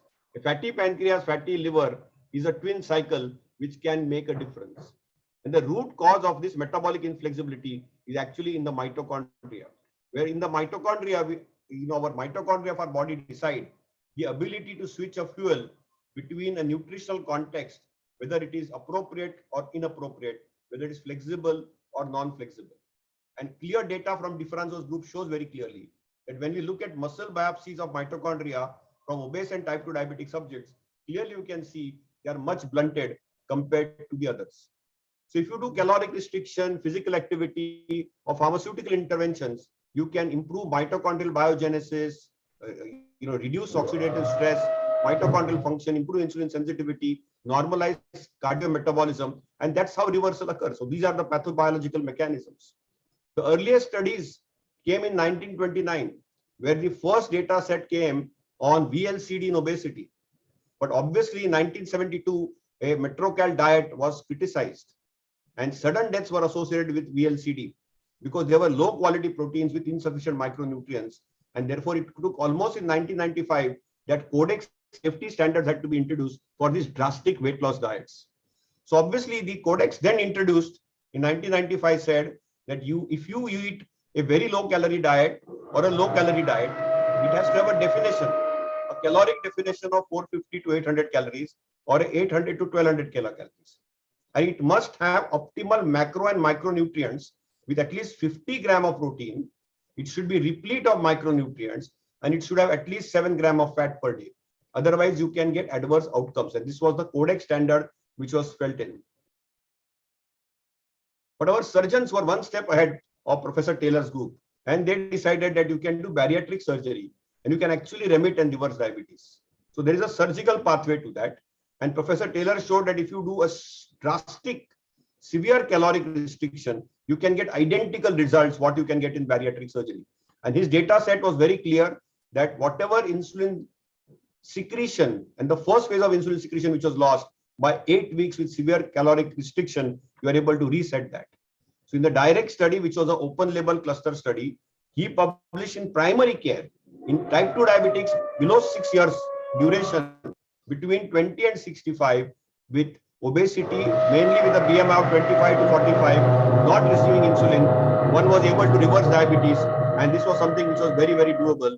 And most people were able to, at least 50% of the population in the direct trial, after 1 year, were able to achieve diabetes remission. So it was a simple formula: meal replacement with low calorie diet, negative calorie balance established, a depletion of liver and pancreatic fat and reversal of diabetes, and restoration of gastric emptying, insulin, GLP-1, GIP, and CCK, all which was well-based studies. Who responded better? Shorter the duration of diabetes and younger patients responded better. So obviously this was the first evidence base to show that type 2 diabetes can be reversed. But can we use technology? And when I met these two gentlemen, Jahangir Mohammed, who was the person who made Jasper Technologies and partnered with Elon Musk to develop the Tesla artificial intelligence backbone in the Tesla car, he thought that he can apply it to health, and he founded with Maluk Mohammed, who is an engineer from IIT Chennai, where he's located in the research park, and they decided to, with Terry Spoon from MIT, to decide to put up a digital twin. Just like in Tesla, you have the car is able to artificially recognize everything. Can in human health, can we use Internet of Things and machine learning and reverse chronic diseases and have a healthy life? And can we create a digital twin? Can we look at a complex metabolic milieu and ensure that every human being which is different, because food cooked in every Indian household is different. Each individual, whether it is me, Dr. Sabu or Anuj, we are very close friends, but still our metabolism is different. Our reaction to metabolism every day is different. Our ability for the metabolic response is different. So it's a disrupted metabolism. So can we use whole body digital twin technology as an intervention to reverse diabetes and generate evidence based on it? So what does it do? It is a learning system first. Remember, all the AI-based systems learn and pattern recognize state of metabolism and look at cause-effect relationship and then predict options. So they look at health signals, including happiness signals. Remember, no program can be successful if there is no happiness. So the health signal is integrated, happiness signal is integrated, quality of life and happiness quotient is looked at, and causal or treatment signals are also looked at. And they are all synthesized, and they look at precision nutrition, amount of sleep and quality of sleep, activity per member, medicines which are supervised by a medical expert like a diabetologist or endocrinologist, and a coach which handholds you. So remember that without human touch, just AI does not work. Just applying a sensor will allow you to recognize and act better, but you need that human element. And remember, health is not only about just getting better health, but it's also about happiness. So it's an integral matrix, and that was really what it is. Like Twin, there are many other programs like Livango and Verta, which have tried to reverse diabetes, but they have not generated structured evidence base. And you can see here that with the early results from the Twin program, we're able to reverse diabetes in 1/3 of cases and various other conditions. And I'm sure Dr. Maluk has described them yesterday, whether it's blood pressure, lipids, obesity, renal function, liver function, beta cell and insulin resistance or inflammation. Most of it can be reversed in a very structured way. But obviously, everything needs an RCT. There is an ongoing RCT in Bangalore led by Dr. Parmesh Shamanna's team, and that is undergoing a 2-year RCT. First year RCT results in the oral paper we are presenting at the ADA this year on Friday, the 3rd of June at 4:30, and I would invite you to come for that. I'm not showing any data there. So what does this whole technology do? Well, fundamentally, digital twin predicts based on the CGM readings in the first 35 days and pattern recognizes every individual's pattern. And then once it is synthesized, we are able to make a prediction algorithm on digital twin. So even if you take away the CGM, you will be virtually able to create a CGM. So using the Libre patch initially, in the first 30-35 days, we are able to recognize how you are. What is your glucose up and down? If you have a paratha, or if Dr. Sabu gives me a sweet dish, or if Anuj gives me in Lucknow a pan, how the glucose will go up and down. If I go for a run in the morning with Vineet, how will it change? So obviously it is now recognizing it. It is also integrating, apart from health, the happiness quotient. Am I stressed out? Am I very, very stressed out? Or am I happy? All this is integrated and you can create a virtual CGM. This is undergoing a patent now. Similarly, you can map blood pressure. Once you map blood pressure over 30 days for a human being, you will be able to replicate how a virtual blood pressure will be seen. And again, in this integral matrix, each and every parameter is encountered, including mental health parameters, to create a virtual blood pressure record. The most important thing is precision nutrition, because food cooked in every individual is different. Suppose I, Anuj, Vansi, Bharat, and Vineet, all of us have an idli. Glucose response may be different. Somebody it may be green, somebody it may be yellow, somebody it may be red. So we need to recognize that, and then for some you might have to reduce the idli quantity and increase the sambar, which means that there is more protein and less carbs. This is pattern recognition. And one has to be happy, because remember, one has to taste and share and not just eat and share. So the taste is inculcated in the digital technology system. What food, what meal, what combination, how often. So the mapping, all the inputs which go in the first month are able to recognize this so that one can individualize, curate, and this has a high prediction accuracy. This is studied by engineers in California with a high prediction accuracy. So obviously, with the help of this self-learning health signals, happiness signals, causal signals using sensors and devices, and blood chemistry and microbiome data, one is able to decipher the state of a human being's metabolism and then make a cause-effect correlation using a coach and a doctor under medical supervision. So obviously, that is what digital twin is all about. And obviously, it is continuous machine learning. So a member is mapped. There are sensors. Which are the sensors attached to a member? Every twin member gets a CGM, a blood pressure, a ketone monitor, a body scale, and a Fitbit. Every twin member has more than 200 inputs of all the chemistries, including the C-peptides, the diabetic and liver profiles, the hemograms, the micronutrient analysis. Every person undergoes a energy, mood, food, activity, and sleep log. And body composition measurement is done. Sleep is deep dived into REM, deep sleep, and cyclical sleep. Symptom biology is checked at and inputted. And then, of course, in nutrition, more than 10,000 food elements with 87 macro, micro, and even gut microbiome has been analyzed, and a database is created. If the person is on insulin and 20 drugs, all of them are put in the medicine database. So there is a twin nutrition database, there's a medicine database, and all this is continuously monitored for consecutive 35 days. and solutions are then provided and actions are provided with the help of the coach to the person. So it is empowering the person to take action so that they can get their glucose under control and they can reverse it, and they should be happy with it. They should not get under stress about it. So obviously, initially, the person or the human being who's attached with so many devices, there is a Fitbit, there is a coach, there are devices which are attached. They have to do 10 actions per day. So this involves a lot of participation from the patient or the person with diabetes. Almost they have to spend 6 minutes per day, and they have to maintain their daily food log. But after 35 days, only 5 actions are required, 4 minutes per day and partial food logs. And once the system recognizes it after 90 days, and once the person is healthy and happy, you just need to do 2 actions per day with the watch, Apple Watch, as well as the scale, 2 minutes per day, and no food log is required, because now the system has understood the biology and the pattern recognition. So these are the RCT results. Average age around 42, A1C at 8.9, starting A1C. Average duration of diabetes around 4 years, BMI around 27, and you can see excellent reversal. And we also have a control group which has not reversed. So you can see the data is very, very clear cut. Most of the drugs are eliminated, excluding metformin. Many people have stayed on metformin. And the 180 data also, data is very, very robust. And all the diabetes metrics, whether it is A1C, whether it is HOMA-IR, whether it is lipid profile, they are all changed. And we have applied both the definitions. When the trials commenced, the remission definition was not in place. But now with the trial on board, you can see the remission definition has been in place. And the A1C improvement is consistent. And the delta average is very robust.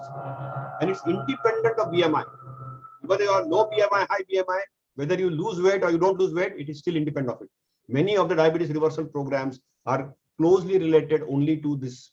We presented this data last year virtually in the International Congress of Endocrinology, where I presented this data for the correlation of the insulin resistance and glyco-HB with the precision. And in fact, Vansi was also an author of this paper, and you can see that the forest plots were very categorical. The A1C change is very robust.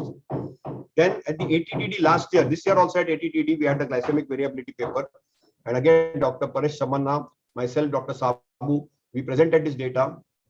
And clearly you can see here that the glycemic variability comes down very, very impactfully and effectively. Last year at ADA, virtually, we presented the glycemic and extra glycemic results of the interim results of the trial. And this data was very clear cut. Last year, there were very few patients. This year, we are presenting 1 year data. And all the P values are consistently significant, whether it's BMI, blood pressure, liver profile, CRP, the atherosclerotic risk index, and so on and so forth.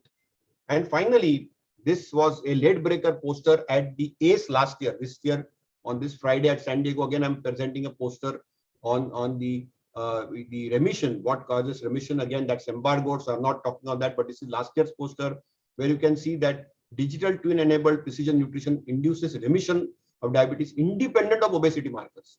So if you look at the graphs here, of body weight deltas, the delta A1C versus delta waist circumference, very, very clearly you can see that the data is very robust and sustainable.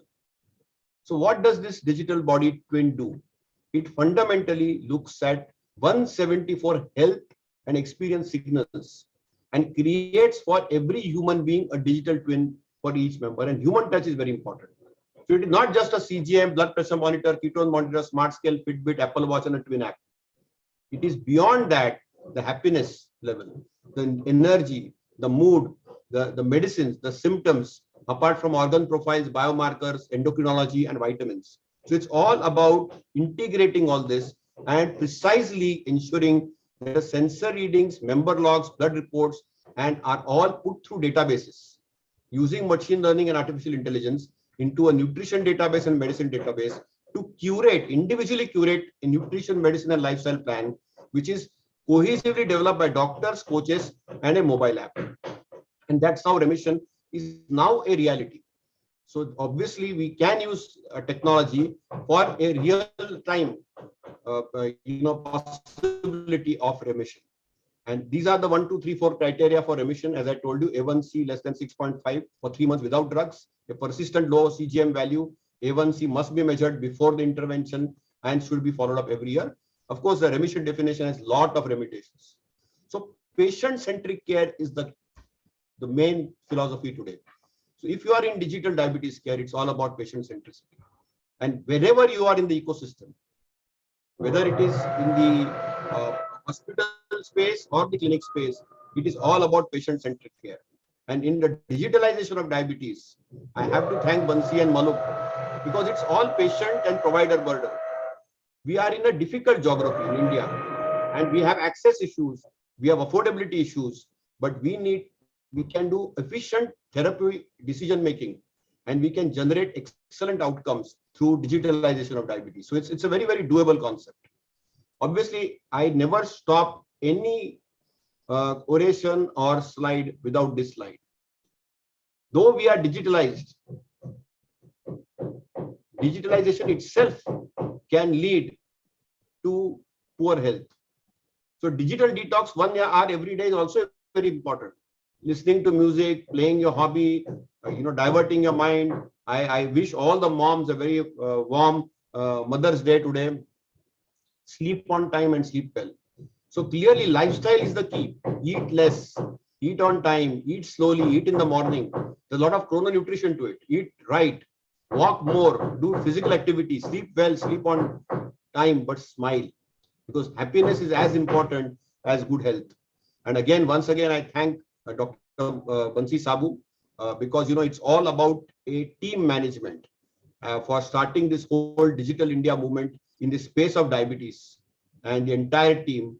And I also thank Maluk and Jahangir and Twin for allowing me to experience what is digital diabetes care in real time. I have seen it in commercial space, I've seen it in randomized controlled trial space, and it is here to stay. And COVID only ensured that we are able to do this more efficiently. I didn't know how to handle a Zoom meeting. I didn't know how to go on internet. I didn't know even how to handle a WhatsApp, but I am reasonably confident and certain now that I am much more techno-savvy. And we have a common goal. Our common goal is to ensure that people living with diabetes, can we offer them better outcomes, better care? Can we keep them complication free? And can we keep them in remission lifelong, particularly in the type 2 diabetic space?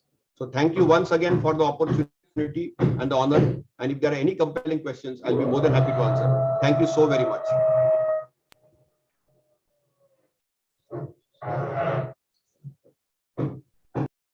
Thank you, Dr. Shashank Joshi, for the wonderful oration, what you have spoken.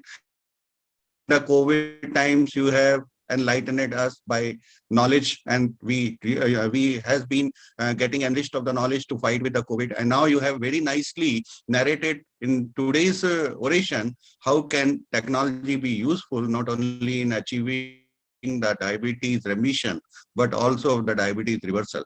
And diabetes reversal is very much important for Indian population. We are really looking for this, and technology is on one hand helping it, but at the same time, you mentioned in your last slide that technology detox is also very much important. It may not be that much enough, which may cause the diabetes and which may become the reason of the stress, even for the healthcare workers. So with this message, I will request my co-chair, Dr. Bharat Sabu, to give the final comments, and we can conclude the session. Thank you, Anu sir. Thank you, Shashank sir, for a wonderful talk. Really, you showed us that technology is the way forward if you want to remit diabetes and if you want to curb this burden of looming the proportion of diabetes which we have in our country. And you were very right in saying that we need to personalize our care, and it can be done by the beautiful model which you told us, that initial 28 days are enough to capture the data and then we can use it, because it would be cost saving also. Again, thank you, sir, for the wonderful talk. And now I would request my dear friend, Dr. Amit Gupta, sir, to please honor sir with the oration facilitation. Thank you, sir. It is really an honor for me to present this felicitation to you. And I will request Dr. Bansi Sabu to join me in this process and say a few words. And Dr. Rakesh is also here. And rightly said by you, sir, technology is incomplete without human touch. And this is very, very important. Dr. Bansi, sir. Yes, first of all, big thank to Dr. Shashank. He is our chief advisor for any meeting, whatever we do in India. He is, every time he's behind us. For all his support, thank you, Dr. Shashank, and for a wonderful oration which he has given, Dr. S.S. Gaonkar, We remember him, and thank you, Shashank, for this wonderful oration. Thank you, Amit. Thank you, Anuj, and thank you, Bharat. Thanks, Dr. Bansi, for giving us the opportunity to chair this important session. Can we have the next session now? Yes, sir. Yes. It is indeed a great, wonderful oration by our teacher and mentor, Professor Shashank Joshi, on the artificial intelligence and the machine learning on this type of technology era. So, I thank our Professor Bansi Sir Sabu and our my younger brother Rakesh and my other brother Amit for giving me the great opportunity to introduce both the chapters for this wonderful session. Now we are entering to the important session so-called as D-Tech oration. For this, we are having two eminent chairpersons. It's a great pleasure and pride to introduce both the chairpersons. Dr. Rakesh Parikh is a fellow of American College of Indo, Royal College of Physicians and Surgeons, College of Physicians and Surgeons of Mumbai, RSSDI. He's a treasurer and RSS Rajasthan State Chapter. On editorial and review boards of various journals he published, and published over 50 publications, including textbook of chapters, and also the principal investigator on several global phase 3 trials. Next chairperson. Our next chairperson is Dr. Logita Rohit. She is the director and Diabetes Care Center, Colombo, Mumbai. She is a visiting diabetologist, diabetes and obesity clinic at, and she is JJ Group of Hospitals and Grand Government Medical College, Mumbai. She is a partner of Sugar Dr. Medical LLP, and she's a treasurer and RSSD chapter, and is accredited as a diabetologist by RSSD since 25 years, and is the president-elect Rotary Club of Mumbai and Midtown. I'm happy to hand over the session to both the chapters. Thank you. Thank you, Dr. Kannan. And it's my proud privilege to chair this session where we are honoring Dr. Moj Philip with the first D-Tech oration. This D-Tech conference, which is the brainchild of Dr. Bansi Sabu, is our own Diabetes Technology Conference of India. And for last 2 days, we have been discussing on various aspects of diabetes and technology in this conference. And our objective is to even involve the young minds who are involved into startups. And there is a session going on parallelly in Hall C, where around 20 startups from all over the world are presenting their work to the audience. It's my proud privilege to introduce Dr. Moj Philip, who is the chairman of International Conference for Advanced Technologies and Treatment for Diabetes, ATTD, which was just concluded a few days back, and Dr. Bansi went for that conference.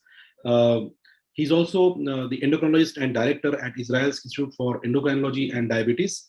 Professor Philip is active in both clinical and basic research. His main focus is on areas like growth, the epiphyseal growth plate, nutrition, obesity, and childhood diabetes. Professor Philip is an active member of numerous national and international organizations and has published more than 400 manuscripts. It is our most profound honor to present you with the D-Tech oration for the year 2022.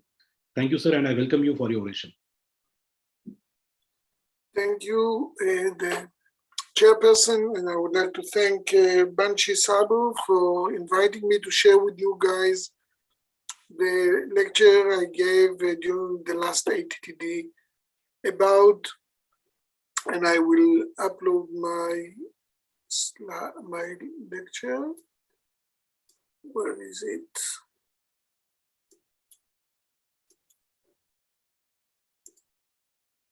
One second.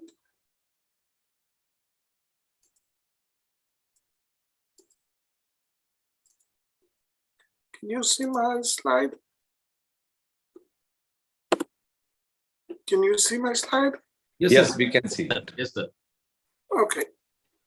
So my topic is about artificial intelligence-based decision support system. These are my disclosures. And I looked for definition of what is clinical decision support system. And I found one that I liked, which says decision support system provides clinicians, staff, patients, or other individuals with knowledge and person-specific information intelligently filtered to enhance health and healthcare. Clinical decision support system uses a variety of tools to enhance decision-making in the clinical workflow. And for those of us who work in the diabetic field for many years, and we know how difficult it is and how many decisions we have to make every day, especially if you are a person with diabetes. But the question is, do we really need a clinical decision support system? Because we have our old ways, we have used them for many years. And the question is, why do we need clinical decision support system? And indeed, when years ago, in 2006, we published a manuscript on the first time ever that people used real-time continuous glucose sensor. And at that time, we didn't know what to tell our people with diabetes. It was mainly children and young adults. We didn't know exactly what to tell them, what to do with the information that they are getting from the sensor. And we had 162 participants in that study. 54 got real-time information from the sensor. 54 got 3-day information every 2 weeks. And the last group served as a control group and used only SMBG. And after 3 months, we looked at the results, and we indeed saw that patients that use CGM continuously have reduced their hemoglobin A1C significantly. To the best of my recollection, was 1.1% less at the end of 3 months. So you can do decisions even if you don't get any specific instruction and not specific training what to do with the results of the blood glucose level. In this example, no, we didn't get to the desired result. As you can see, after 3 months, we were still at 8.5, but indeed, we improved. And if you look out there, there are many guidelines available for physicians who are treating diabetic patients. For example, the ADA standards of medicine care, of medical care in diabetes that is published every year. And there are many guidelines by the ADA, by ISPAD, by other organizations, EASD, that try to help physicians to make the right decisions with the results of the different parameters that they are gathering from their patients. And I want to share with you a story that happened when I was a young physician in the emergency room. 2 buses clashed outside. There was a crash, and many wounded people poured into the emergency room. So we didn't have enough staff to deal with all those wounded people, and we asked a 6-year medical student, just finished medical school, to escort one of the wounded people to the CT scan. We told him, look, it's a dangerous place, CT scan. It might take a long time. Monitor his blood pressure and pulse all the time. And indeed, he took the patient to the CT scan and measured. And when they came back, we looked at the guy and we immediately rushed him into resuscitation. And we asked the medical student, how come? I mean, we asked you to measure. And he said, I did. And when we looked at those measurements, he had blood pressure, the systolic one at the beginning was 122, 100, 80, 71 and less. But he did nothing with that result. And this sometimes is the situation also in our world when there is too much data and there is no enough time for the healthcare provider to deal with all this data. And when he deals with all this data, out of those many pages of information, each physician chooses to look at something different. And we looked what happens when you give 26 scenarios of patients, of printouts of their blood glucose level results, the history, and the case report of what it's all about, to 26 experts. We took 15 cases. We gave it to 26 experts from different places in the world, and we asked them to make a decision of how much or how to change the insulin titration of the pumps of people who are using CGM.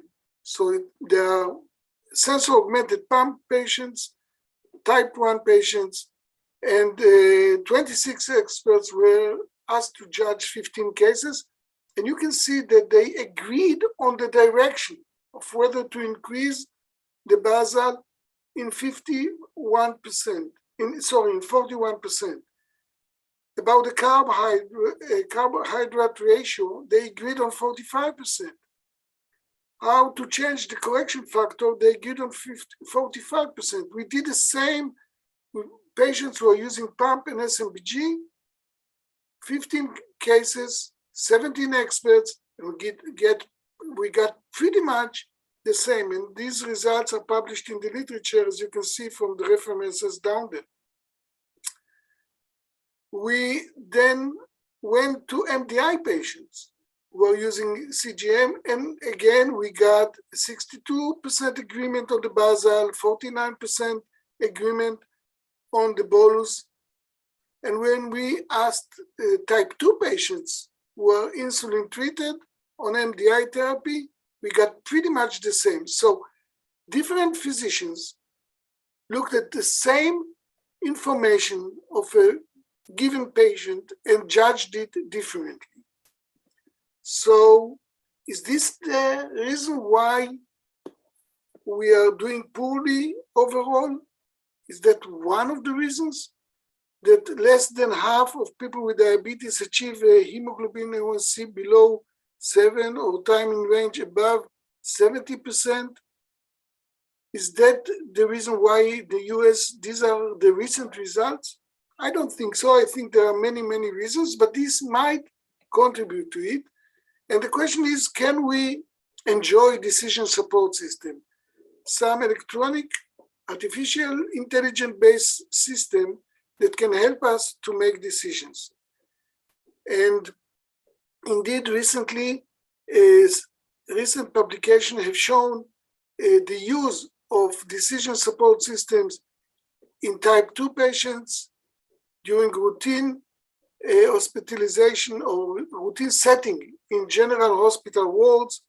And you can see that the hemoglobin A1C level, sorry, not the hemoglobin A1C, the blood glucose level went down during the days that the patient have stayed inside the hospital when they used the clinical decision support system, and more blood glucose results were within the green zone, meaning the desired zone, then in the red zone after a few days.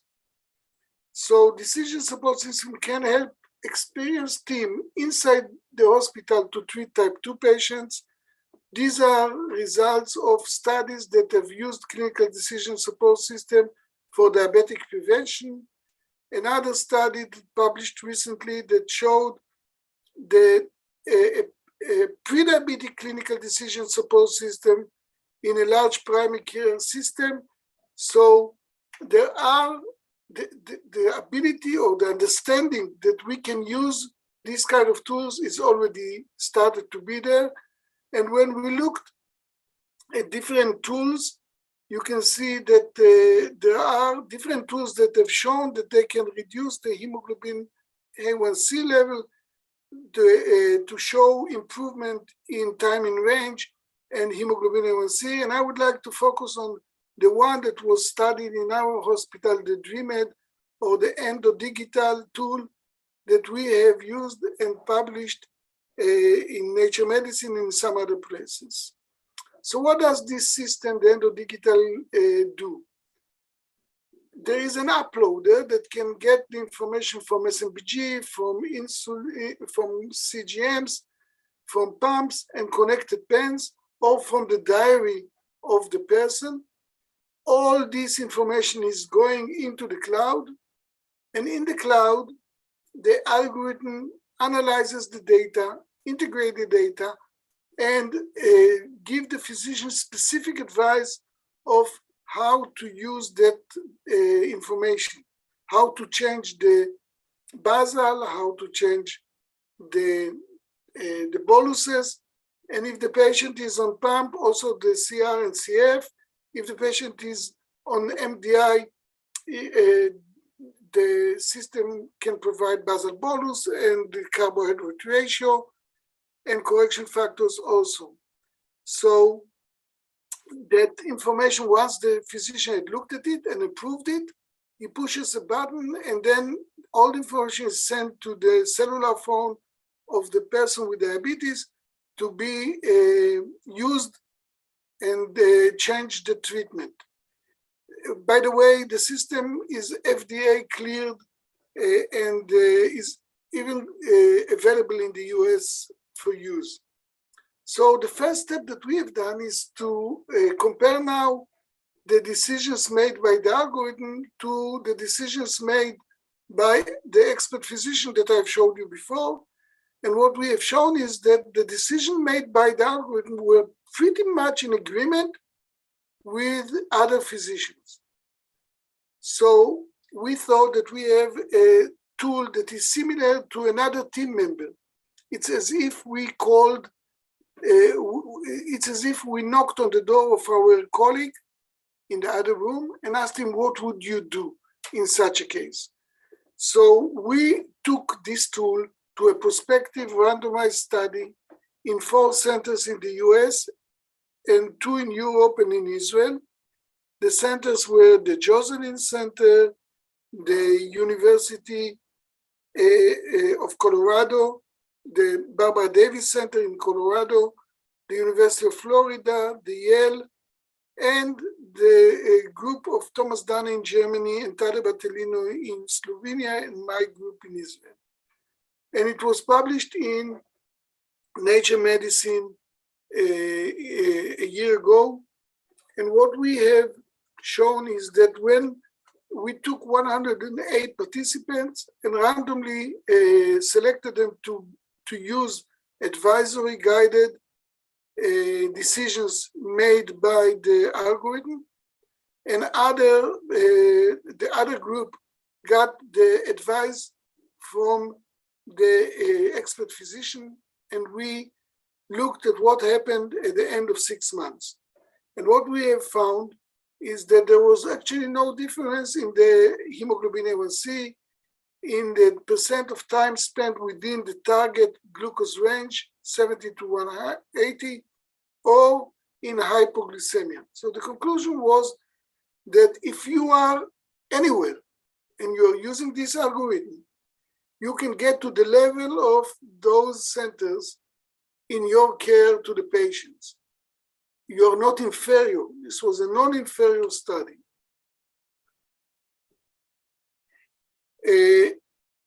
For the meeting, I asked to get some information on real-world data from 10 pediatric endocrine centers in the US and in Israel that are using the system on a routine basis. They just started, most of them have information for 6 months that I looked for to get on type 1 diabetic that are using augmented pump. And we choose to look at those that were poorly controlled, meaning that they had time in range of less than 45%. And as you can see, they improved in all parameters of 70 to 180. Above 180 was lowish in the clinical use of it. And I can summarize that 50% of the population significantly increased time in range by more than 5%. Why 5%? Because 5% is what we have decided has a clinical meaning in a previous consensus that we have published. 30% of the population improved time in range, but by at least 10%. And 34% of the population reduced time above 180 by at least 10%. And what's important is that the time below 54 did not change.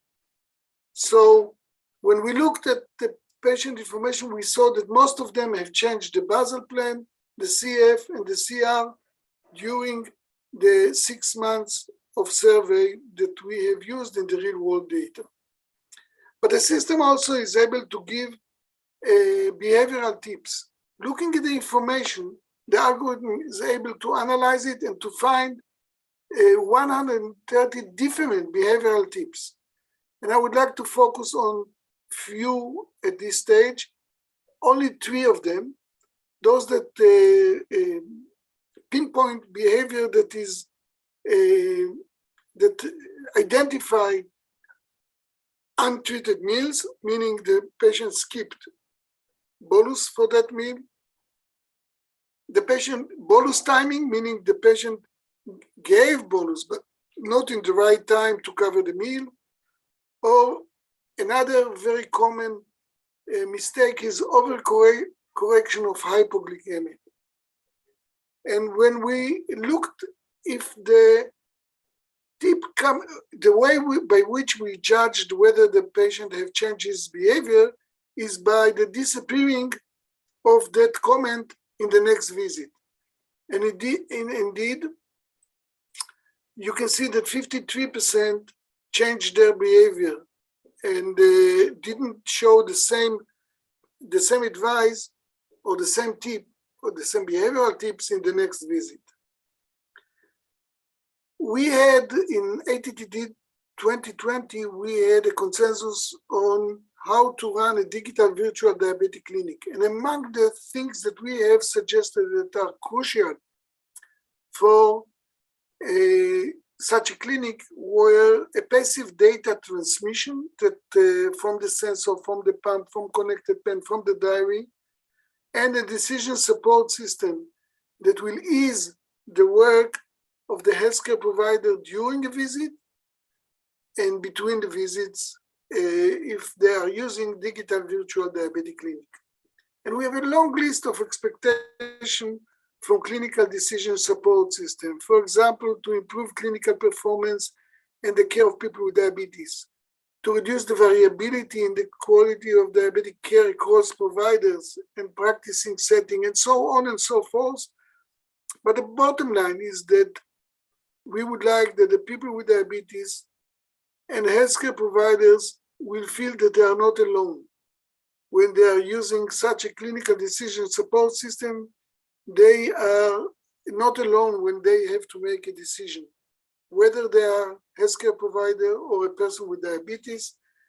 And eventually the vision is that those tools will be so successful that they will be used by the healthcare provider during the visit, in between the visit when they interact with the person with diabetes, but also those kind of tools will be used by people with diabetes all the time, 24 hours a day, as if they have a genie or a physician in their pocket.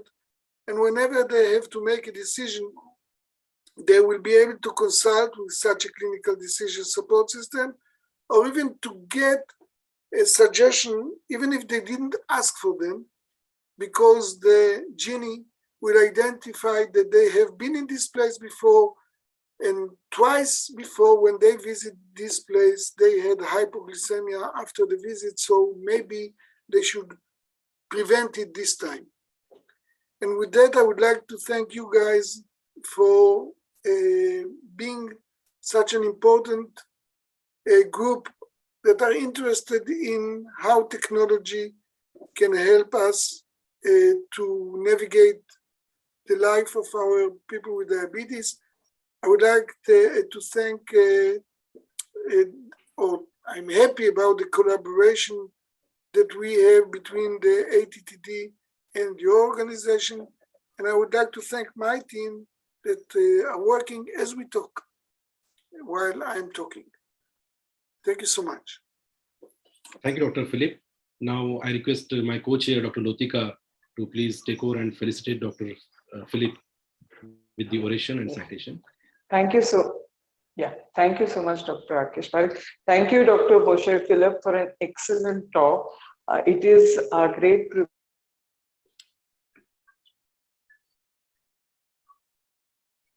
You are the chair of the International Conference for Advanced Technology and Treatments for Diabetes, endocrinologist and director at Israel's Institute of Endocrinology and Diabetes at Schneider Children's Medical Center.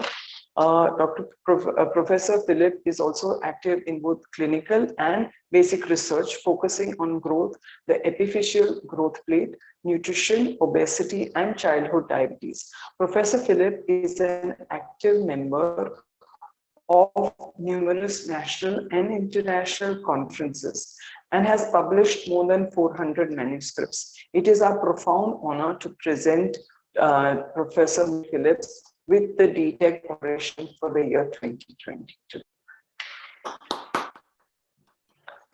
Thank you so much. Okay. Thank you, guys. Thank you so much, sir. Thank you, Dr. Utika. And now I think we won't have any questions in the oration. So we'll close the session and we'll request the organizers to move to the next session. So shall I proceed, Rakesh? Yes, Dr. Khanna, please. Yeah. So before proceeding to the next topic, I thank our mentor and teacher, Professor Shashank Joshi, for making us as Digitonians, because this council is served all over the world now. These terminologies have been more famous all over the world as Digitonians. So next we are going to enter the important topic called as monitoring symposia. This is very, very important for us to in our routine day-to-day clinical practice. For this, we have an eminent chairpersons. The first chairperson, Dr. Meena Chabra. It's a great pleasure and pride to introduce at this time before our mentors and teachers. Madam completed MBBS, MD, and Fellowship Diabetes, and a senior visiting consultant and diabetologist at Sir Ganga Ram Hospital, New Delhi. He is the chairman RSSCI Delhi Chapter 2022, and the chairman Innovative Physician Forum. He is a part of the Committee on Joint Consensus Guidelines on Management of Diabetes by RSSCI and Endocrine Society of India 2019. And the Distinguished Service Award was given at 2018 DMA, Delhi Medical Association. Received the very prestigious Dr. B.D. Kumar Varshan Award by 2019 for excellence in the field of cardiology at Indian Medical Association 2019. Let me introduce the next chairperson. Dr. Salva Baki. Is a great pleasure and honor also to introduce Dr. Salva. She is a diploma from the Faculty of Medicine of Morocco, graduated from the Faculty of Medicine Paris, discretion in pulmonology. She graduated from the Faculty of Medicine Paris, Sydney in pituitary pathology. She was awarded the ISPAD and the JD Fellowship for 2018. During medical studies, results of her research work were presented during numerous domestic and international conferences. Her main area of research is ophthalmic complication of diabetes, and she published a Moroccan prediction model of diabetic retinopathy. She also works on the implementation of inborn errors of metabolism diagnosis and management in the collaboration of the Biochemistry Laboratory of Marrakesh Faculty of Medicine. Her current research work focused on ophthalmic complications of type 1 diabetic patients. Over to your respective chairpersons.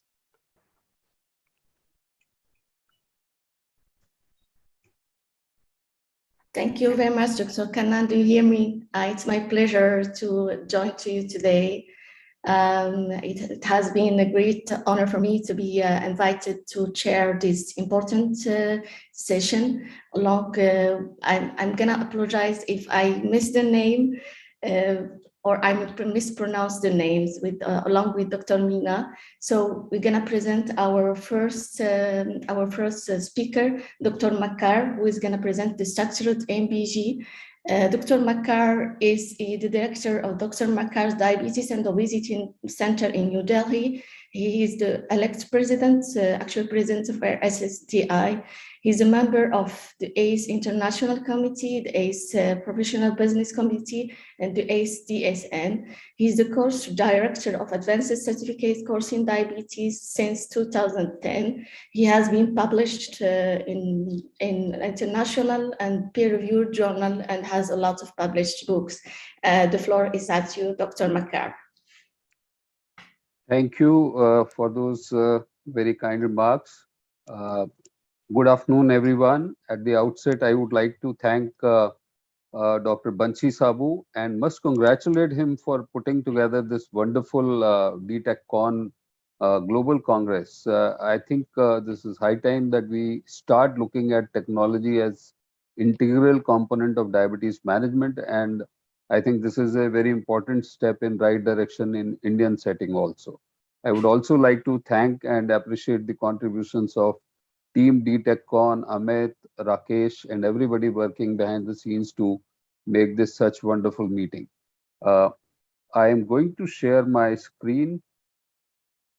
Hope you can see my screen now, and I'm putting this on presentation mode. Is my screen visible? Yes, sir. Yeah, pixometer. Okay. So I'm going to speak on structured self-monitoring of blood glucose and points in range. And this is my disclosure slide. And I do receive speaker honorarium from Roche, which is who's the sponsor of this session. So first of all, what is self-monitoring of blood glucose or SMBG? SMBG is nothing but testing and recording the blood glucose levels by a patient at home or a caregiver at different times of day. And we know it is critical for management of patients with type 2 diabetes or type 1 diabetes, both. And this provides information about the real-time glucose levels or glycemic status, which is very important for managing a good control of glucose on day-to-day basis, and also take further actions based on these values in terms of changing diet, exercise, or visiting the physician for a consultation. So it is very important for making therapeutic decisions. But the problem is most of the time this is not performed in a structured manner, and we end up getting patterns of blood glucose levels which are very difficult to comprehend or understand. And if it is done randomly, it provides insufficient clinical information. For example, somebody comes with a random glucose. Now, random glucose means nothing unless you have, add-on information, whether it is done, say, before the meal, or maybe just before next meal, or just 1 hour after meal. Interpretations may be different. And second thing is, most of the time, both patients as well as care providers lack education and training on how to perform SMBG rightly and how to interpret the data. So it is difficult to analyze data and effectively track the results of SMBG, and this may also lead to overestimation of quality of care provided. Usually the healthcare providers don't have sufficient time to go through the details of all this, and they are also afraid of adverse events that may be associated, especially in patients who are on insulin therapy. So on one side, there is lack of patient SMBG performance in the right manner, and on the other side, there is a lack of utilization of SMBG data by clinicians, which leads to unrealized SMBG value for clinical practice. Now, what is structured SMBG? Structured SMBG is nothing but monitoring blood glucose at the right frequency, at the right times, and in the right situations, which can give you a useful, utilizable information for making informed decisions in clinical practice. So for patients, structured testing means that patient has improved awareness of disease and is able to recognize or estimate the impact of certain behaviors or events, how they change the glucose values. So it helps in active participation of patients in the management of diabetes and changing therapies, and small changes can be made by the patients themselves. At the same time, for physicians or healthcare providers, it provides a more reliable data, which provides a base for having patterns which are amenable to analysis and provide useful information for adjusting the therapy. And this can help in having better compliance and better improvements in terms of patient response. So we need structured testing so that we can have a pattern which is understandable, analyzable, and based on these good pattern analysis, good therapeutic decision can be taken to optimize therapy. And this can help in taking informed decisions, not only in changing the diet or exercise, but also understanding the need for additional oral agent or addition of insulin or intensification of insulin therapy. So if we have a structured testing and good pattern that can be analyzed, it can help in optimizing therapy for all people with diabetes. Now, there was a study called structured testing program, but before that study, we had a growing body of evidence which was showing us that SMBG is beneficial both in type 1 and type 2 patients, whether they are on oral agents and or insulin therapy. And this could provide relevant data in improving the treatment protocol and achieving the A1Cs which are lower as compared to people who are not performing structured testing. And this is a list of studies which utilize different form of structured testing.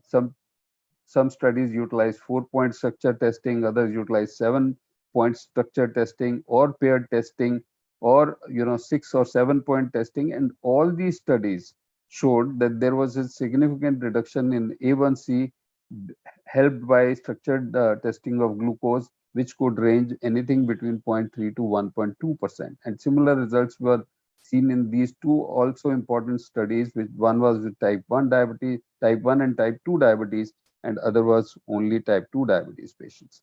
So in the structured testing program, this was a Roche sponsored study. There was 2 arms prospective cluster randomized multi-center clinical trial where 34 primary care practices in eastern United States involving 483 patients with oral type 2 diabetes who were on oral agents were included in the study and randomized to active control group and structured testing group. Now, active control group was provided the usual care enhanced with quarterly visit to the physician practice to do a point of care A1C and also record the available SMBG data. While in the structured testing group, the same care was provided as the active control group, but there was, with the use of structured SMBG, they were using the AccuCheck 360-degree view blood glucose analysis system, which is a connected cloud-based analysis system which can be used on phone or laptop. And the results showed that this tool, by keeping a track of the patterns and showing the patterns, helped in not only reducing the A1C levels, but also improved the overall glycemic control with reduction in the postprandial hyperglycemias and improvement in glycemic variability. It helped in therapy optimization and also led to efficient use of test strips, and also improved the overall quality of life and well-being or psychological mindset of these people. So overall, using this tool helped in taking informed therapeutic decisions, which helped in the overall better care for these patients. So in 2018, we came up with the RSSDA consensus on self-monitoring of blood glucose for type 2 and type 1 diabetes in patients in India. And in this also, the focus was on structured blood glucose monitoring, and the guidelines recommended that structured blood glucose testing, which is defined as blood glucose measurement at predefined time points and situations with predefined frequency, is the way to generating reliable and medically relevant blood glucose information with a purpose to support therapeutic decisions. And this may also be utilized as a SMBG substitute for CGM data. We know in India we don't have plenty of resources, so we have a lot of middle and lower class income class people, and the out of pocket pay model restricts use of the newer technologies. So if we can utilize SMBG data as a surrogate for continuous glucose monitoring, it can be a good thing. And pattern analysis leads to help recognition of individual glycemic abnormalities based on SMBG data collected in a structured manner. So structured glucose testing and pattern analysis are tightly connected parts of therapeutic decision making. Now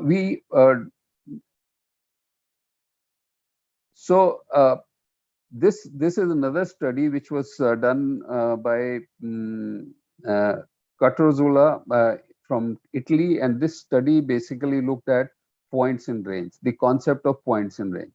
Points basically are the SMBG values which are in range if we define the glucose range of 70 to 180. So this study actually looked at how we can utilize SMBG to compare with the CGM.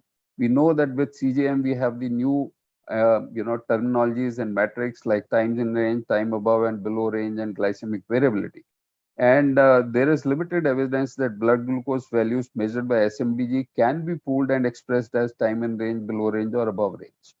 Enhancing the SLBG data through cloud-based integrated systems, we have seen that they can improve metabolic control in patients with type 2 diabetes as well as type 1 diabetes. And these improvements are mainly driven by automated analysis and more robust oversight, which allow healthcare professionals to review SMBG data in a more contextualized manner and take fact-based decisions. So SMBG provides points in time value. So the point values of glucose, or the real-time values of glucose, which can be grouped and analyzed as in range or above or below range. So this was the study which looked at the time spent in target range assessed by SMBG values. And this study evaluated a real life setting, the association of A1C and percentage of points, that means SMBG values spent in the target range, calculated from SMBG value in type 1 and type 2 patients, and also evaluated the relationship between A1C, points spent in below range, mean glucose range, and glycemic variability. And this involved 197 patients with type 1 and 36 patients with type 2 diabetes who were on insulin. And they were, monitoring their glucose, and the PI or points in range were calculated and managed using cloud-based AccuCheck Connect diabetes management system. And point was considered to be in range when it was in the range of 70 to 180 milligrams per deciliters. So all people were, the data was collected for 2 months, and which reflects approximately the A1C values, and also 2 weeks before the last A1C value. And there was a significant difference between type 1 and type 1 and type 2 in diabetes in all metrics except points above range. By comparing the metrics measured over 2 months and 2 weeks, a significant higher 2-month points below range were there compared to 2 weeks point below range in type 1 diabetes, and a significant higher 2-month glycemic variability was there, with 2-week glycemic variability measured in type 2 diabetes. But if you look at the table, there was a strong correlation between the A1C levels and the points in range over the 2 months period. And there was strong correlation which was they seen in the A1C and points in range measured over 2 months and 2 weeks. And there was significant negative correlation between the A1C and percentage points in range measured over 2 weeks and 2 months in both type 1 and type 2 diabetes patients. So this is a small study that we actually presented in the last week at the ATTD meeting only. And this was again a retrospective observational study where we included persons with type 2 diabetes who had undergone CGM using LibrePro and were also performing structured SMBG, measuring fasting and 3 postprandial glucose values on the same dates as they were undergoing the CGM or the ambulatory glucose profile. And we compared the SMBG values in and outside range. We utilized 2 ranges, 70 to 180, and also the tight glucose range, 70 to 140 milligrams per deciliter. And we compared with the values obtained by the LibrePro and classified them into TIR, TAR, and TBR.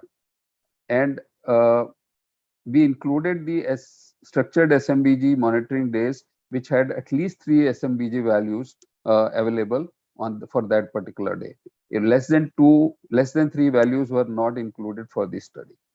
And these are the results from the study. So there was strong correlation between the average blood glucose measured by CGM as well as that measured by the structured SMBG.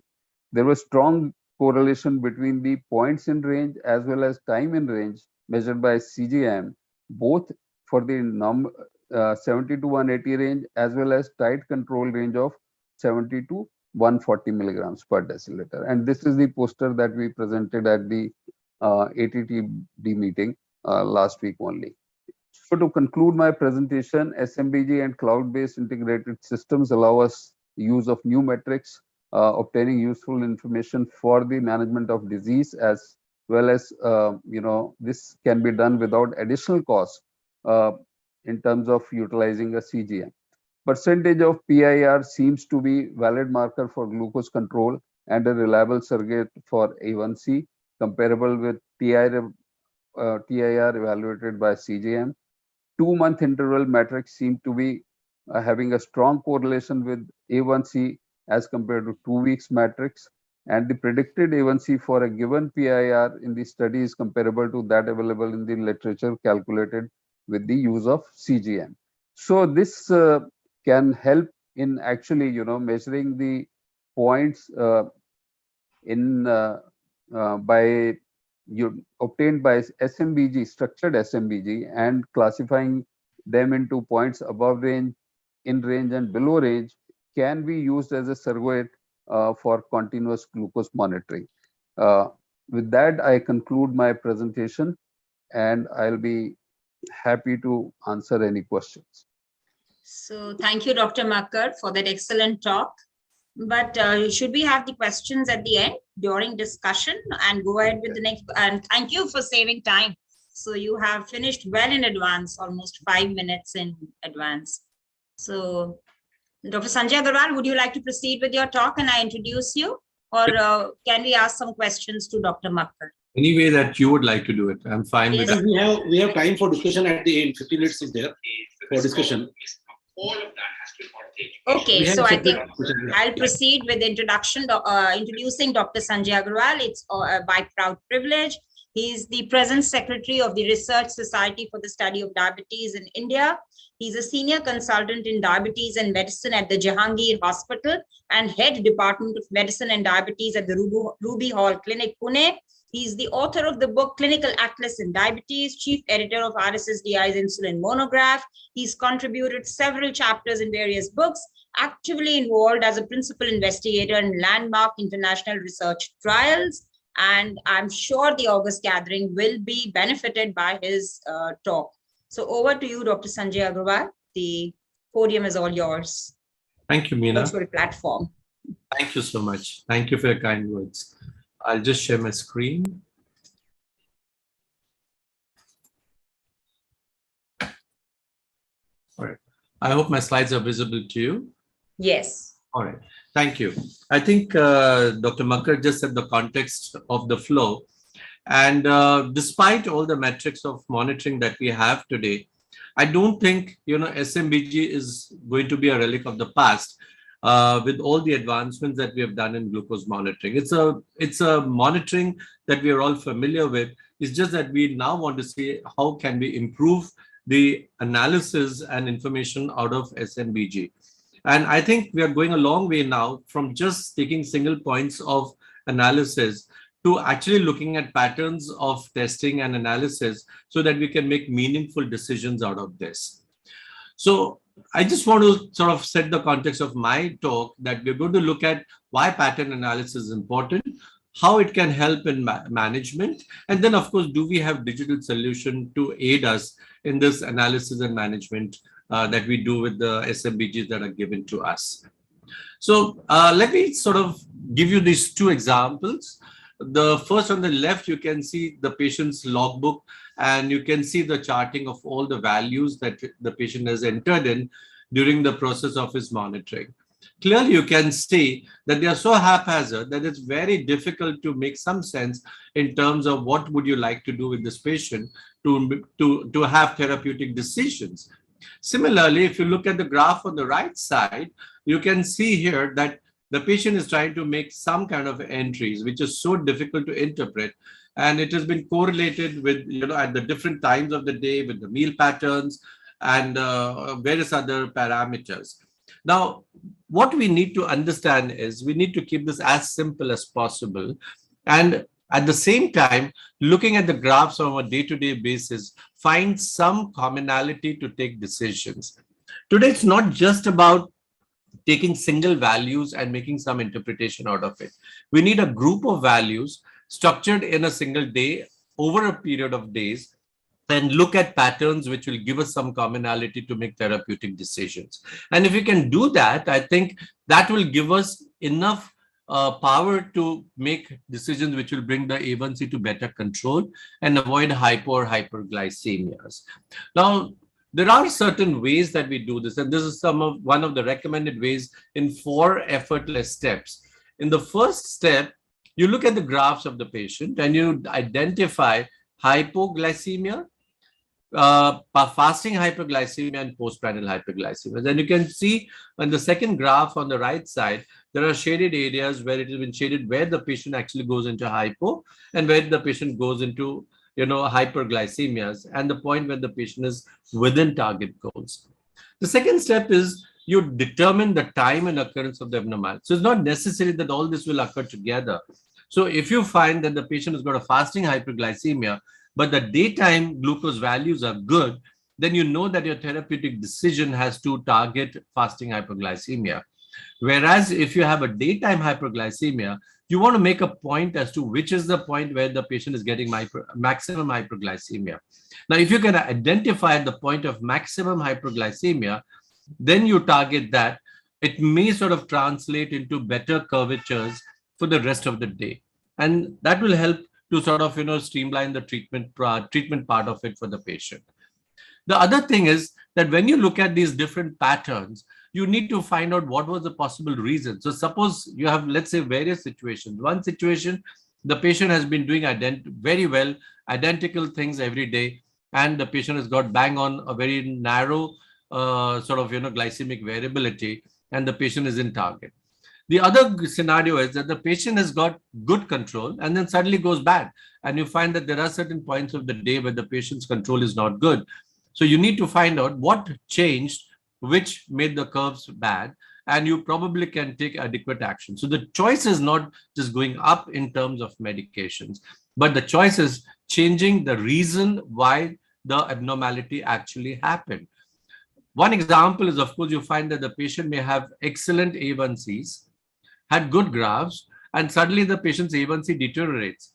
You ask the patient, he says, I'm doing nothing different. I mean, I'm doing the same things what I was doing earlier, and I don't know why my A1C has changed.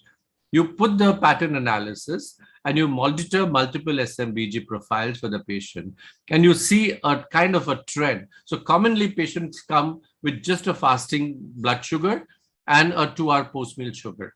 He's blinded to the fact as to what is happening in the rest of the day. And when you look at the rest of the day graphs, you see that there is possibly an evening hyperglycemia or nocturnal hypoglycemia, which is actually changing the trends and causing the A1C to change.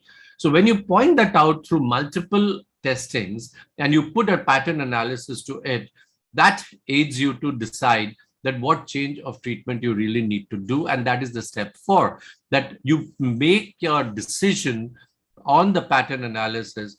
And if you do that well, you probably avoid the highs and the lows, and perhaps over a period of time, get the A1C to better control, and the patient is in a better space when it comes to control of the blood glucose.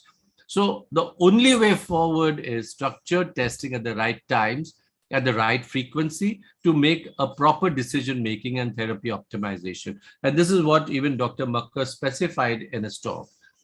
Now, there are certain advantages of pattern analysis. And let me look at some of these advantages. The first is, of course, you identify risks.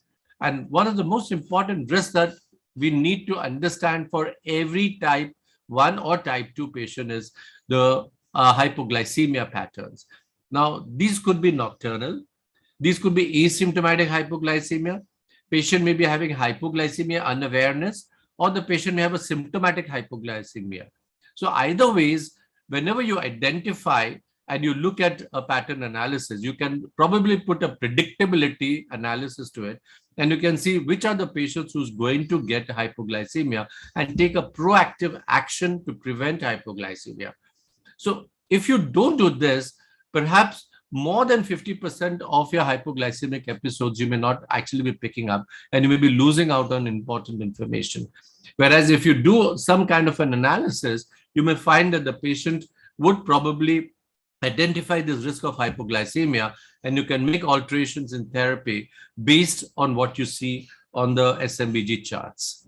The second thing is, of course, when the patient looks at the variability and looks at the patterns. For example, he looks at when the patient, suppose the A1C is high, and he says that I'm doing well. But when you look at the graphs and you say, okay, I'm getting probably an afternoon hyperglycemia. Now, if I'm getting an hyper, the patient may not really be picking that up. And when you show him the graphs, you can make out that there is a hyperglycemia because of certain foods that this patient is consuming. Now, that informs the patient that he needs to have a change of, food management or whatever he's doing. And that simply is a one-step measure may bring the graphs to better, better analysis, and the patient may avoid any hyperglycemias. So when you do a structured analysis of the pattern, there's almost 96% accuracy of recording. There's participants agree that almost 93% of the participants agreed that the tool was easy to complete. Almost 90% of the participants were willing to repeat structured blood glucose testing, and 68% of the participants correlated meal size with postprandial blood glucose.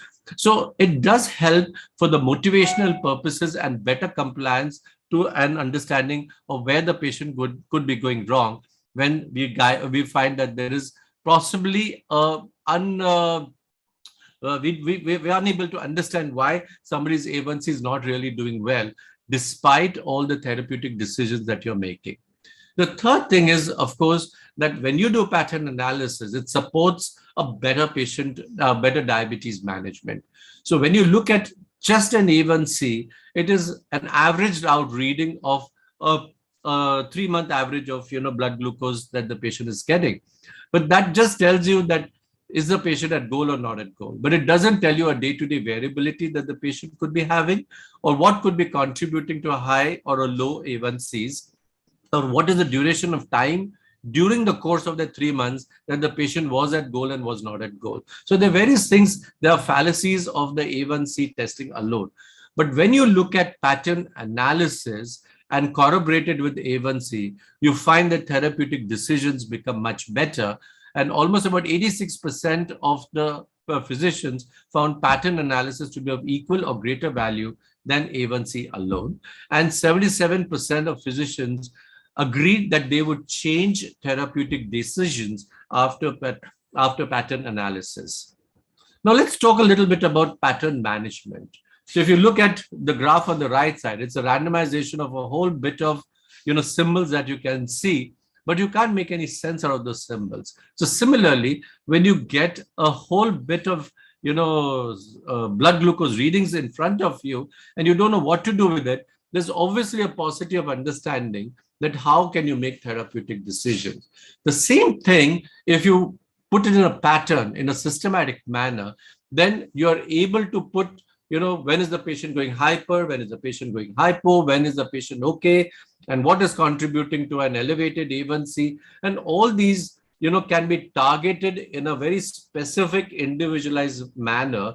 And you can alter not only the treatments, but also behaviors of patients. So if he needs to change his lifestyle, if he needs to change his food patterns, his timing of the meals, all these are patient behaviors that can be implemented, based on the analysis that you do. So the knowledge of the patterns helps us to improve the glycemic control.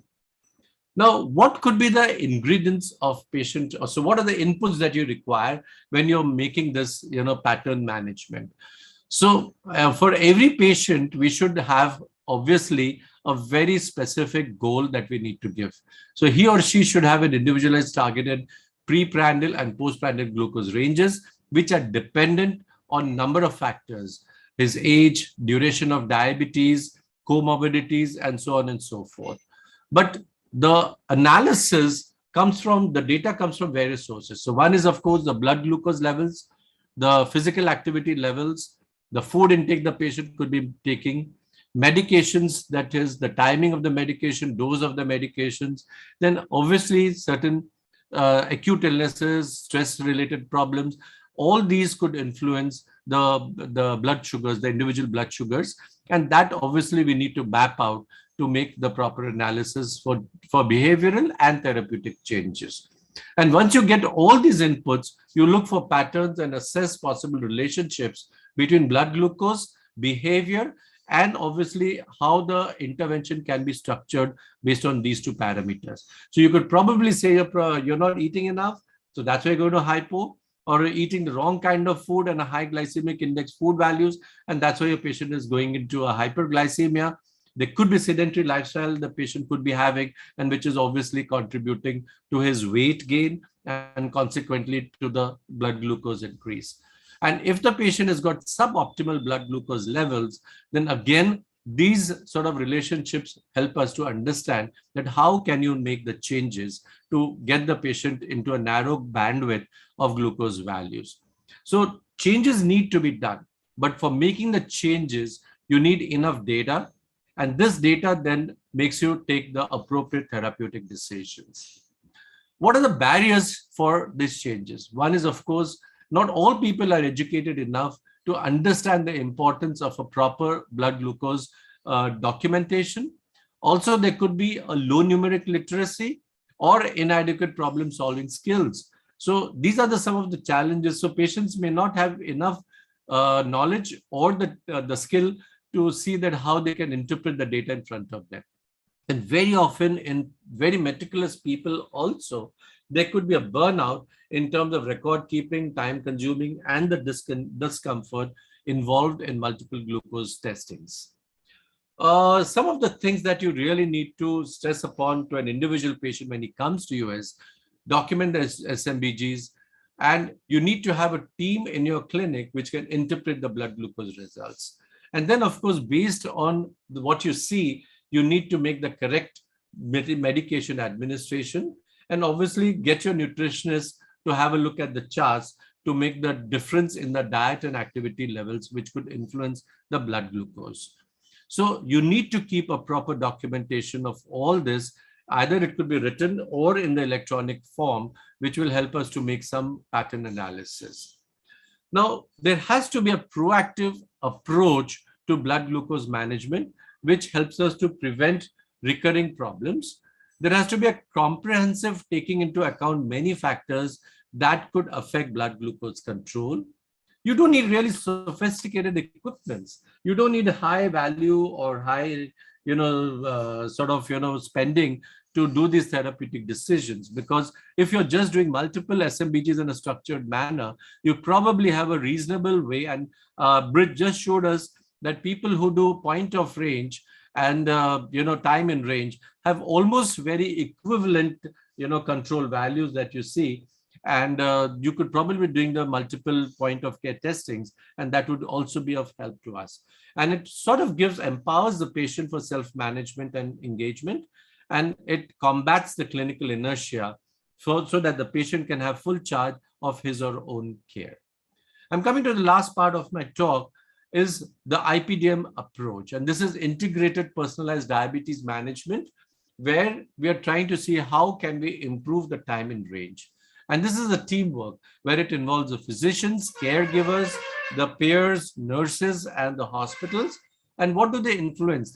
They are impacting the patient and motivating them for frequent blood glucose measurements, taking appropriate therapeutic decisions in appropriate time, encouraging physical activity, making the changes in the diet and lifestyle, which would help to improve the time in range. We collect, integrate, analyze the relevant data points, which supports the healthcare professional treatment decisions, which will help to delay the disease progressions. And obviously, it's not just about having an app on your phone, but with all the inputs in terms of data that you get, it helps us to offer an integrated solution for better diabetes management. And this is some of the components of the integrated personal diabetes management. You do a structured assessment and training. You ask the patient that what does he know and where does he stand as of now? And probably your center can train the patient to make a proper assessment of the SMBGs. Now, based on the assessment of the SMBG or the documentation of the SMBGs, you may have the data which may be in different formats.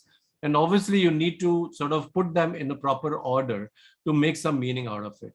And if it's not done, you need to train the patient for structured collection of the SMBG. After you do that, you do a structured documentation, you download and then process the SMBG data so that you can generate reports for analysis. Now, analysis helps us in adherence monitoring, discussion of the SMBG reports, and then recognition of the patterns. And then after all this is achieved, you can make decisions about personalized treatment.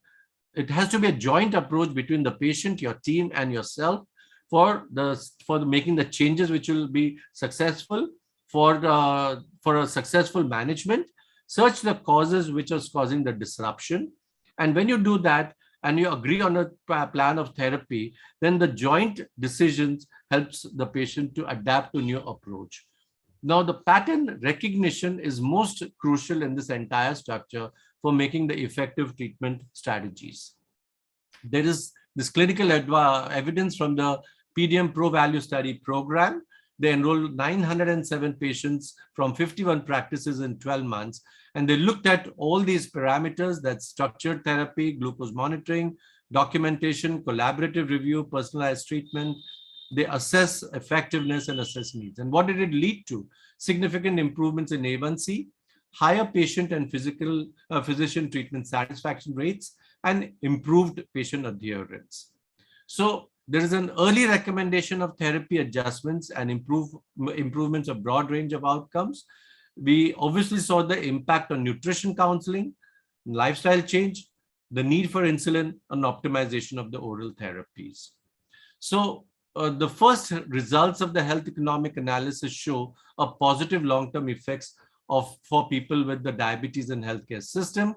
It improved the life years and quality adjusted life years per patient. It reduced the first acute myocardial infarction rates and obviously brought down the hypoglycemia events. So finally, I would like to say that when you look at the foundational benefits of IPDM, they're effective and efficient. More frequent and timely therapy adjustments can be made. There is faster and more accurate decision-making, greater clinical efficiency, and greater clinical satisfaction. We improve outcomes by reducing inertia, improving A1C, reducing glycemic variability, and postprandial control. And there is a stronger HCP and patient collaboration with higher treatment satisfaction, therapy adherence, understanding, and improve patient empowerment for decision-making. So I would like to say that you should do now what patients need next for making the impact. Thank you very much for your patient listening. Thank you, Dr. Sanjay Agrawal, for that excellent talk. And we'll take questions, answers, lots of them at the end. And I request my co-chairperson, Dr. Baki, to introduce our third speaker, Dr. Rajiv Koval. Thank you, Dr. Sanjay, for the interesting presentation, especially for us people, doctors that practice in limited resource setting. So I'm presenting the next speaker, who is Dr. Rajiv. I think I have issues.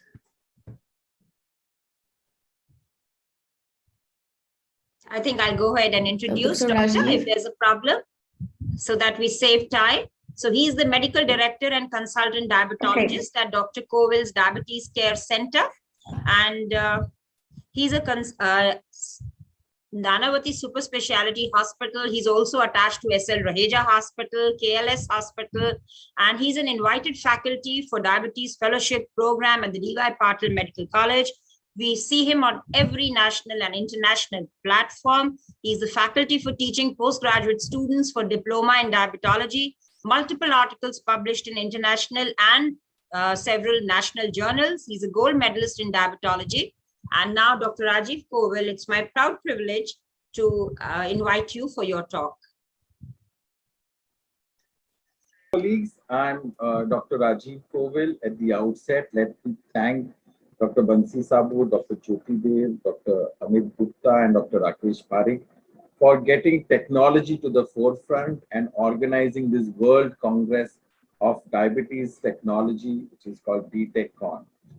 I'm going to speak about something which integrates patient management, helps doctors to get out of the clinical inertia, and at the end changes patients' outcomes. And this is called as the integrated personalized diabetes management solution. So what are the challenges we face? Now, we all know that India has emerged as the diabetes capital. We have 77 million diabetics, and we have another 90 million pre-diabetics who are all eager to join this whole gang. Most importantly, there are a lot of abnormalities in our patients with diabetes. And that's driving a lot of epidemics across the globe, whether it's cardiovascular disease, chronic kidney disease, stroke, diabetic foot amputations, all these things. And the core problem to this is suboptimal control. If you look at this data, which comes from referral centers in India, you will see that 75% of people with diabetes in India are in poor control. So there's a huge social, economic, medical need for all of us to pull our socks up and shake us out of this clinical inertia and chase good blood sugar control. And this seems to be a core problem globally and more so in India. Now, what is clinical inertia? Now, this seems to be an important driver for suboptimal glycemic control.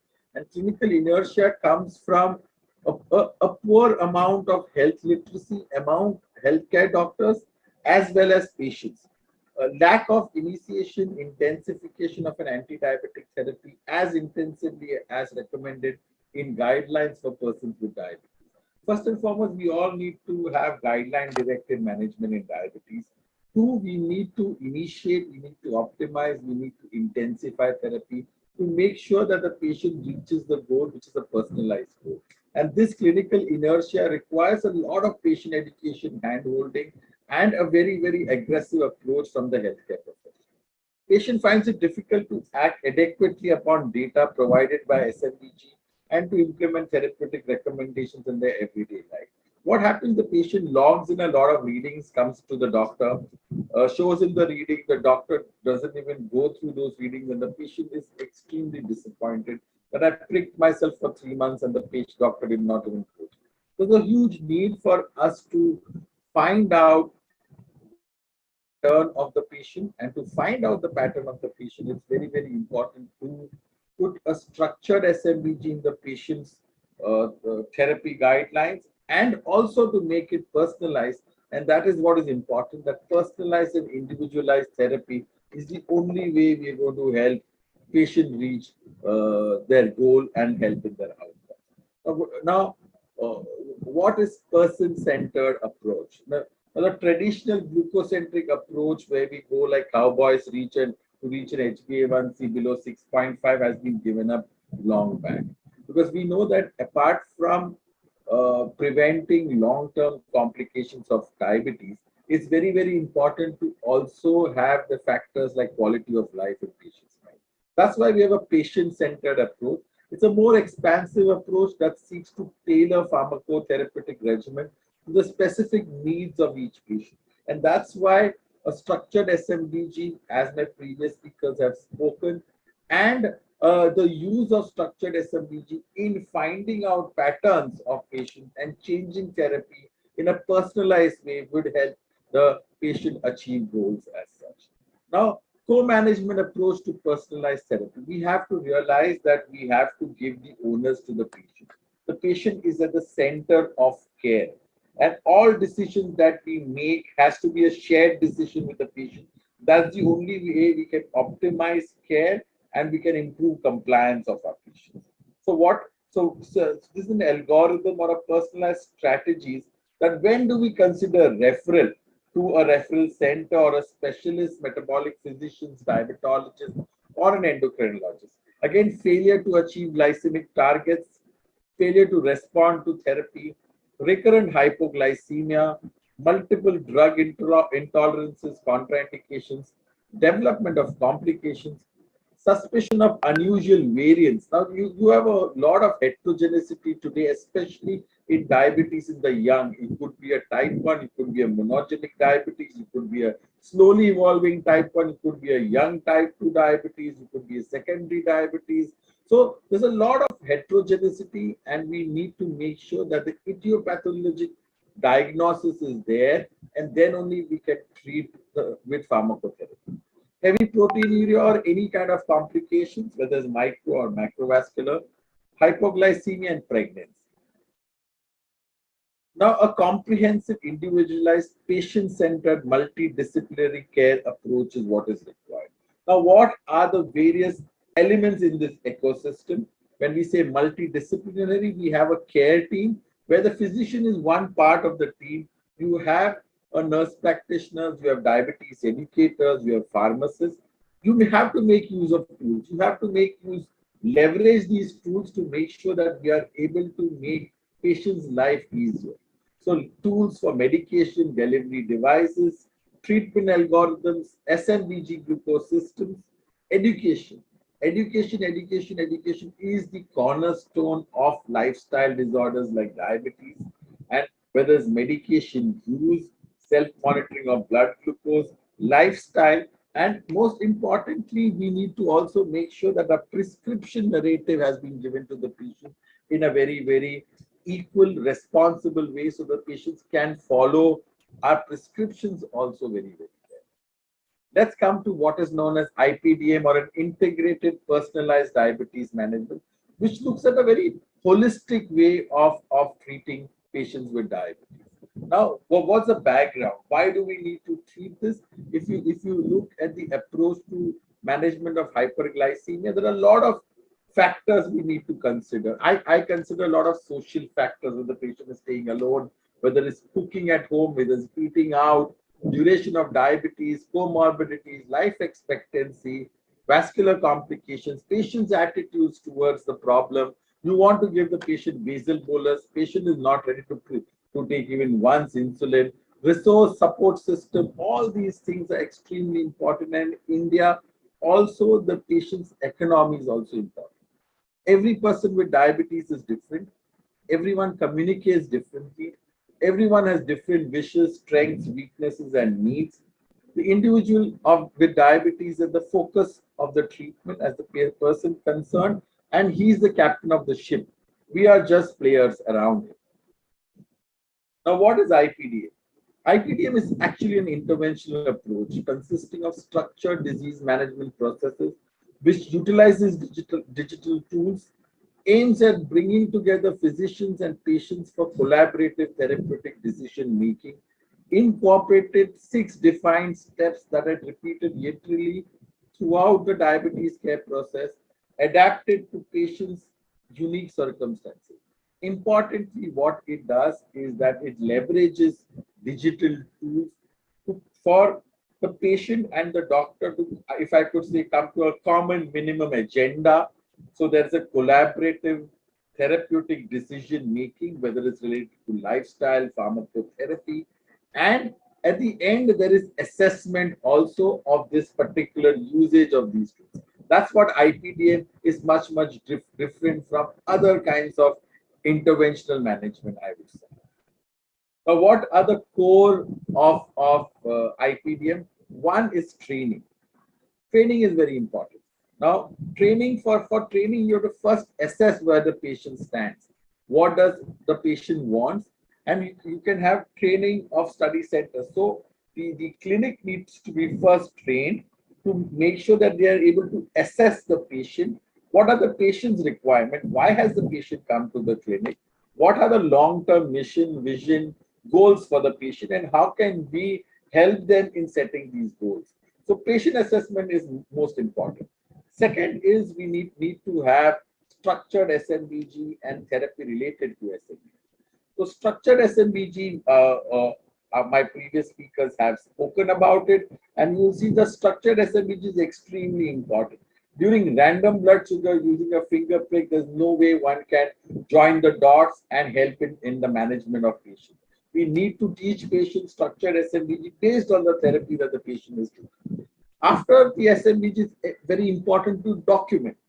Documenting on sheets of paper, written scribbling doesn't help. You have a software. So structured documentation, you can download and process the SMBG data. Generation of a lot of SMBG reports can be done. After you've documented it, it's extremely important to analyze it. Analysis has to be done by the doctor with the help of the patient. And this discussion of SMBG report. And the last line is extremely important, which I think most of us fail, is pattern recognition. The whole idea of doing structured SMBG with the help of IPDM is to importantly recognize patterns of patients. And patterns of patient means his patterns of eating, his lifestyle, his food habits, all his other habits, to make sure that we are able to make adjustments based on his pattern, or we have to force him to change the pattern if the pattern is completely abnormal. Then the whole thing comes to personalize. Once we have understood all this, once we have done a structured SMBG, we have documented, we have analyzed, we know the pattern of the patient, then it comes to personalized treatment. Whether it's a joint evaluation of whether it's a change in lifestyle therapy or pharmacotherapy, search for causes, joint decision for adapting the therapy. Most importantly, we need to not push our therapy on patients. There need to be an agreement of therapy, because unless the patient agrees to what you do, nothing is going to change. And last and most important is treatment effectiveness.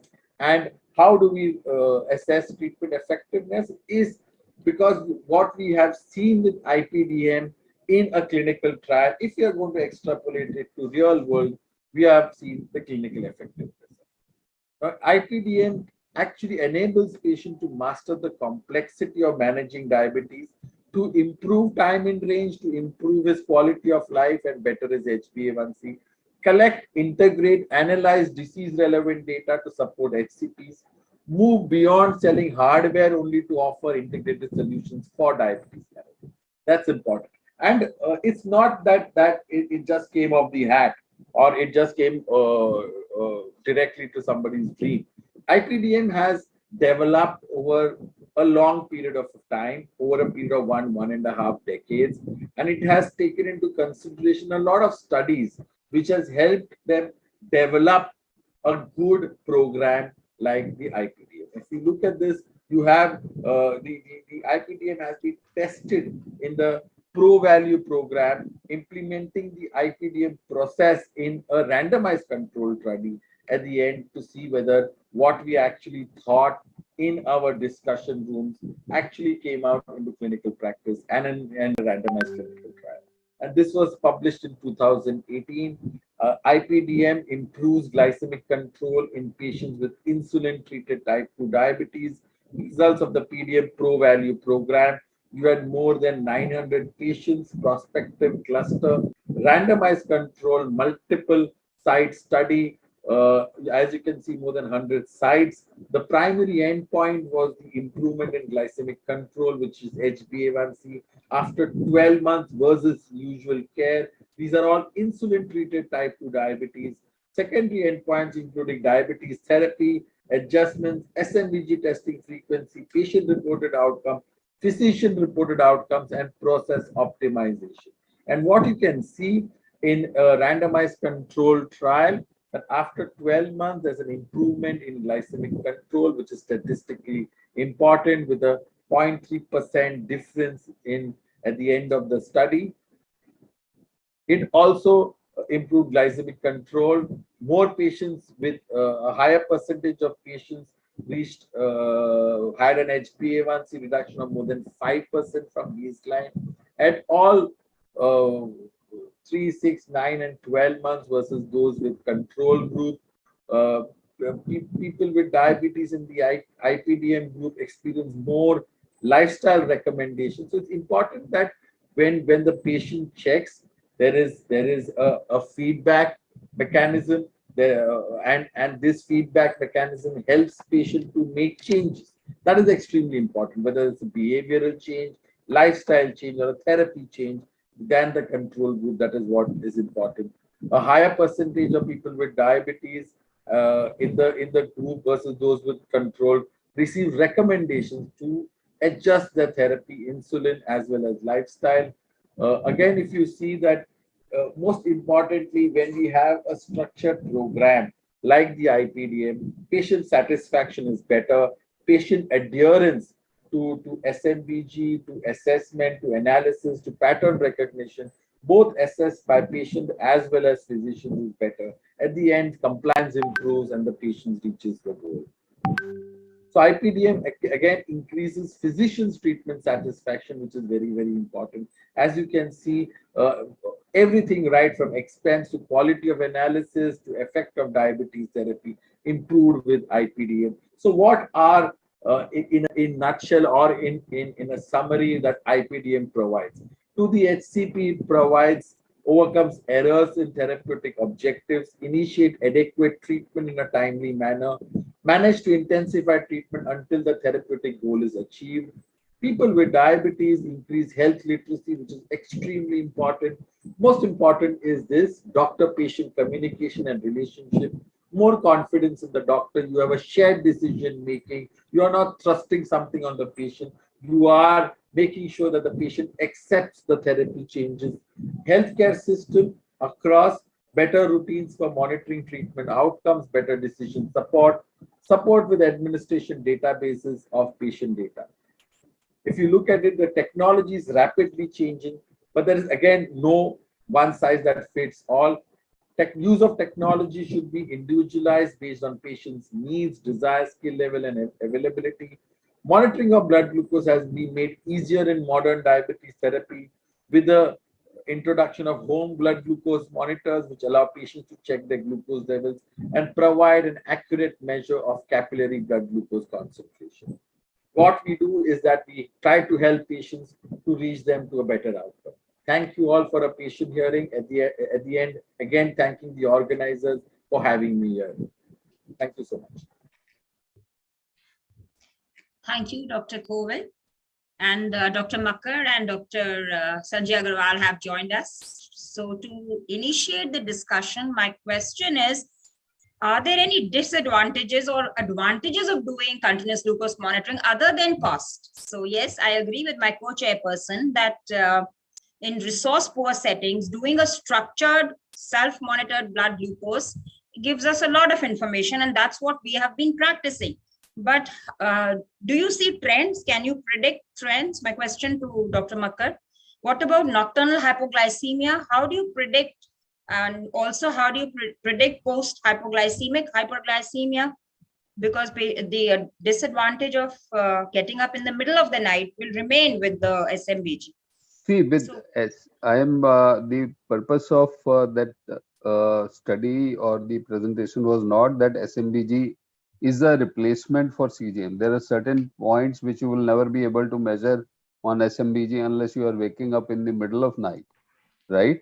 But the importance is that in India, where if you look at the overall SMBG, the data is so disappointing that if you look at people who are monitoring their glucose is only around 3% of the total diabetes population. Now, in this situation, we are talking of technologies now. So how to, utilize the existing technologies also for giving us information which we can generate from the newer technologies. That is the purpose. So if you are doing a structured testing, first thing is, if you're not doing a structured testing, data doesn't mean any relevance.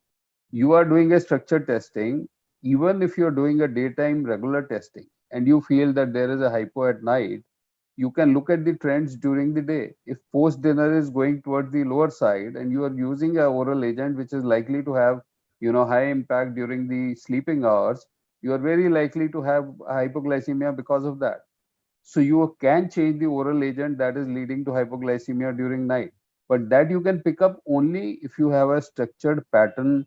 If you're doing structured testing, you are able to obtain pattern, and based on that you are able to make a therapeutic decision. So test SMBG alone, random SMBG is of no value. The purpose is that we have to do structured testing, and this structured testing is to be customized based on the need of patients. So individualization of therapy is also very important. So if you look at these three talks, structured testing, pattern analysis, and integrated personalized management, all three are actually in sync with each other. They are components of the whole system. Thank you. Dr. Sanjay Agarwal, my question is, can we have some patients in whom through the year we do a structured analysis of their self-monitored blood glucose, and once in a year or maybe twice, we could do a flash glucose monitoring. So we use technology as along with using the structured SMBG values. So let me extend what Brit just said. Number one, that we are unable to do on a continuous basis CGM monitoring. I mean, we may do it maybe in a specified patient population, or we may be able to do it in specific timelines that we may do it. But majority of our patients are more familiar with SMBG monitorings. So, majority of the time, all patients are going to be doing SMBG monitoring. So it's good to have patient trained on interpretation of SMBG values, because that's going to be the most common method practiced by all our patients. Number two, I would say that the SMBG monitoring, a structured monitoring, and the CGM kind of complement each other. You can't replace one with the other.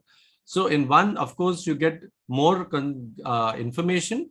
But what is important, what you see on the patterns on the point of care testing is consolidated by the CGM graphs. So if you see a pattern analysis and that is consolidated or corroborated by the CGM, you're able to make better clinical decisions to say that such a pattern exists, and you see it in both the methods of testing. So that in future, if you see those kind of pattern analysis, then you can take the appropriate therapeutic actions without doing a CGM graphs in those patients. Now, the point is that you would probably, if you find that there is a disparity in what you're seeing on the point of care analysis, and you're not able to make the appropriate therapeutic decisions, that's where perhaps the CGM can come to your rescue and say that, okay, you're seeing the CGM and how you can link the dots together in the point of care testing then becomes very useful. So I would say that, I wouldn't say that you can do twice a year CGMs and that's going to be good, because behavioral changes differ. Your day-to-day variability of the blood sugars differ. How the blood sugars behave in an individual person, specifically in different clinical situations, also differ.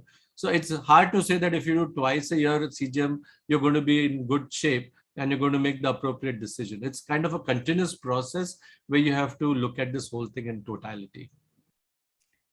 Just to add on the question, I think we all practice in limited resource setting, and the SMPG has its place, and still, because if you order flash glucose monitoring or CGM, the habits of the patient change from day to day. I tried to do it on some of my patients, and when they know something is tracking them, they pay more attention. So when we go back this MBG, that I have some erratic pattern that I could not interpret.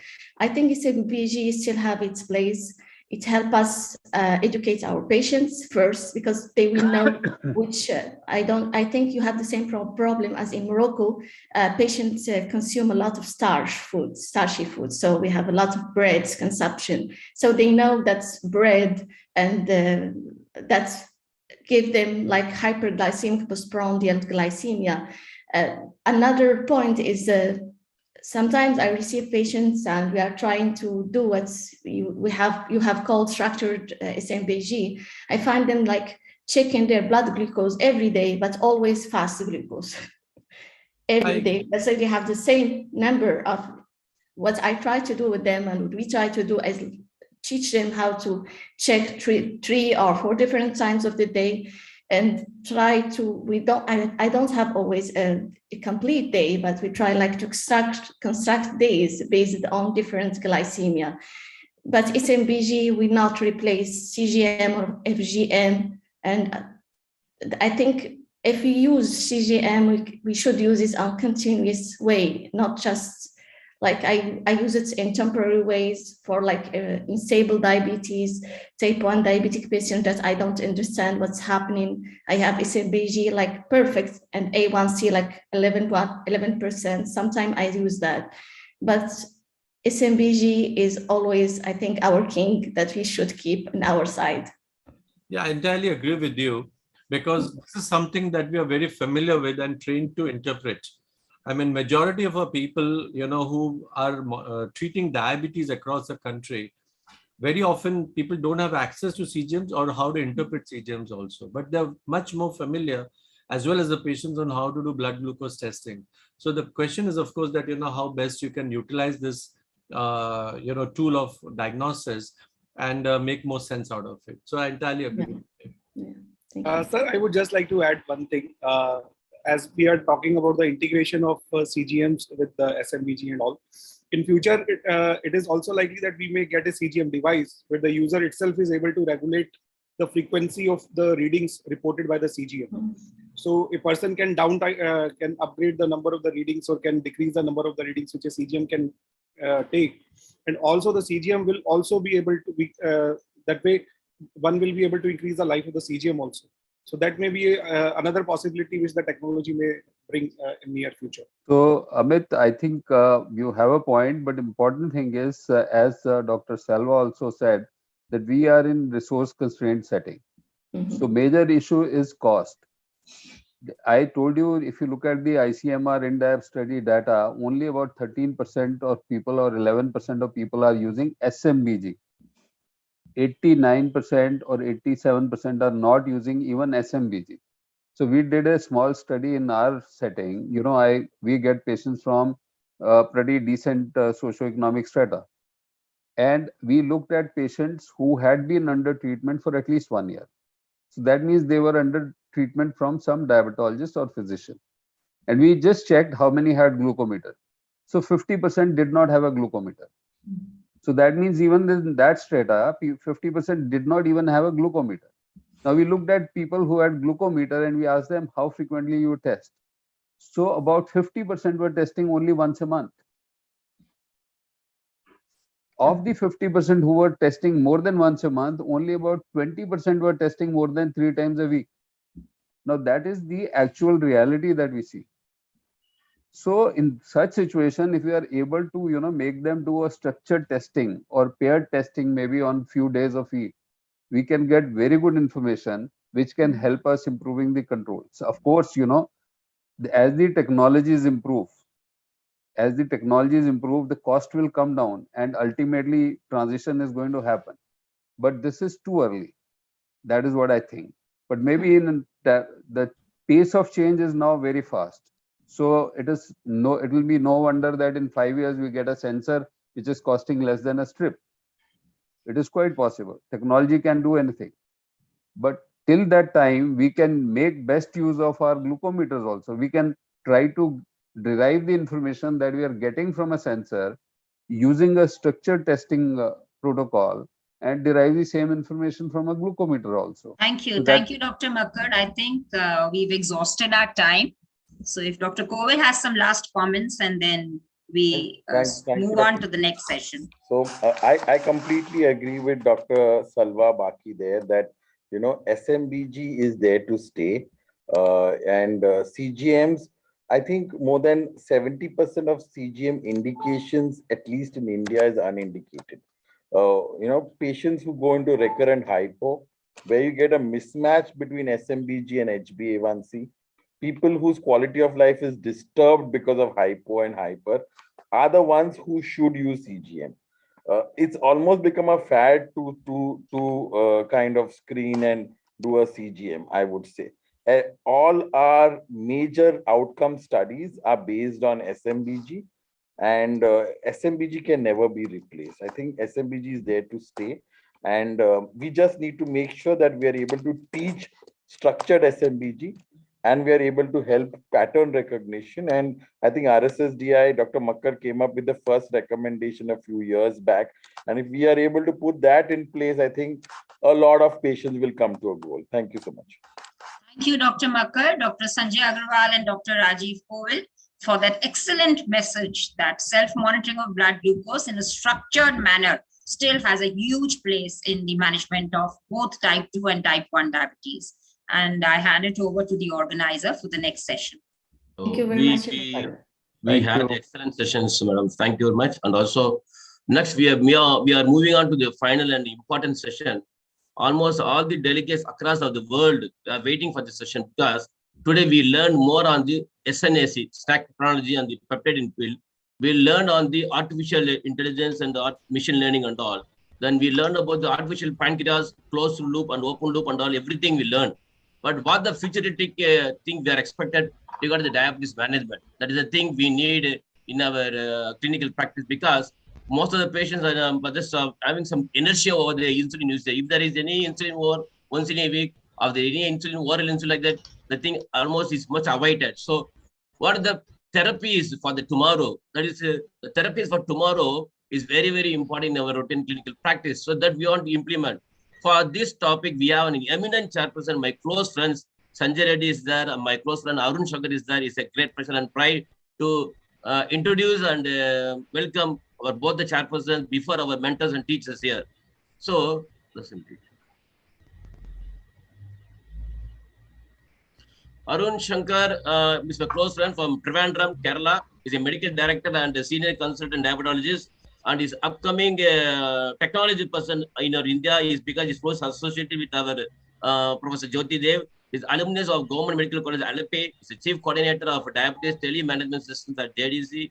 He's an investigator in various clinical trials, including liraglutide, deglutide, sitagliptin, and semaglutide like that, and speaker at local and national forums, including RSSJ, Diabetes Day, etc. There's a major publication in the international journals of telemedicine, insulin pump therapy, condition glucose monitoring, etc. Welcome, my younger brother. Thank you. The next speaker. What about Sanjay Reddy?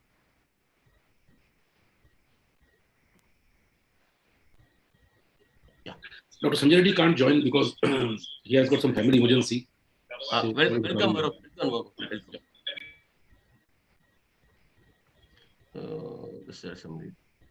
So Sanjay Reddy also is a close friend of mine. He's a consultant diabetologist of Bengaluru. He's a consultant diabetologist, Fortis Hospital, Kungam Road, Bengaluru. He's visiting consultant, PS Hospital, Kuppam. He's a principal investigator, 30 clinical tests, diabetes, obesity, and osteoporosis. He's a vice president of Primary Academy of Medical Sciences. He's very close friend of mine. He's closely associated in our debate 2022 conference with our Professor Krishna Sheshadri also. Welcome both the chairpersons to make us more eminent on these sessions, especially. Welcome. Good afternoon. Am I audible? Yes, audible, Arun. Yeah. Thank you, dear Dr. Kannan, for those kind words.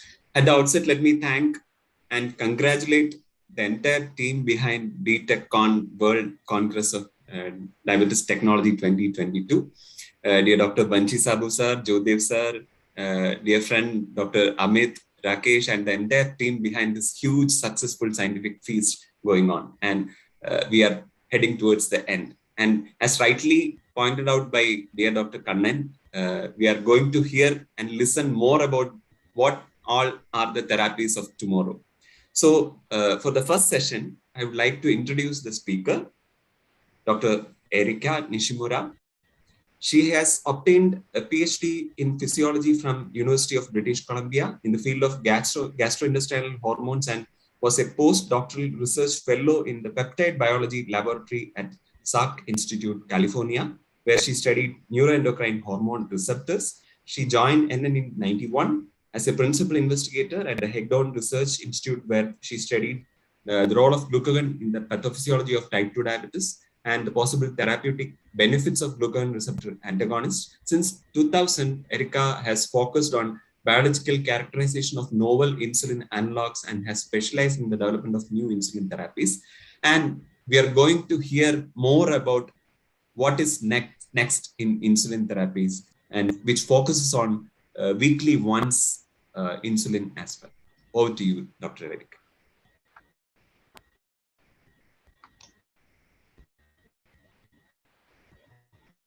Thank you very much. I'm trying to show the screen now.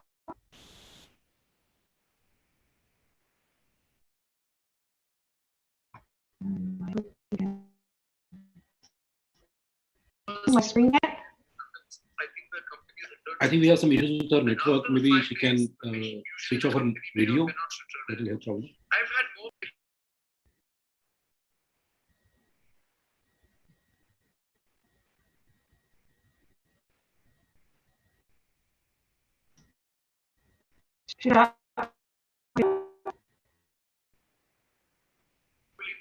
Dr. Erika, there is some issue with your network. Can you switch off your video? That might help.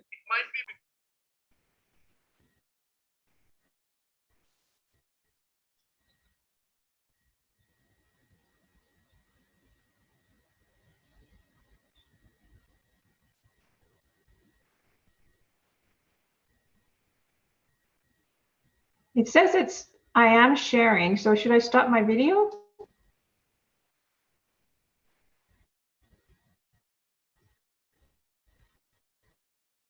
I think Just now it's switch off better. your video so we can hear you better. Yes, Switch yes, off yes. your video.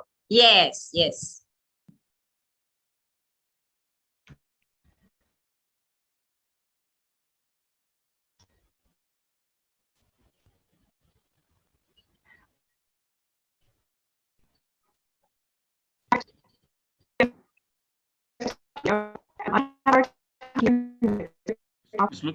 It looks like overlapping. Can you see my now? Meena madam, yeah.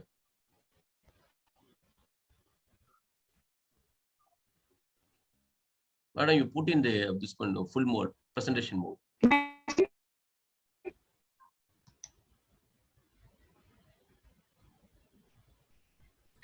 I think still some glitch is there. Yeah. Oh, in full, yes. I think Okay. RX team will be yeah. No, it's okay, ma'am. No, it's okay.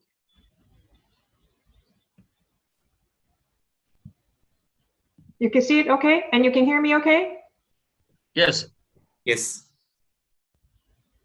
So it's a great pleasure for me. Yeah, so I can start. So it really is a great pleasure for me to share with you our research on designing once weekly insulin therapy.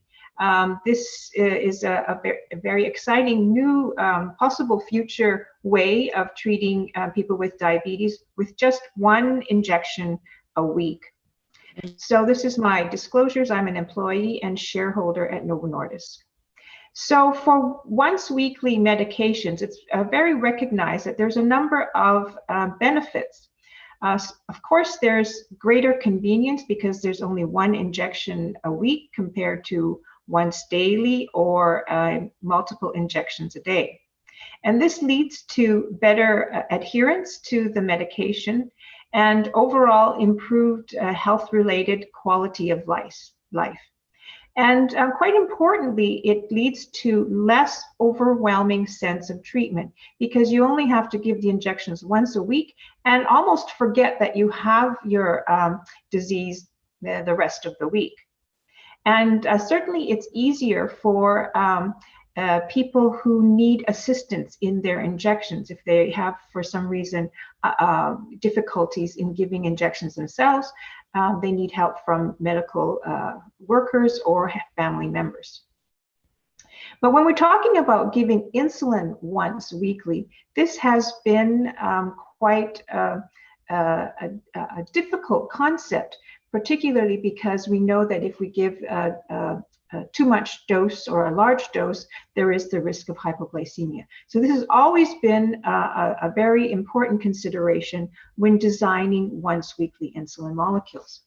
And in this slide, I've taken this figure from Julio Rosenstock and Stefanos Del Prado's very nice review on once weekly insulin that was published this year.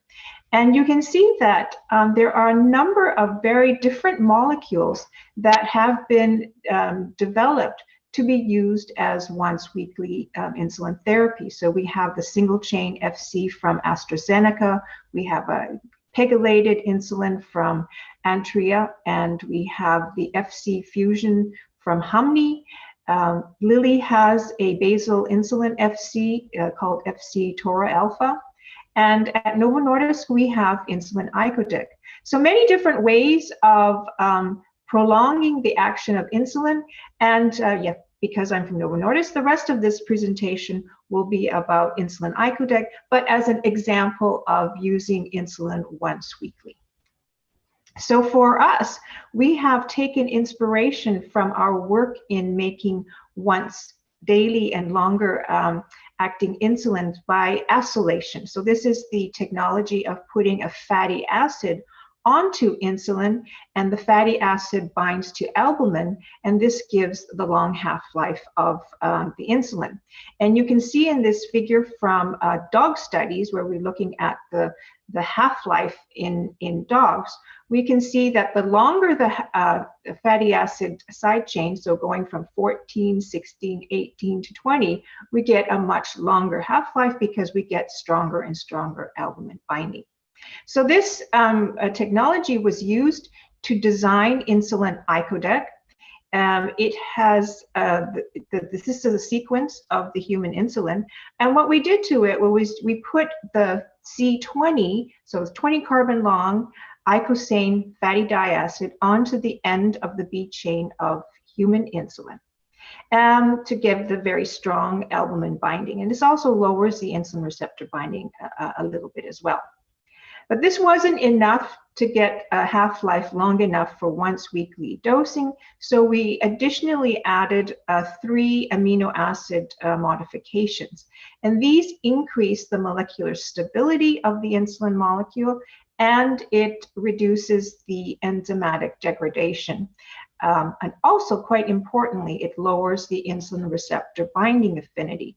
And we know that because insulin is cleared primarily through its receptor, it binds to the receptor, and then the receptor internalizes the insulin, and it gets cleared. So therefore, by lowering the insulin receptor binding affinity, we also significantly reduce the clearance of insulin, and thereby it has a much longer action. So this is the insulin molecule, icodec molecule, but we also have to know that when we make modifications to insulin in any way, then we risk changing the biological properties of this. And therefore, we need to always check to see if the biological properties are the same as human insulin. And this is what we have shown here, that it does still bind to the insulin receptor in the same way as human insulin, although it's with a lower receptor affinity, as you can see by the right shift in these dose response curves. It also has very low IGF-1 receptor binding. This is important for when we consider insulin action, because we don't want to increase the binding to the related IGF-1 receptor binding. For insulin icodec, this is low and similar to the relative reduction compared to the insulin receptor. We also looked to show. We also showed that the insulin icodec molecule can activate the intracellular signaling pathways in the same way as human insulin. That we get the same phosphorylation, in this case of AKT, inside the cells, and it is giving the same maximum response. And the shift in the right is also very similar to the shift in the binding curve as well.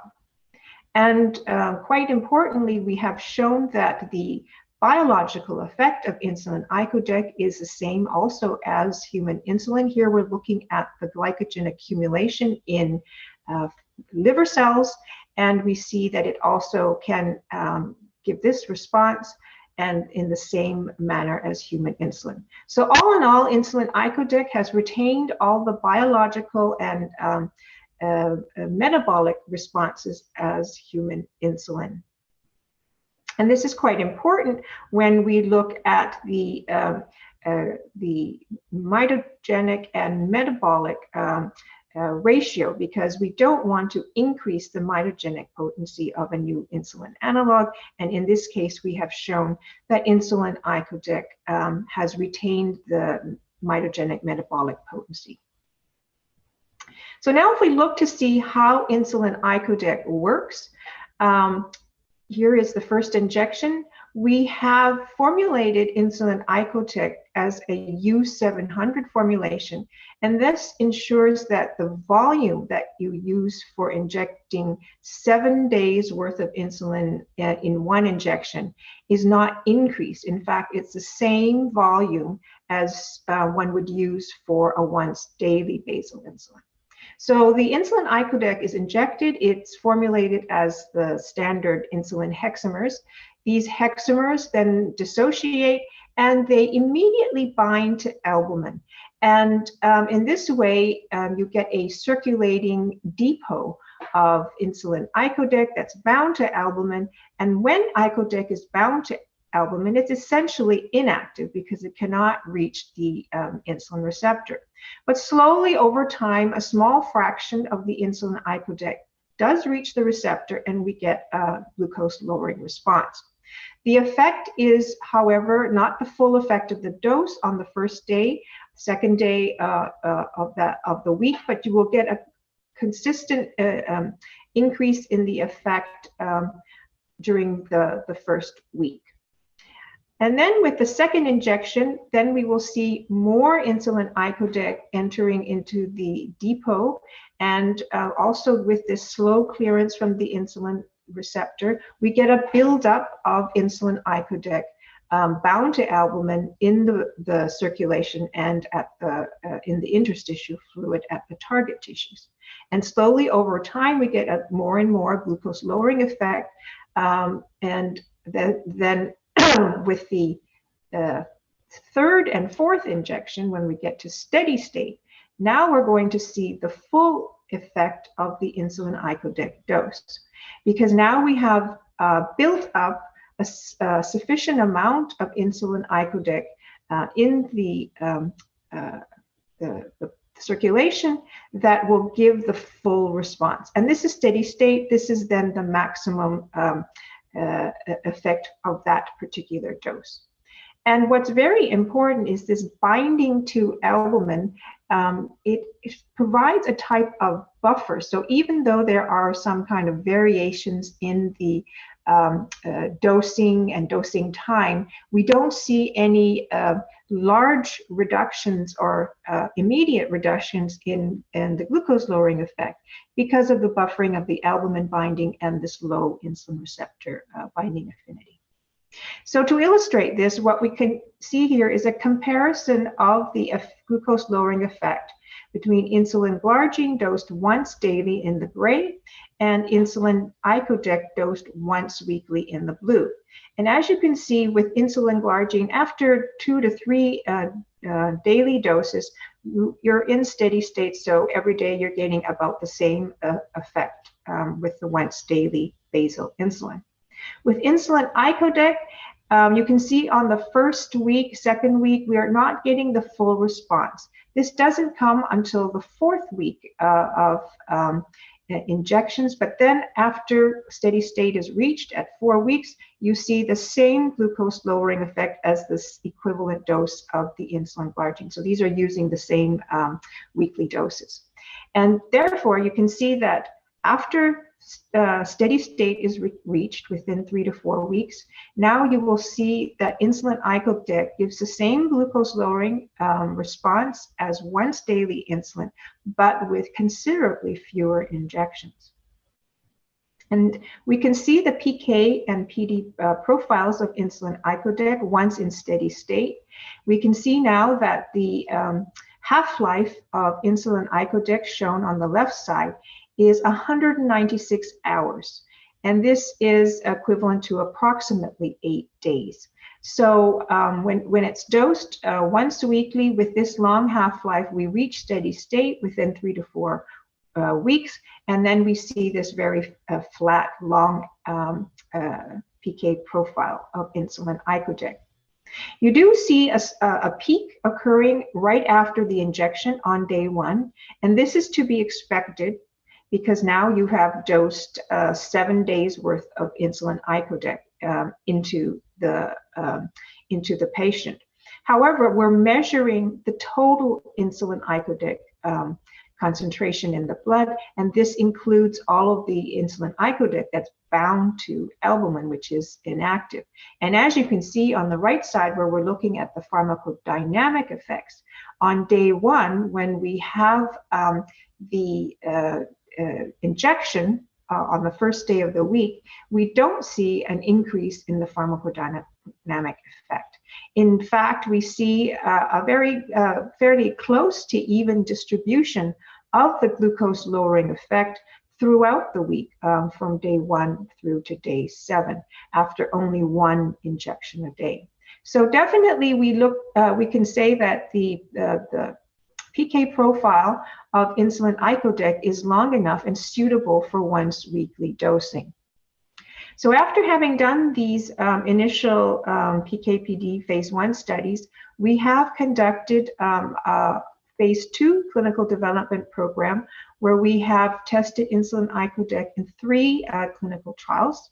The first one is a head-to-head comparison between the once weekly insulin icodec and the once daily insulin glargine. And we looked at the change in hemoglobin A1C over time as the primary endpoint, but we also ensured we looked at the safety profiles, particularly hypoglycemia. In the second trial, we were looking at various different ways of titrating this very long insulin icodec. We tried 3 different titration algorithms with different titration goals. And here we also looked at A1C, but this study we also included time and range using CGM. And of course, we looked at hypoglycemia as well. In the final phase 2 program, we look to see how we can best switch people from once daily basal insulin over to once weekly insulin icodec. And we also tested the use of a loading dose at the first injection to see if we can get the effect of insulin icodec into steady state faster with a loading dose. So I don't have time today to go through all the data, a lot of very interesting data, but the highlights of these studies is that in the head-to-head study, we showed that the once weekly insulin icodec gave a comparatively similar glycemic control as the once daily insulin glargine with the same rate of hypoglycemia. So very similar efficacy and safety with the once weekly icodec compared to once daily insulin glargine.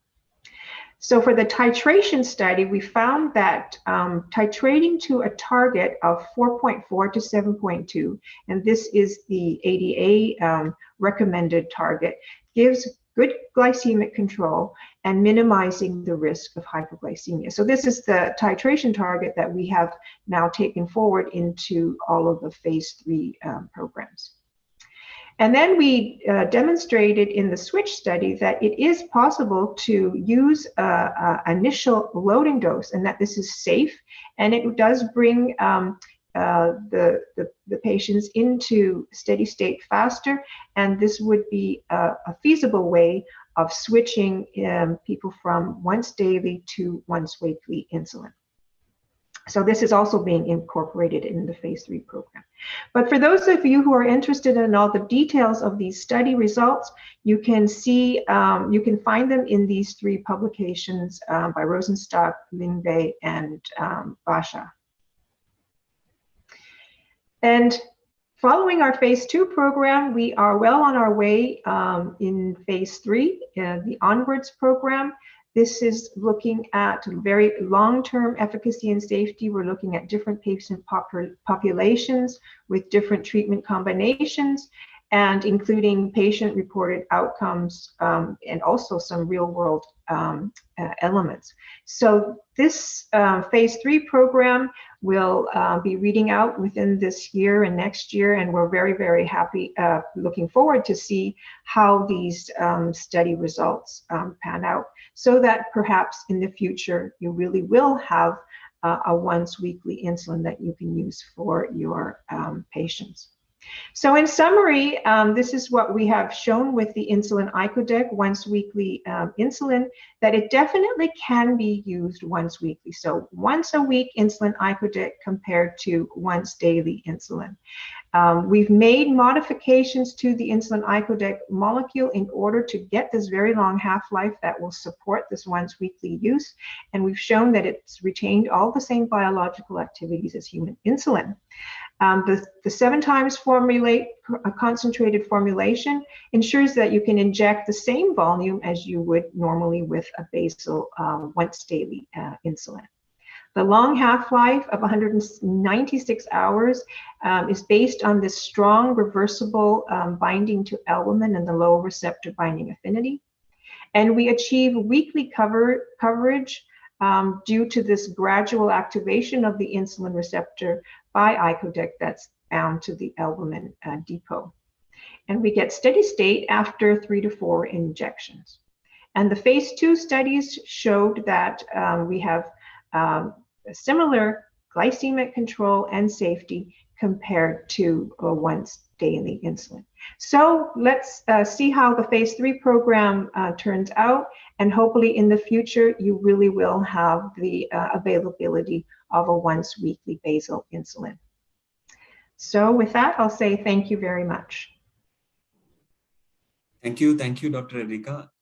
Congrats for the excellent presentation, and that too regarding a new topic which we are all interested in hearing about once weekly insulin for our patients. So please stay back. We'll have the discussion towards the end. Question and answer session will be towards the end. So we'll move on to the next topic, which will be focusing on, thank you, which will be focusing on oral and inhaled insulin. To present that, we have an expert, Dr. Irina Vlasenko. She's board member, International Diabetes Federation, Europe region. She's associate professor of National Medical Academy of Postgraduate Education, Ministry of Health of Ukraine, and she's supervisor of the international PhD students. Her research areas interest include pharmaceutical care for people with diabetes, reform of the healthcare, the development technology of new complex action medicines for treatment of chronic wounds, diabetic foot, for dentistry. And Dr. Irina is responsible editor of Scientific Pharmaceutical Journal, editor of Diabetes and Life. She has published more than 150 and 8 patents and 6 books. Also, she has co-authored of publications of IDF Europe. She is international expert in diabetes. She is a member of National Diabetes Council, member of a multidisciplinary working group to draft medical technological documents. And another interesting thing which I came in her profile was she's the director of first international football championship for people with diabetes, DIA Euro 2012, member of international organizing committee DIA Euro, international futsal championship for people with diabetes. So without wasting time, I would like to invite Dr. Irina, over to you.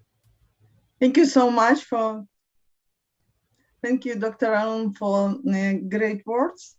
Yes, I'm very happy with football. I'm big fan, and not only fan, and also want to do something in this area, but I'm not player. And then I'll go back to our topic. I'll try to share my screen. 1 second.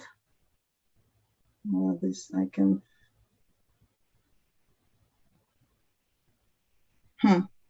How I can make transformation. Downwards? Yes. Okay, like this. Thank you so much. Так, first. It's not in the presenter mode. Can you make it in the presenter mode? No, you didn't see? Yeah, just a moment. Yeah, okay. Like this? No, it's not. No, just gear. Right? No, for now I have screen like.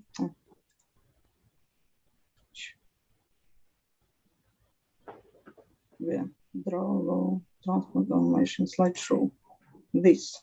Yes. Yeah. Thank you so much. Perfect.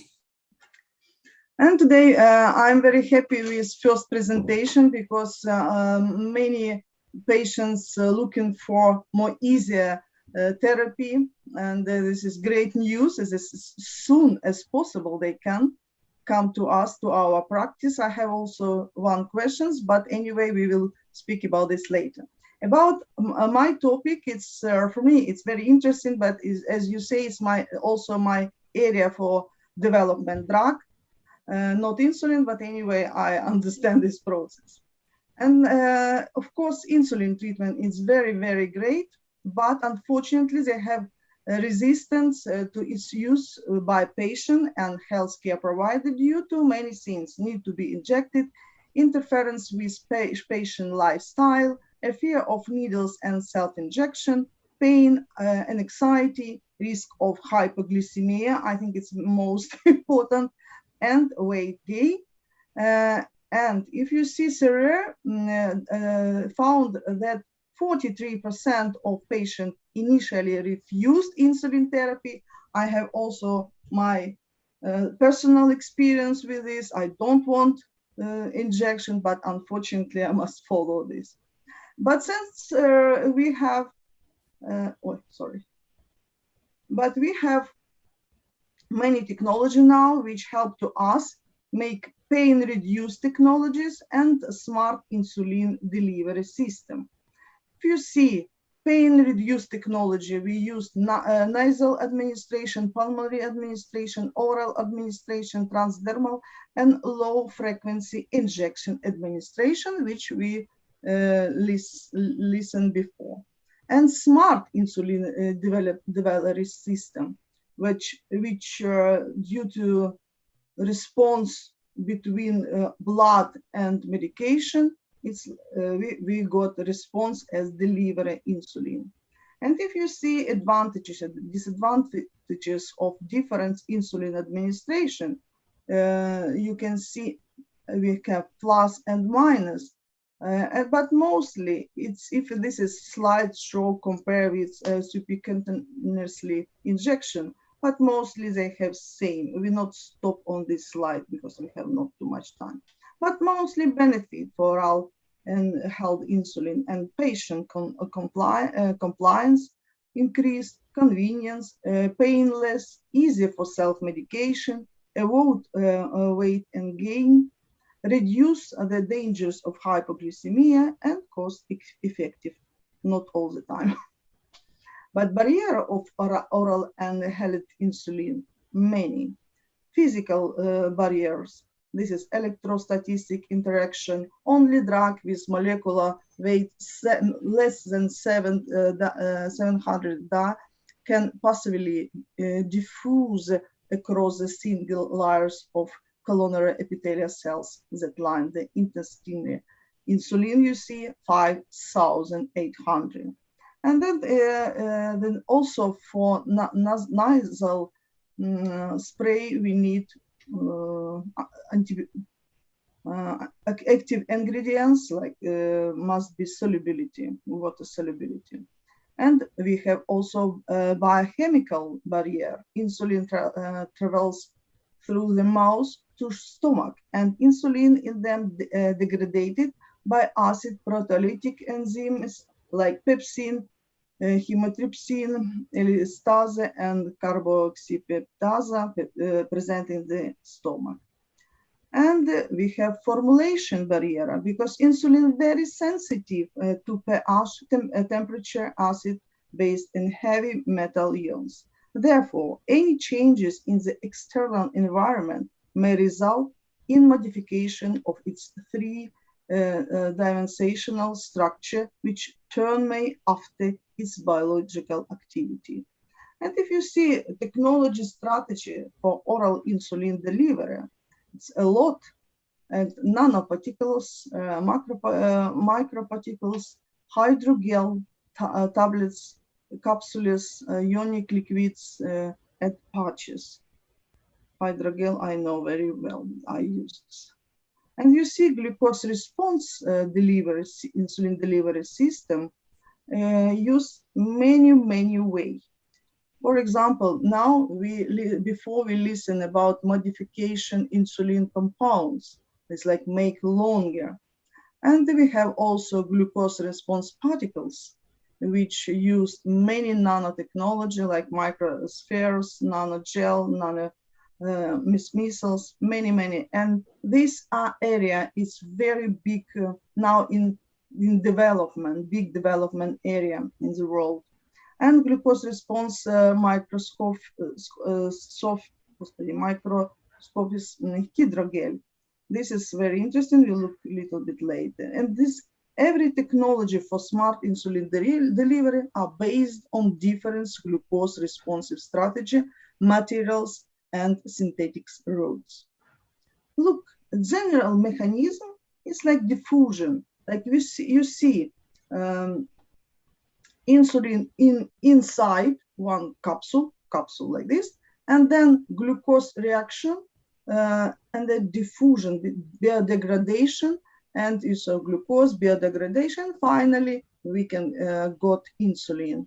And if you see one example or with microneedles patches, that it's not reaction when this is normal glycemia, but when increase glucose level, this is start delivery, release insulin. But this is very interesting because we can use this strategy also for glucose response glucagon delivery for the purpose of hypoglycemia prevention. And this is very interesting story, like both way we can use. And finally, oral insulin delivery, we control realized barrier by microenvironment responsive release. We can also take away this intestinal mucosal barrier by the targeting myelitis mediated transport and gastric acid barrier, smart oral robots. I can speak about later. Look, and this is last. I collected to you last information which we have now. It is published, and it's not only open but also open access and another access. And you see, a new oral delivery system for insulin was developed at New York University, Abu Dhabi. Researchers developed layers of nanospheres with insulin loaded in between each layer. And this is technology responds quickly to an evaluation in blood sugar, but would promptly shoot off to prevent insulin overdose. This system is purely organic with no metals, and this would not have long-term accumulation in the body. This is also very important for safe, for future. And this is, I like this new medicine, nanorobot or micromotor are developed to deliver insulin oral after interaction with acid into the stomach. A team scientist from Manchester Institute of Technology and Novo Nordisk has developed an oral drug capsule that is reaching the stomach, injection insulin delivery into the stomach lean, inspired by the shell of the report tortoise in the pear-sized ingestible microneedles. But if you look, an ingestible self-oriental multimeter scales application, which consists of millipost containing insulin. Insulin was delivered into systemic circulation when the soma attach and cut, put in tissue of gastric tract. But the needle used to deliver insulin remained exposed in the tract. This became a matter of concern because this scientific design a novel device, the L-soma, which could retract needle inside immediately after insulin injection. And this is have good result in vivo now. And buccal delivery. The scientific design in microneedles patch, it's same system, you see, to put successfully deliver 1 milligrams human insulin to buccal cavity of swine within 30 seconds. And they found by serial that palate was prefer application site according to serial. This technique is painless, and this could be useful for pediatric population as well. And recently, what we have, the systems have so far been FDA approved for the oral delivery insulin. This is the first one developed by Oramed. 0801, I think you listen this, incorporate both specific protease inhibitor that protect active ingredients and potential absorption enhancer that fosters their absorption across the intestinal epithelium. However, the system is not specific, and it is prolonged use may damage the stomach membrane barrier, and they may lead to toxic. And we must also remember this. It's a lot of research must be done before. The second HDV-1 E by diasome is based on liposomes with hepatic targeting, which suffer from instability in the gastric tract, high cost, and drug release during storage. But you see some research show that oral capsules contain two different insulin formulations, was safe and well tolerated after a single dose administration.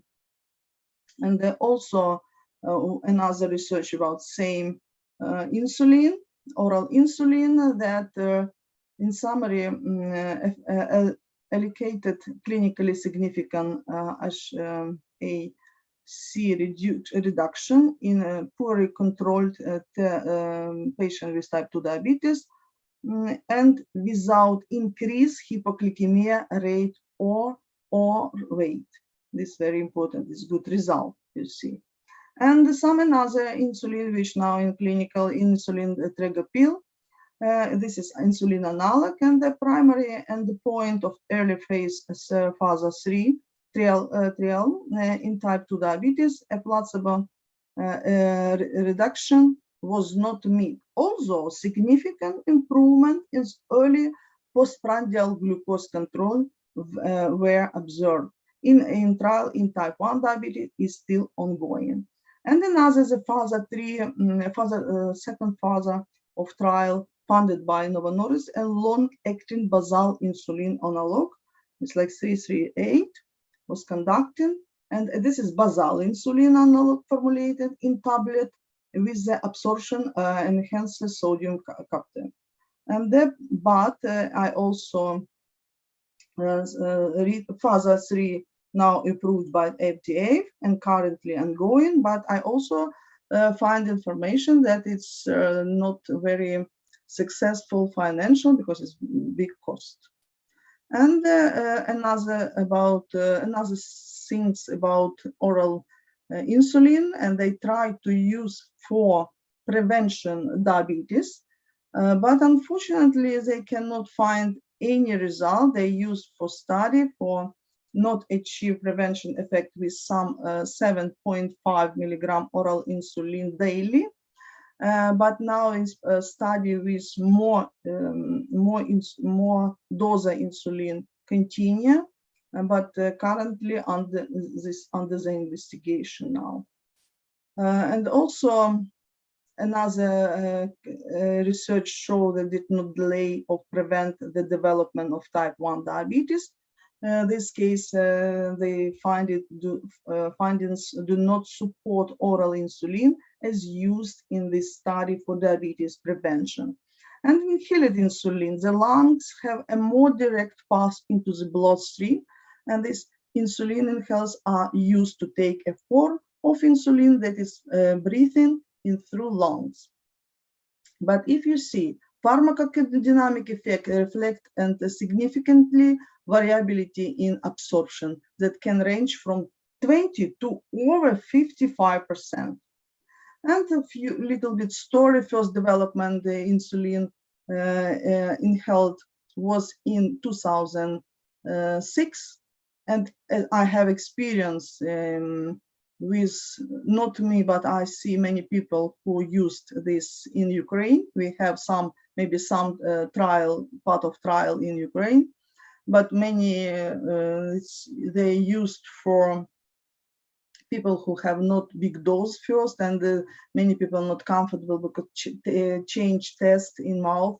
But anyway, the FDA approved the first inhaled insulin, Exubera, in 2006 for two type diabetes, but the drugs took it off the market in 2007 because it didn't seem to catch of his patient. People, though the inhaled was too big and clunky. Later, FDA was concerned that Exubera might cause lung problems, include cancer. In 2014, FDA approved Afrezza. It's inhaled with pre-measure rapid-acting insulin, you see before meals, and used before meals. It is ultra-rapid acting inhaled insulin for type 1 and type 2, and you see that now they currently approved to US for adult and being studied in children for age 4 to 18. And you see that it very quickly work, less than 1 minute, but also another bad side, that it's only working 12 minutes. And you see we have plus and minus for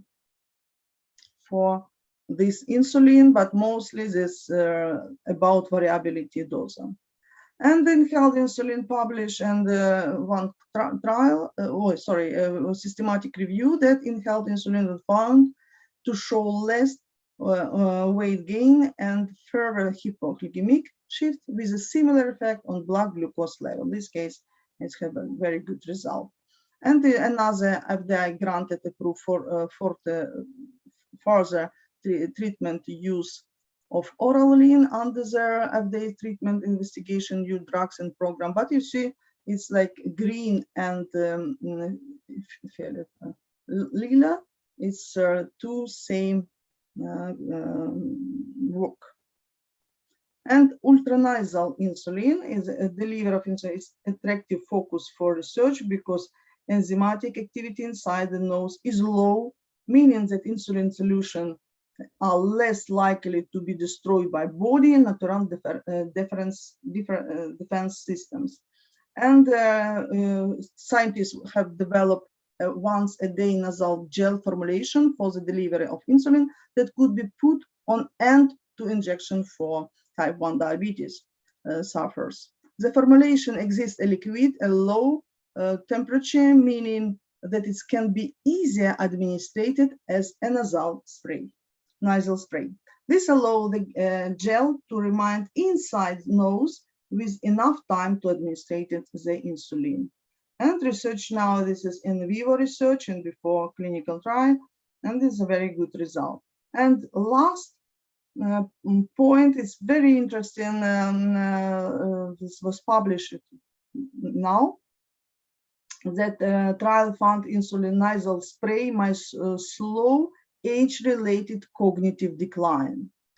The idea it was nasal delivery of insulin send the hormone directly to brain, and the hypothesis has emerged suggesting insulin resistance in the brain may play a role in age-related cognitive and function decline. And they show they make two difference. Previously, it was for people with Alzheimer, it's not have a good benefit, but for prevention dementia, it could be used, and they got very good result for this and in treated. And it's this not about treatment for diabetes. This is for another case like prevention age-related cognitive declines. And I hope I'm in time. Thank you so much for your time, for your interest, and stay with Ukraine. We know in our country is war. I want to say thank you so much for my Indian friends who support me. Some of them every day, every morning. Are you okay? Thank you. Before life Indian, and now I'm even more. Thank you so much. Thank you, Dr. Arena. We are all with you. Stay safe. And thanks for the excellent presentation. Stay back with us. We'll have the discussion towards the end. So we'll move on to the last topic. This is regarding the audits, how it works and why they are important. So to discuss on this, we'll have the speaker, Dr. Thomas Crabtree. He's a Diabetes and Endocrine Research Fellow in the East Midlands. He's currently working on projects related to the ABCD audits, including the one-on closed loop and DIY APS systems. Other research projects involved real-world data and precision medicine. So I would like to invite Dr. Thomas. Over to you. Cool. Thank you for the introduction. Hopefully you can hear me, and let me just figure out the logistical bit of sharing my screen, which hopefully you can see. Yes. Perfect. So yeah, as been said already, I'm Tom. I'm a research fellow working in the UK as part of the Association of British Clinical Diabetologists audit team primarily. And what I've been asked to talk a bit about today is what we've done in the UK with regards to audits, why this sort of real world evidence is important, and how you may want to pick this up and maybe develop a similar system maybe within India, or to help contribute to our own work. So obviously you all have come across audits before in clinical practice. We know that they're used in service evaluation, but can also be used in real world data collection as a type of methodology. And the idea is that we collect data to compare it against a pre-specified standard. And this is all part of routine clinical care. So they shouldn't be looking at things that are obscure or new, or doing tests that you wouldn't be doing otherwise, but should be part of the routine clinical care of the person in front of you. And obviously audits, you can do them retrospectively, so we can pull people's notes and go through their online records and collect data that way, or we can do them prospectively, so we can see people in front of us in clinic and perform audits in a contemporaneous fashion to their reviews in real life. This is really important because it gives services an idea of how they're performing against others and against standards of care. But it also means that for the newer therapies that you've maybe heard about already today, but many of the other things that are going on, such as Freestyle Libre, CGM, closed loop, that we can provide real world insights in the use of these therapies and interventions. So obviously, you might be sat there wondering, why is this important? Because we've got randomized control trial evidence. That's what we all want. You know, in an ideal world, you want several randomized control trials, you want a meta-analysis, but actually one of the things that's really important is seeing how that translates into the real world, and seeing how these new therapies then perform out in the wild, where you've got people who may take them less reliably, may confuse the dosing, may be followed up less closely. And so it allows for us to see that in that very controlled environment of a randomized control trial, those findings still translate to the cohort of people who sit in front of us in clinic every day. It means we can look at a large population, so we can see how things develop over time. And as I'm sure many of you are aware, if you've been involved in clinical trials, there's often very strict criteria for randomized control trials, which means that people who are particularly extreme weights, very high HbA1cs are excluded. These people often will still get the therapy in the real world. So we can see how these therapies perform in people with more extreme characteristics. We do sometimes see things that we weren't expecting to see in the real world, because we're looking at things more closely, and we see how people perform when they're supported by less resources. So when they've not got, you know, a research nurse calling them every week to titrate their insulin, do they still get glucose response to therapies? There are downsides, obviously, of real world evidence that I'm sure we'll all be aware of, because there's plenty of confounders that we don't always capture. So there might be other things having impacts on people's outcomes. There's obviously a propensity towards having missing data, or there being data errors, which we have to be very careful about and come up with ways of handling. And the other thing is we're only looking at a single group, so we don't have a control arm or a comparator arm. And the analogy that I use to describe this is your randomized control trial is if you want to go and see a lion, you're very likely to see a lion when you go to the zoo. So if you want to see a lion and make sure you see a lion, you'll see a lion in a zoo, but you'll only learn about it in a very controlled environment. If you want to see a lion in its natural habitat, you might not always see the lion because it might be hiding, or you might see the lion do something very unusual. And to do that, you're going to have to go on safari. And that is what your real world evidence, your audit data collection is doing. It's the difference between trying to see how something works in a controlled environment and how it behaves, or how it behaves out there in the wild. So you may then ask, well, why audit and not observational designs? So I've worked with both audit data and large sort of primary care databases as part of my research and my thesis. And again, the difference I would describe it is it's the difference between going out in a van into the, Serengeti where the animals are all wild versus going to your safari park where they are a bit more wild, but you can drive through and you're still pretty sure there's going to be a lion there at feeding time. The problem with those large databases is there can be problems with coding, so they rely on the way we put data into systems when we're seeing patients, and sometimes that can be inaccurate or difficult to interpret. Sometimes the data you get can be very broad brush. So for instance, it might be really easy for us to see people's HbA1c outcomes because that's something that's maybe recorded on electronic systems, but really difficult for us to see things like their time in range or their time below range or assess their hypoglycemia awareness, because using the databases, certainly that we have in the UK, we don't have access to that data. As a result, they might not always tell you what you want, and they might not always tell you what you need. So, like I say, very good for some things like HbA1c, but not good for other things. They won't have patient-reported measures typically. So, outside of a few questionnaires, which might get coded, things like GAD-65 screening questionnaires for depression, things like GOLD score that might be important to us as clinicians to assess hypoglycemia awareness, or things like diabetes distress scores to assess the psychological burden of living with diabetes, aren't going to be there in those records. Important to us and important to our patients, but not always there. The advantage of these sorts of studies is missing data is less problematic because there are much more established approaches to how we should be dealing with missing data in these data sets, including using things like multiple imputations to fill in missing values. So missing data is less of a problem and plenty of ways of handling it. I'm going to talk a bit about how we started in the UK, because the audit program in the UK began in the late 2000s. And as many of you will recall, there was a bit of an influx of new drugs around that date. We had the arrival of DPP4 inhibitors, we had GLP-1 receptor agonists just arriving on the market, and then after that we had SGLT2s. And so the initial audits that were launched by ABCD were to look primarily at those newer drugs.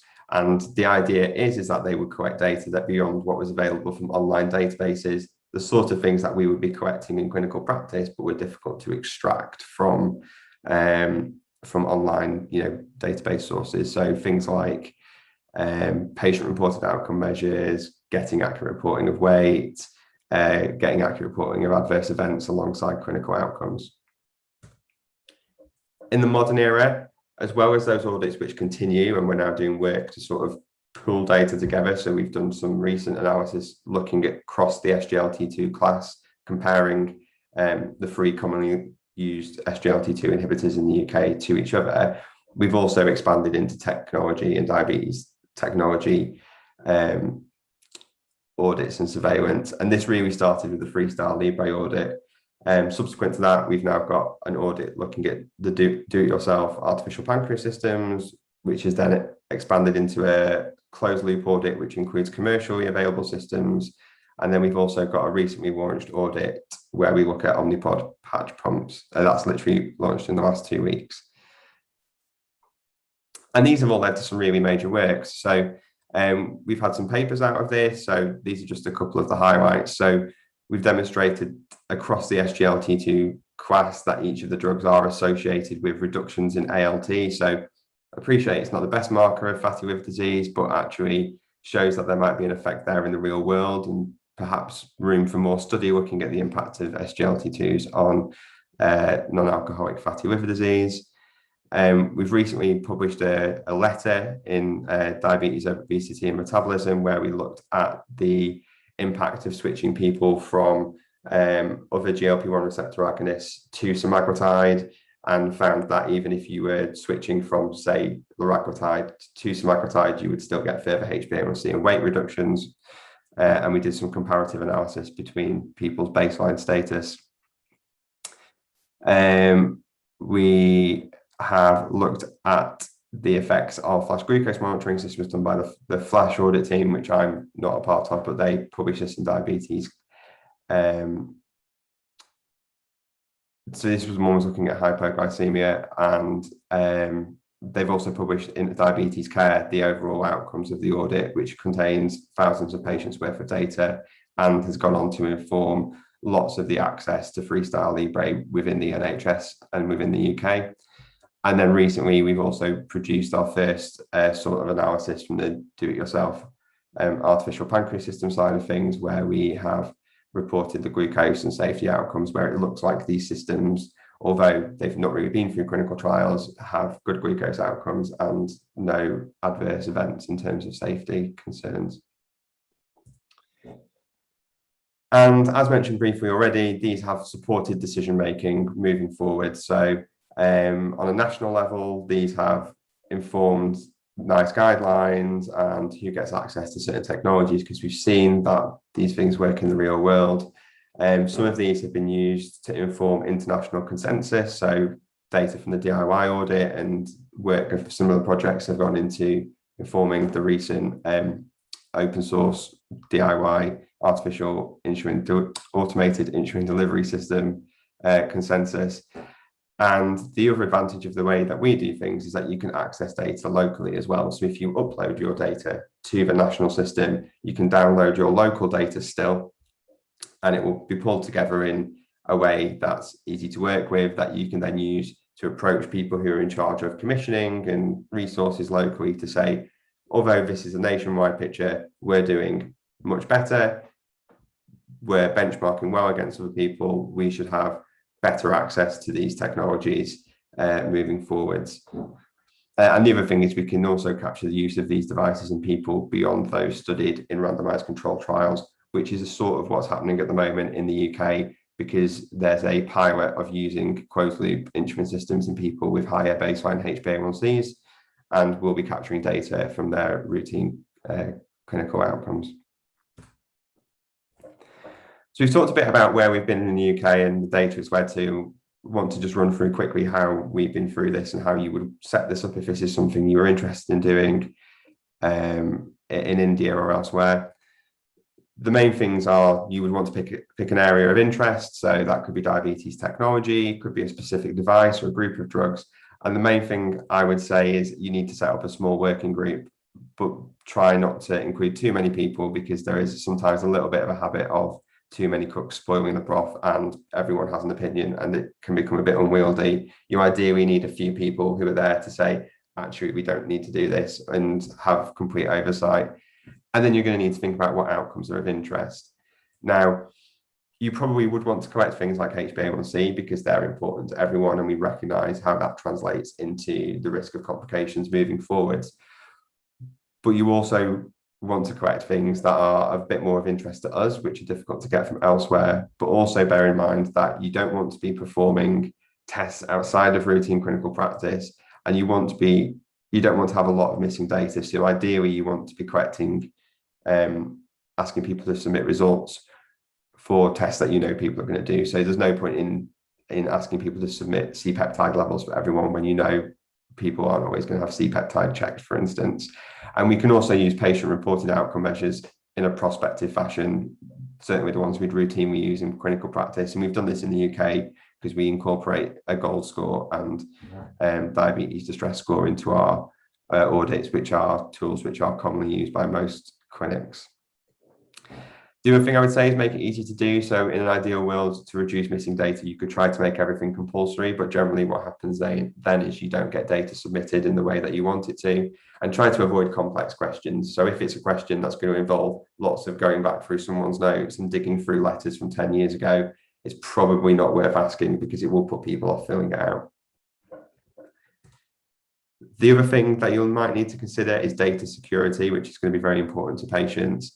You should consider patient dissent. So in the UK environment, we don't have to consent people for their data to be involved because it's anonymised and audit is part of NHS practice, but everything we do must be anonymised.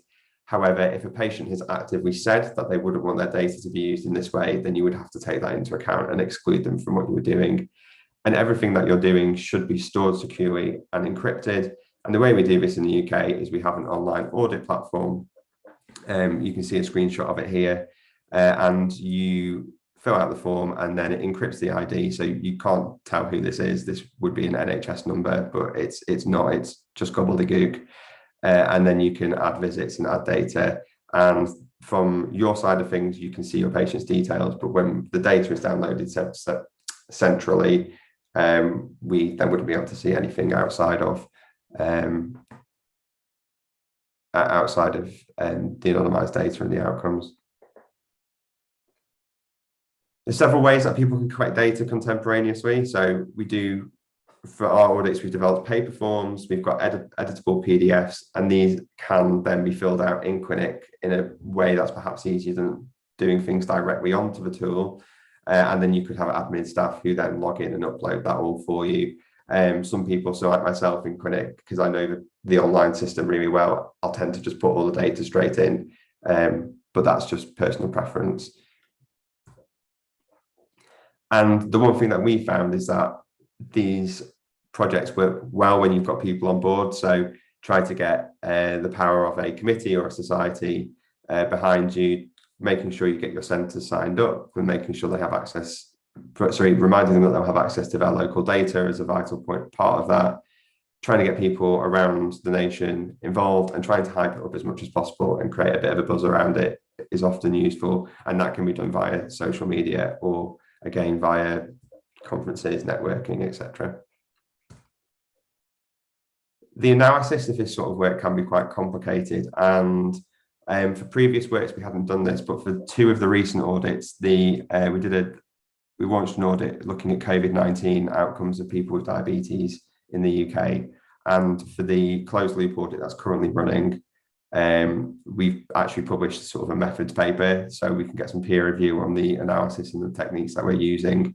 This is the paper for the COVID-19 one, and the closed loop one isn't published yet, but will be within the next few weeks. But the best thing to do with this is to plan ahead, make sure that you know the way you want to treat the data and how you're going to approach it afterwards. I think audits are really important, and they can make a really big difference to the way we treat our patients and can give us a much richer understanding of the way that new therapies work in the real world. They're a unique way of acquiring data, but we just need to be aware that there are limitations to this sort of design because you will end up with missing data and there might be confounders. But often the data you get can be more rich and more granular than other databases and can also be tailored towards specific outcomes that are perhaps important to us and important to our patients, but not included in bigger data sets. And we've seen in the UK that these may then inform local or national commissioning decisions when it comes to access to technology or other therapies. But ultimately, as with many things in medicine, it needs a team, it needs drive, and you need to have people on board to make things work. And if this was something that you would want to do nationwide in India, then my advice would be to think big. Obviously, hindsight is 2020. I don't know who said that quote, but I thought I would include it because actually in the UK, what we've ended up with is lots of audits with very similar outcomes, looking at various bits of technologies on an individual basis. And actually, where we are now, it probably would have made more sense for us to have a nationwide technology registry where, irrespective of the type of diabetes technology people were using, you would be collecting the same outcomes, and then you could look at different combinations of technology within the same system, and it would also streamline the analysis and data collection process. There's definitely possibilities out there for that, and if anyone is interested in learning more or discussing these options more, then happy to take any questions or be contacted separately to this, as are the rest of the team involved. So Pratik Chowdhury, who's asked me to do this today, would also be very happy to have that discussion with anyone interested. I'll thank you for listening to me witter on about real world evidence and my analogy about zoos and lions. If you're interested in learning more about nationwide audits that we do in the UK, or even taking part, because we are open to international participation, then you can follow the link on screen. And with that, I'll hand back over and wait for any questions. Thank you, Dr. Thomas. So we have all three speakers, Dr. Erica, Dr. Irina, and Dr. Thomas. We'll have a few questions or discussion or comments from the panel. Dr. Erica, are you there? So let me start with Dr. Thomas. Yes, I'm here. Yeah, thank you. I don't know about my video. It's okay. We'll see. So Dr. Thomas, how do you think, like limited resource settings, how it will be able to have a proper audit being conducted? It would make it more difficult, and there would be challenges. Doing things online is useful. The other thing that you can obviously do is use paper forms to do these audits, and actually we did consider this for one of our audits, is whether or not people could complete paper forms and send them into a central administration, just simply via the post was one thing that we considered for one of our audits to try and cut costs. So there's certainly different ways around it. We've certainly done some work with like programmed Excel spreadsheets as well to try and streamline things. So there's certainly options out there to support, you know, a more less costly. Again, regarding the data part, we are going to have a decision regarding after compiling this data. So how do you think? To collect the data in a reliable way, you mean? It's difficult. I mean, the other thing that should be added is, you know, centres choose to participate. So the other thing that we face with our audits is that it won't include every hospital in the UK. So if there's one hospital that's doing something particularly different or has a different approach, then we don't always capture that. It makes it difficult, but but the data we get is still interesting because we're still seeing sort of real world out in the wild stuff. Thank you. Dr. Erica, I have a question regarding the basal once weekly insulin, which you are discussing. Do you think any difference between the type 2 or type 1 being yes, the usage of once weekly basal?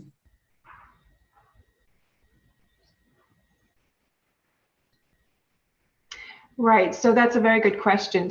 I think originally we are hoping that a once weekly insulin can be used both in type 1 and type 2 patients. However, we have to really have the data to show that it works and it works both with efficacy and safety. And therefore, we're conducting a clinical phase 3 program in people with type 1 diabetes, specifically to see how the once weekly insulin icodec fares in people with type 1 diabetes. Yeah, because why I was asking, we are also part of the Onwards program, which is going on right now. So we are with type 1 Onwards program. So I can't reveal, I can't reveal the experience we are getting with that. Anyway, in the 6, Yes, it's going well and patients are all happy. But would like to know more about the, you were very clear with the half of once weekly basal insulin, and like what you know or what you have experienced with regard to the blood sugar changes occurring towards the end of the week?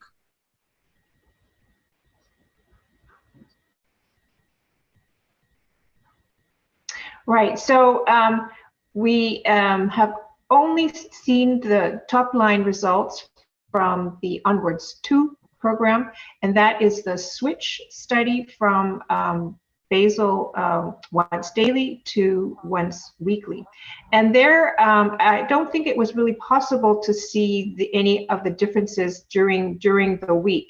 From, for example, you're asking what happens with day 1 and day 7. We'll have to wait to see what we get with the CGM data. That will be much more informative. And we do have CGM included in almost all of our Onwards programs, particularly at certain times during the program. So I would think that the CGM data will give us much more clearer information about what happens during the week. Dr. Arun, can I just quickly add? Sorry, Sure, sir. I just joined in discussion from the other hall. So we are part of Onwards as well with the experience in once weekly iCodec. This is, of course, in type 2 population.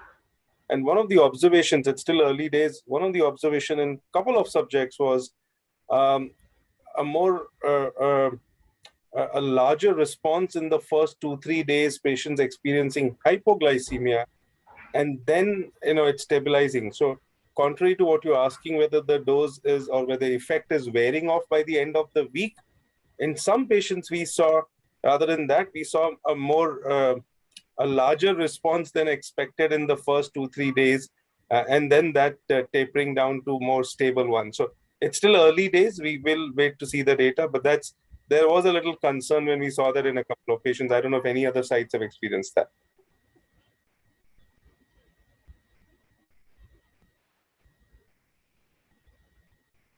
Thank you, sir. Yeah, so we don't have all the information yet from these studies.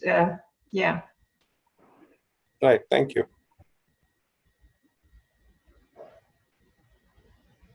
Any other questions from the panel?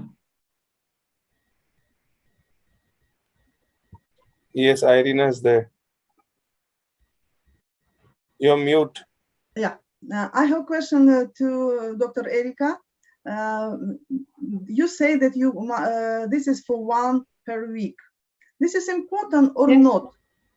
When you did this injection, in same times like morning or evening, this is very important or not? Because some people can forgot when they did. It's also a problem. No, it's not very. Yeah. That's a very, very good question. So we recommend that the patients take their once weekly insulin on the same day of the week and in the same time, but it was not necessary so long as they took it within that 1 week. If they forgot on their normal day of injection, they could actually inject themselves 1 or 2 or even 3 days after, but not longer than 3 days after. If it's 3 days they've forgotten, then they should take it on their next week. So we've given quite a lot of leeway for when they can take their dose, those 2 or 3 extra days in case they forget. But the recommendation is, yes, try to take it the same time every week. If it's a Sunday, take it on Sunday, and if you do it in the morning, take it in the morning, in the evening. But exactly when, it's not really that critical when you have such a long half-life. Mm-hmm. Thank you very much.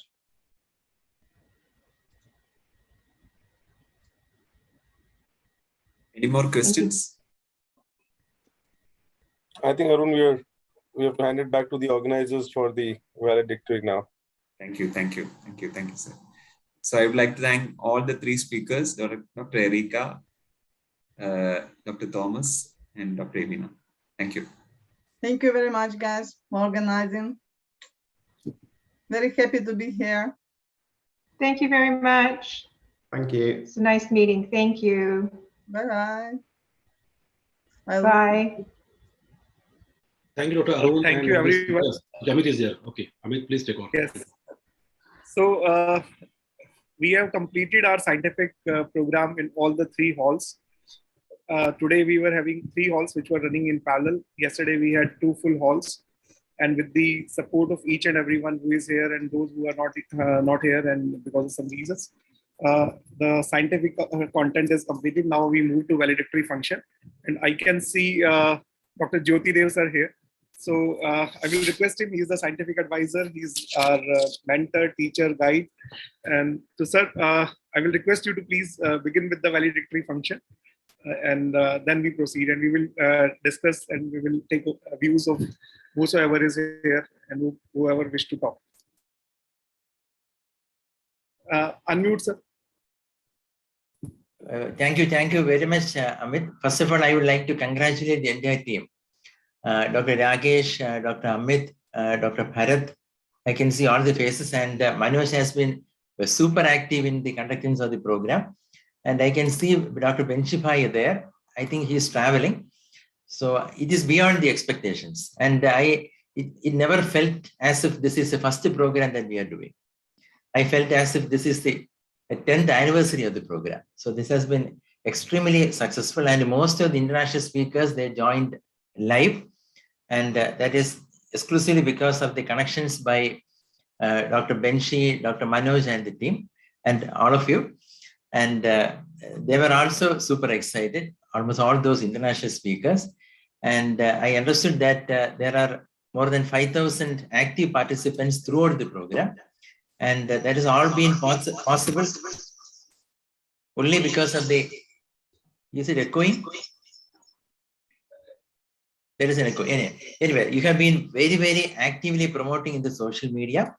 And thanks to the constant efforts by the organizers, there was a huge participation from India and all over.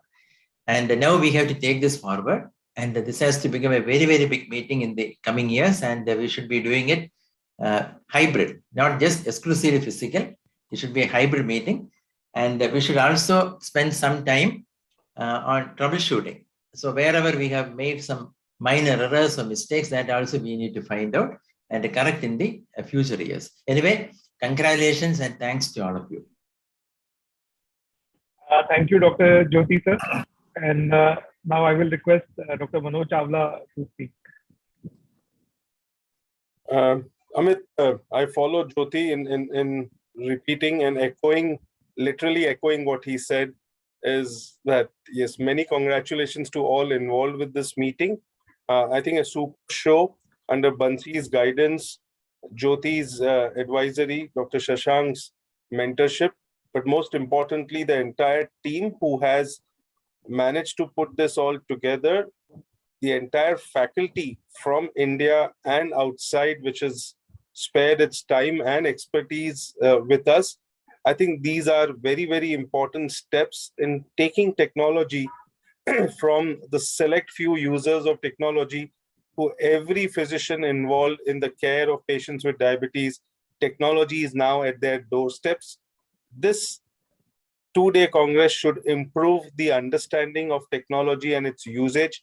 And big kudos and congratulations to your team of Amit Gupta, yourself, and Rakesh Parekh, who have worked tremendously over the last few weeks, along with help from many of the organizing committee here, and it would be unfair to name just a few, but the entire team along with you has put in.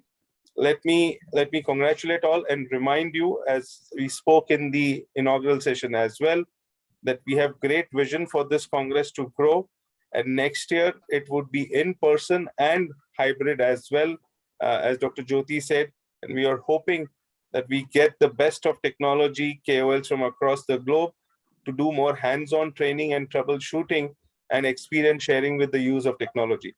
So many congratulations again to the entire team here, and let's hope that we increase the use of technology and its understanding in diabetes with the single aim of patient at the center and improving lives of our patients with diabetes.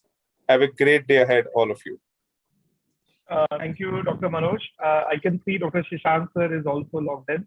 Sir, if you are listening to us, and if you can just brief us in this validity. it would be great. And if you are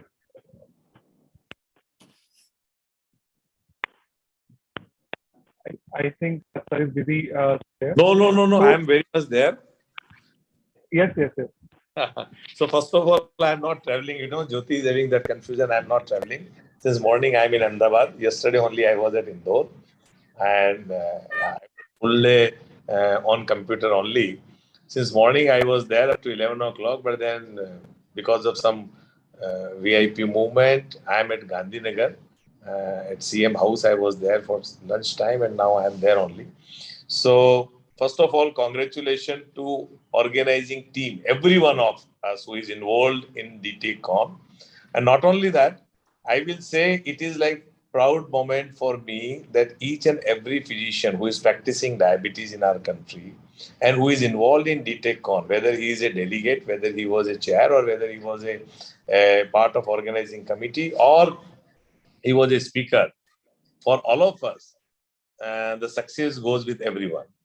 And we all worked really very hard. And I must thank here all international faculty. They agreed to come. They agreed to be on live because we asked every one of them, please be live. We don't want the recorded one. So they all were there. They all were there for discussion. That is very important because in a technology meeting, what I thought that, if somebody will be available with us after giving his live talk for 10, 15, 20 minutes, then, you can have discussion because there is always a possibility that a delegate would like to ask you multiple things. While it was not a routine conference, it was not routine diabetes meeting like what we are doing. Like everything and only few questions will be there. So I can say still the Aina, our vice president of International Diabetic Federation, all the way from Ukraine, she joined. So I'm really thankful, and she is there with us with valedictory function. And from Ukraine, so that is one more point with us that she is there, and definitely would like to have you in India next year. We are really missing you. Since last 2-3 years, we could not have you. Thanks to our technology team of D-TechCon. And there I will start with, not as an organization. Rakesh and Amit, both of them are technology men. They are the one who has really worked really very hard. So I must congratulate both of them. The Mosley and our RX event team. Fantastic work which they have done. The way we have done the work on social media, if you can see the last one day, on Twitter, on Facebook, everyone who is involved in part of organizing committee, and from Amit, from Rakesh, from Mosley, everyone now know that we are doing a technology meeting in our country. What is more important, why we have done it? Because we want to increase the awareness about diabetes technology in our country. Even technology, last year also, under RSSDI, me and Manoj, we have done, with Jyoti Dev, we have done one meeting for all the members for RSSDI, a type 1 diabetes network meeting. This is a dedicated meeting, and we want to make it so big that from this part of the world, particularly from South Asia or even from the other Asian countries, this should be one of the biggest meeting, like the ETTD or like the Diabetes Technology Society meeting of USA in a similar way. And definitely we would like to have this meeting on a physical format. We would like to have more than 100 global experts in field of diabetes technology. We would like to invite them in India, and we will have more than 1,000 delegates who will be listening them face to face. And probably by next year, in month of March, we are thinking, thanks to ATTD, both the ATTD chair, even the Mosh and Tade, they have just completed their meeting before 8 days. And when we have written them that we would like to have there, rather than objecting us, they told yes, we would like to have, and they both agreed. One of them is keynote speaker, Dr. Tade, and D-TechCon oration was given to Dr. Mosh. We must thank them profusely from all Indian doctors and from D-TechCon organizing committee. They agreed for it. And thanks to V. Mohan and Shashank Joshi, V. Mohan, our patron, giving oration for us. Dr. Shashank Joshi, my elder brother, close friend. I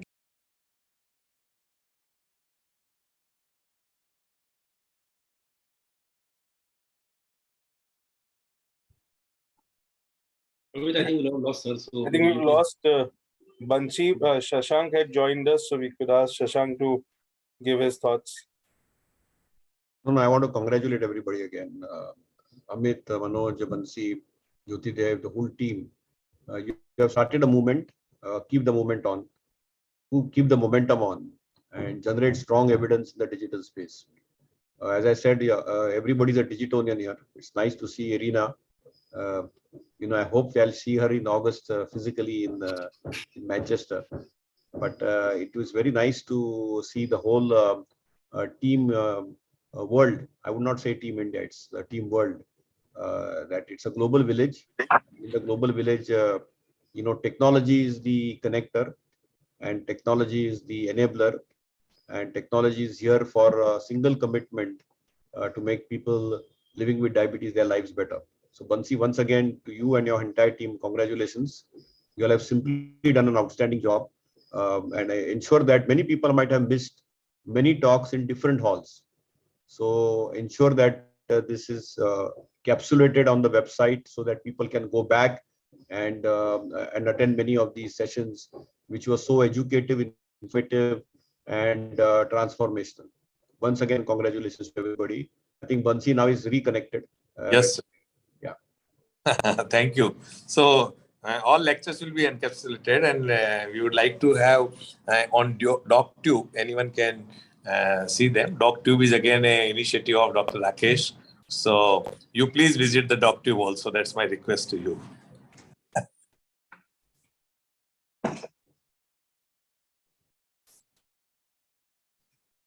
So Amit, should we announce now the winner for?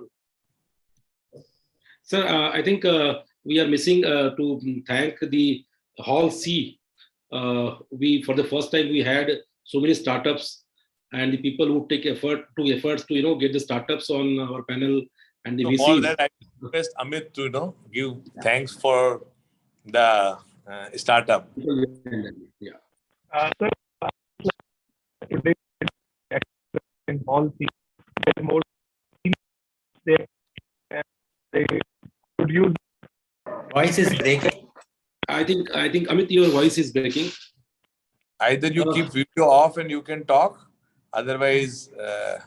I'll talk. Not about. Yes, otherwise Rakesh will talk. So for the first time, probably we had a separate hall dedicated to only innovation and research, and in that we had a startup pavilion. Now in that startup pavilion, we invited startups from across the globe, and we were able to accommodate 17 startups because we had a time limit. Initially, it was 1.5 hours. Then we extended to 3 hours, which is 180 minutes. So in 170 minutes, we could only accommodate 17 startups. A few of them we couldn't accommodate, but the response was very good. So many innovative people have joined and presented their work in the startup pavilion. And in that effort, we got a lot of help from Mr. Gaurav Chopra from B2, the co-founder of B2, and Mr. Namit Chuk from W Health and Tushar from W Health. So they helped us in getting some startups. Also, they organized a VC panel for us. So in that VC panel, there were people who are investors and who invest in startups, and they did a panel discussion on various aspects of how the investors think about this, the different startups which are coming in chronic health, and how they see it from the business point of view. So that was a new thing which happened in Hall C, and I just wanted to thank all of them, all those people who have worked hard for that. Over to you, Amit. Yeah. And would like to thank Ravindran. Dr. Ravindran was from Oman, and because of him, many Middle East doctors also joined and they got registered. So thank to Ravindran. If he is there, we would like to thank also Dr. Ravindran. Thank you, sir. Thank you, Ravindran. And sir, a special mention of DTN UK, which is our official alliance for this. So, yes, Dr. Pratik Chaudhary. So Pratik is always a big support to us. He is always there whenever we asked. And now Diabetes Technology Network UK. He is currently chair of Diabetes Technology Network UK. He supported us, and now we have official MOU with D-Tech with Diabetes Technology Network UK. Even on a certificate also, he agreed to give his sign, and he will be our advisor for Diabetes Technology D-Tech on a long-term basis. And we will have a knowledge partner with Diabetes Technology Network UK also. So shall we announce the awards first? Yes. Amit, if I can add just Dr. Jyoti Dev for, he's also the editor of IGDT. So IGDT has, given us that, permission to publish our free papers in their supplement section. So special thanks to you, sir, though you don't need thanks for that. And special thanks to all the OC members. Bansi sir, today we were struggling in different halls, but the OC members, we have so many members from OC here also, and they all manage the hall so well. Even in absence of mine, Amit, and yours, the halls were running very smoothly. So I think there's special mention for all the members of organizing committee who were there in the halls. So complete also the Bharat, Saurabh, Manoj, Jyoti Dev, they all are part of diabetes technology. So they need not to, you need not thank them, but they are the part of diabetes technology network for India. In one word, if we need to describe, we can say thanks to all the digitonians. Yes, that is what the Shashank told yesterday. Yes. So, sir, we would also like to thank our industry partners who have come up in a big way to support this new and innovative concept. Though, as you can see, many of the talks, almost none of the talk was a sponsored talk, and the program was not about drugs. And for last 2 days, we have not heard anything about the SGLT2 inhibitors or the DPP4 inhibitors or any of the drugs or any other thing. So this is really. We have not kept any talk on SGLT2 inhibitor. We have not asked any SGLT2 company to support us. We have not gone to even the AstraZeneca or Johnson on BI. We have not written a letter to them also. Please support us.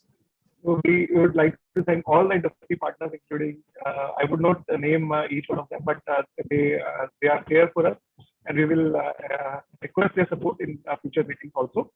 And sir, we have many, some of them have joined us here also, and we have some of these startups. Dr. Maluk has joined us in the inaugural ceremony. Vikal from Guki is also here. Should thank him. If Maluk is there, ask him for a few words. Dr. Maluk. Dr. Bansi and your team, congratulations. It was a tremendous effort. World is going to move towards, especially India is focusing towards a technology-based healthcare solution. And I keep telling that all our doctors are going to become super powerful with the offering precision treatment. And this is revolutionary. What you had initiated as a conference is going to be a huge expectation in the global arena. And our support will be always there. And let us make it really huge in the forthcoming years. And as ever, we'll be participating and supportive to the entire team. Thank you for the opportunity for participating, for giving us an opportunity to participate in D-TechCon. Thank you. Thank you, Mr. Maluk. And Vikal is also here from Guki. Vikal, would you like to say? Yes, Guki. Vikal, would you like to say a few words? Yes. Can you switch on your Yes. So first of all, thanks a lot. That he will get Akshay Kumar in inauguration. Not get. Sure, sir. For next year, we will definitely bring him on board for a talk. Thank you. No, definitely. So it's really very much insightful, and thanks a lot for making us a part of it, and looking forward for many more years and many more such conferences to get the insight. Thanks a lot. Thank you. Thank you, Vikil. We have Annie from SugarFit. Annie, would you like to say a few words? Madan must be there. Madan couldn't join, Dr. Sabul, so sorry for that. Thank you for all the opportunities. Thank you for actually inviting us for this. It was an amazing event. It was very enlightening to see all the players coming together in such a nice 2-day effort.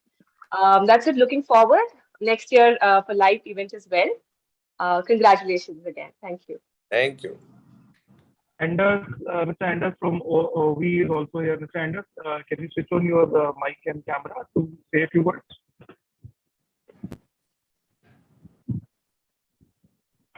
I think it's been. So, sir, now we shall proceed with the awards. Before Rakesh will. Yes. And Shabin is from outside the country if they want to say a few things. Yes.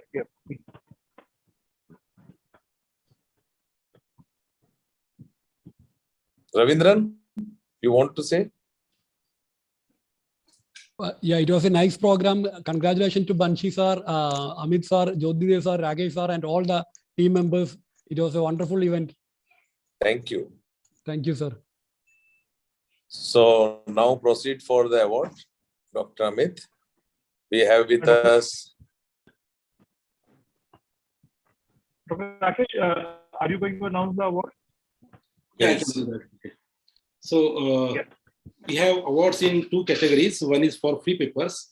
So in free paper category, Dr. Ravindran and Dr. Shalini Jaggi were the judges, and they both unanimously decided to give the second award to Dr. Sachin Mishra. Dr. Sachin Mishra is here. Congratulations to Sachin. Thank you, sir. Thank you. So I request all the dignitaries, including Dr. Bansi sir, to hand over the award to Dr. Sachin virtually.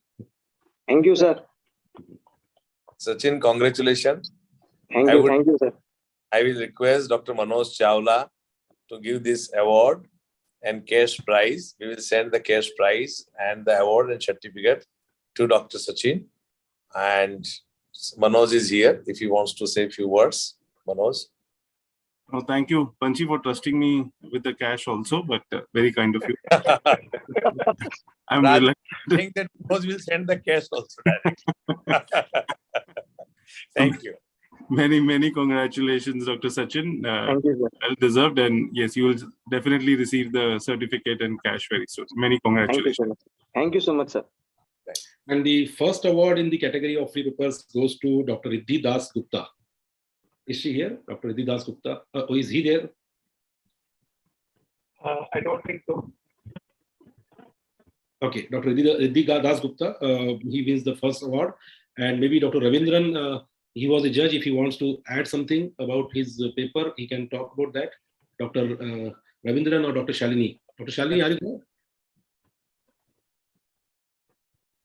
That was a nice paper about this plantar pressure monitoring and improvement in outcome. So there was plantar pressure monitoring, and depending upon the plantar pressure, they were educated to modify the posture, and it was resulted in positive outcome. And that was the base of the study. And it was just like continuous glucose monitoring, continuous plantar pressure monitoring. Good. Thank you. So congratulations to Dr. Gupta. They will get the certificate and the cash prize also. Thank you. Next one. Then we had award for the Startup Pavilion.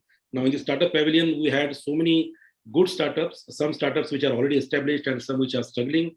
And we thought of giving the award for the best innovative startup, the most promising startup to Dr. Mr. Deval Karia. So this is like D-Tech innovation or Indian innovation and supported by D-Tech for a most promising startup, Mr. Deval Karia. And I will request Dr. Jyotidev, because we met him also personally at ATTD Barcelona. So I will request Dr. Jyotidev to give a certificate and for a few words. And if he is there also, he can talk also. Thank you, Vinshubai. Deval Karia is already there, and we have met, all of us were together at the ATTD in Barcelona, and he has already innovated an insulin pump, and that is very, very exciting, and that is going to be a cost-effective, low-cost delivery system for the developing countries. And we have decided that Vinshubai has decided that all of us should be supporting him and in the further development of this device. So heartiest congratulations on behalf of all of us. Deval Karia, over to you. Deval. Yeah, hi, am I audible, sir? Yes.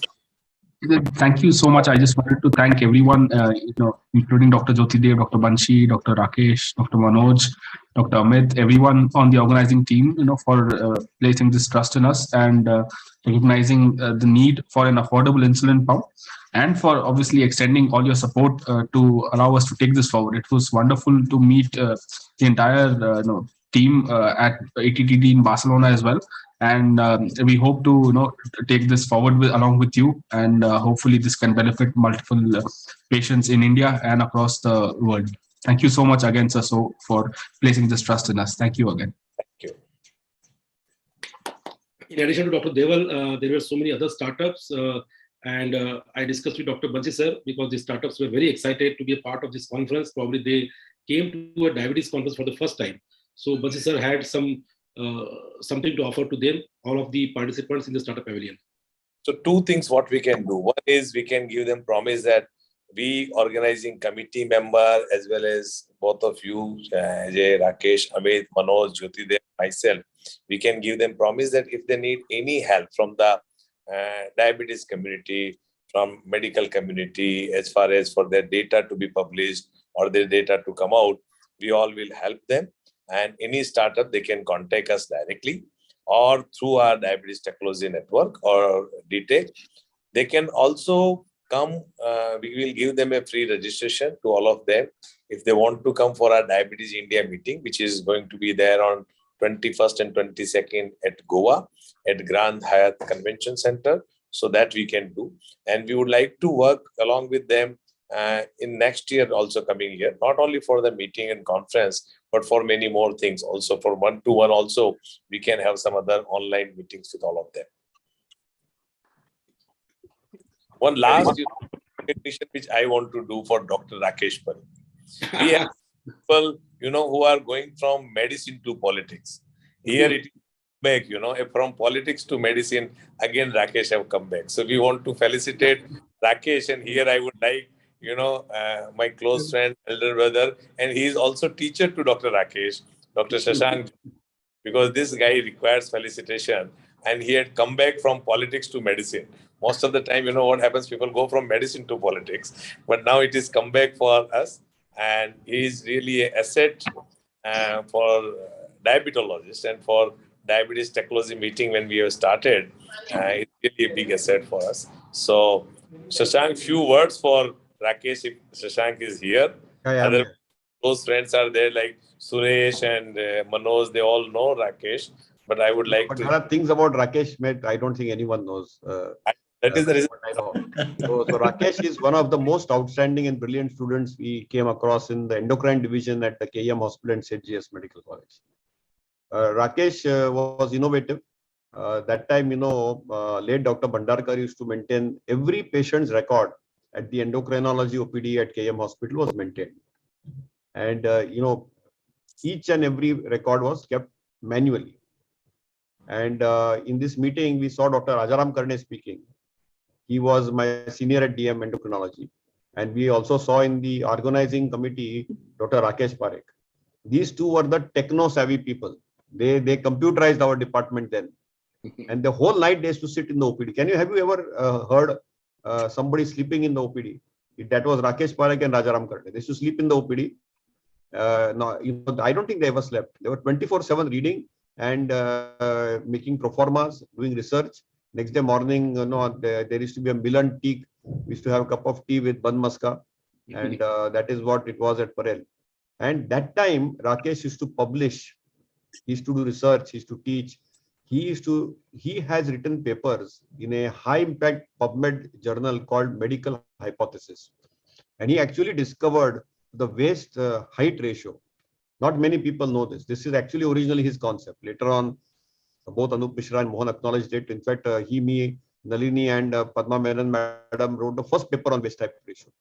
And he was completely possessed with internal medicine and diabetology that time. And that time he was very techno-savvy. He used to take clinics and he was completely overwhelmed. I don't know what happened. He went to Jaipur. His wife is a pathologist. I'm telling the story. I'm therefore taking a little extra time. See, I finished all my talks before time, but here I'm taking a little extra time for Rakesh because Rakesh actually also has entrepreneurial skills. You gave Deval award, but if Deval hires him, he will become the marketing guru there. He will put you in a global platform. He's brilliant. But I don't know, somehow or the other, because his wife is a pathologist, he decided that he wanted to do some revolutionary change in people at large. So he left us for some time, though he never gave up practice, mind you. And I had the fortune of having a dinner at his house and met his parents and his lovely wife, and we had a good time. Rakesh, welcome back with a bang. With you and Amit, like you are the right and left hands of Bansi now, And you will be able to get a lot of coaching from Jyoti and Manoj, because Jyoti is also another 24/7 guy like you. Jyoti, best time to talk to him is 3 o'clock, 4 o'clock in the morning. Midnight. Rakesh, he can beat you, Jyoti. You have competition. You have real competition, Jyoti. And Bansi, you also have competition because you don't know Rakesh's skill set. I'm very happy that you have been felicitated. Thank you, sir. Thank you.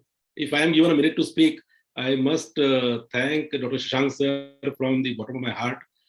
He joined KEM when I also joined KEM, and I was so fortunate that the time was such a fortunate time. I got in connection with Dr. Shashank, and he, in addition to Dr. Nalini madam, who was always supportive for the research work, Shashank sir gave me the platform to write papers, because I came from a background of Vidarbha, where we don't have that much of exposure to research. But Shashank sir was the person who motivated me to write more and more, and then with his help, we could write so many papers. Those papers probably after I left KEM and came back to Jaipur, I stopped writing. After that, there are very few papers, but those papers that I could write during the studentship, that was probably a record number, something around 30-40 papers I could write in 2 years' time during my KEM tenure. And the whole credit goes to Dr. Shashank sir. Other than sir, Dr. Nalin Shah is my teacher. So these two people were my mentors and guide at that time. And now, of course, after rejoining the field of diabetes, Dr. Bansi sir is the mentor who is taking me along at every step, every new thing that he's doing. He's taking me and Amit along with him. So I'm thankful to him also. Thank you, sir. Rakesh, congratulations. Now again, this year you will be writing all those papers, 25, 30 again. And now we have our own where, Jyoti will always support you. So we would like to have more and more papers.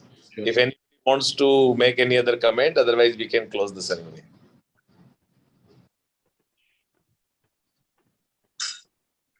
Amit?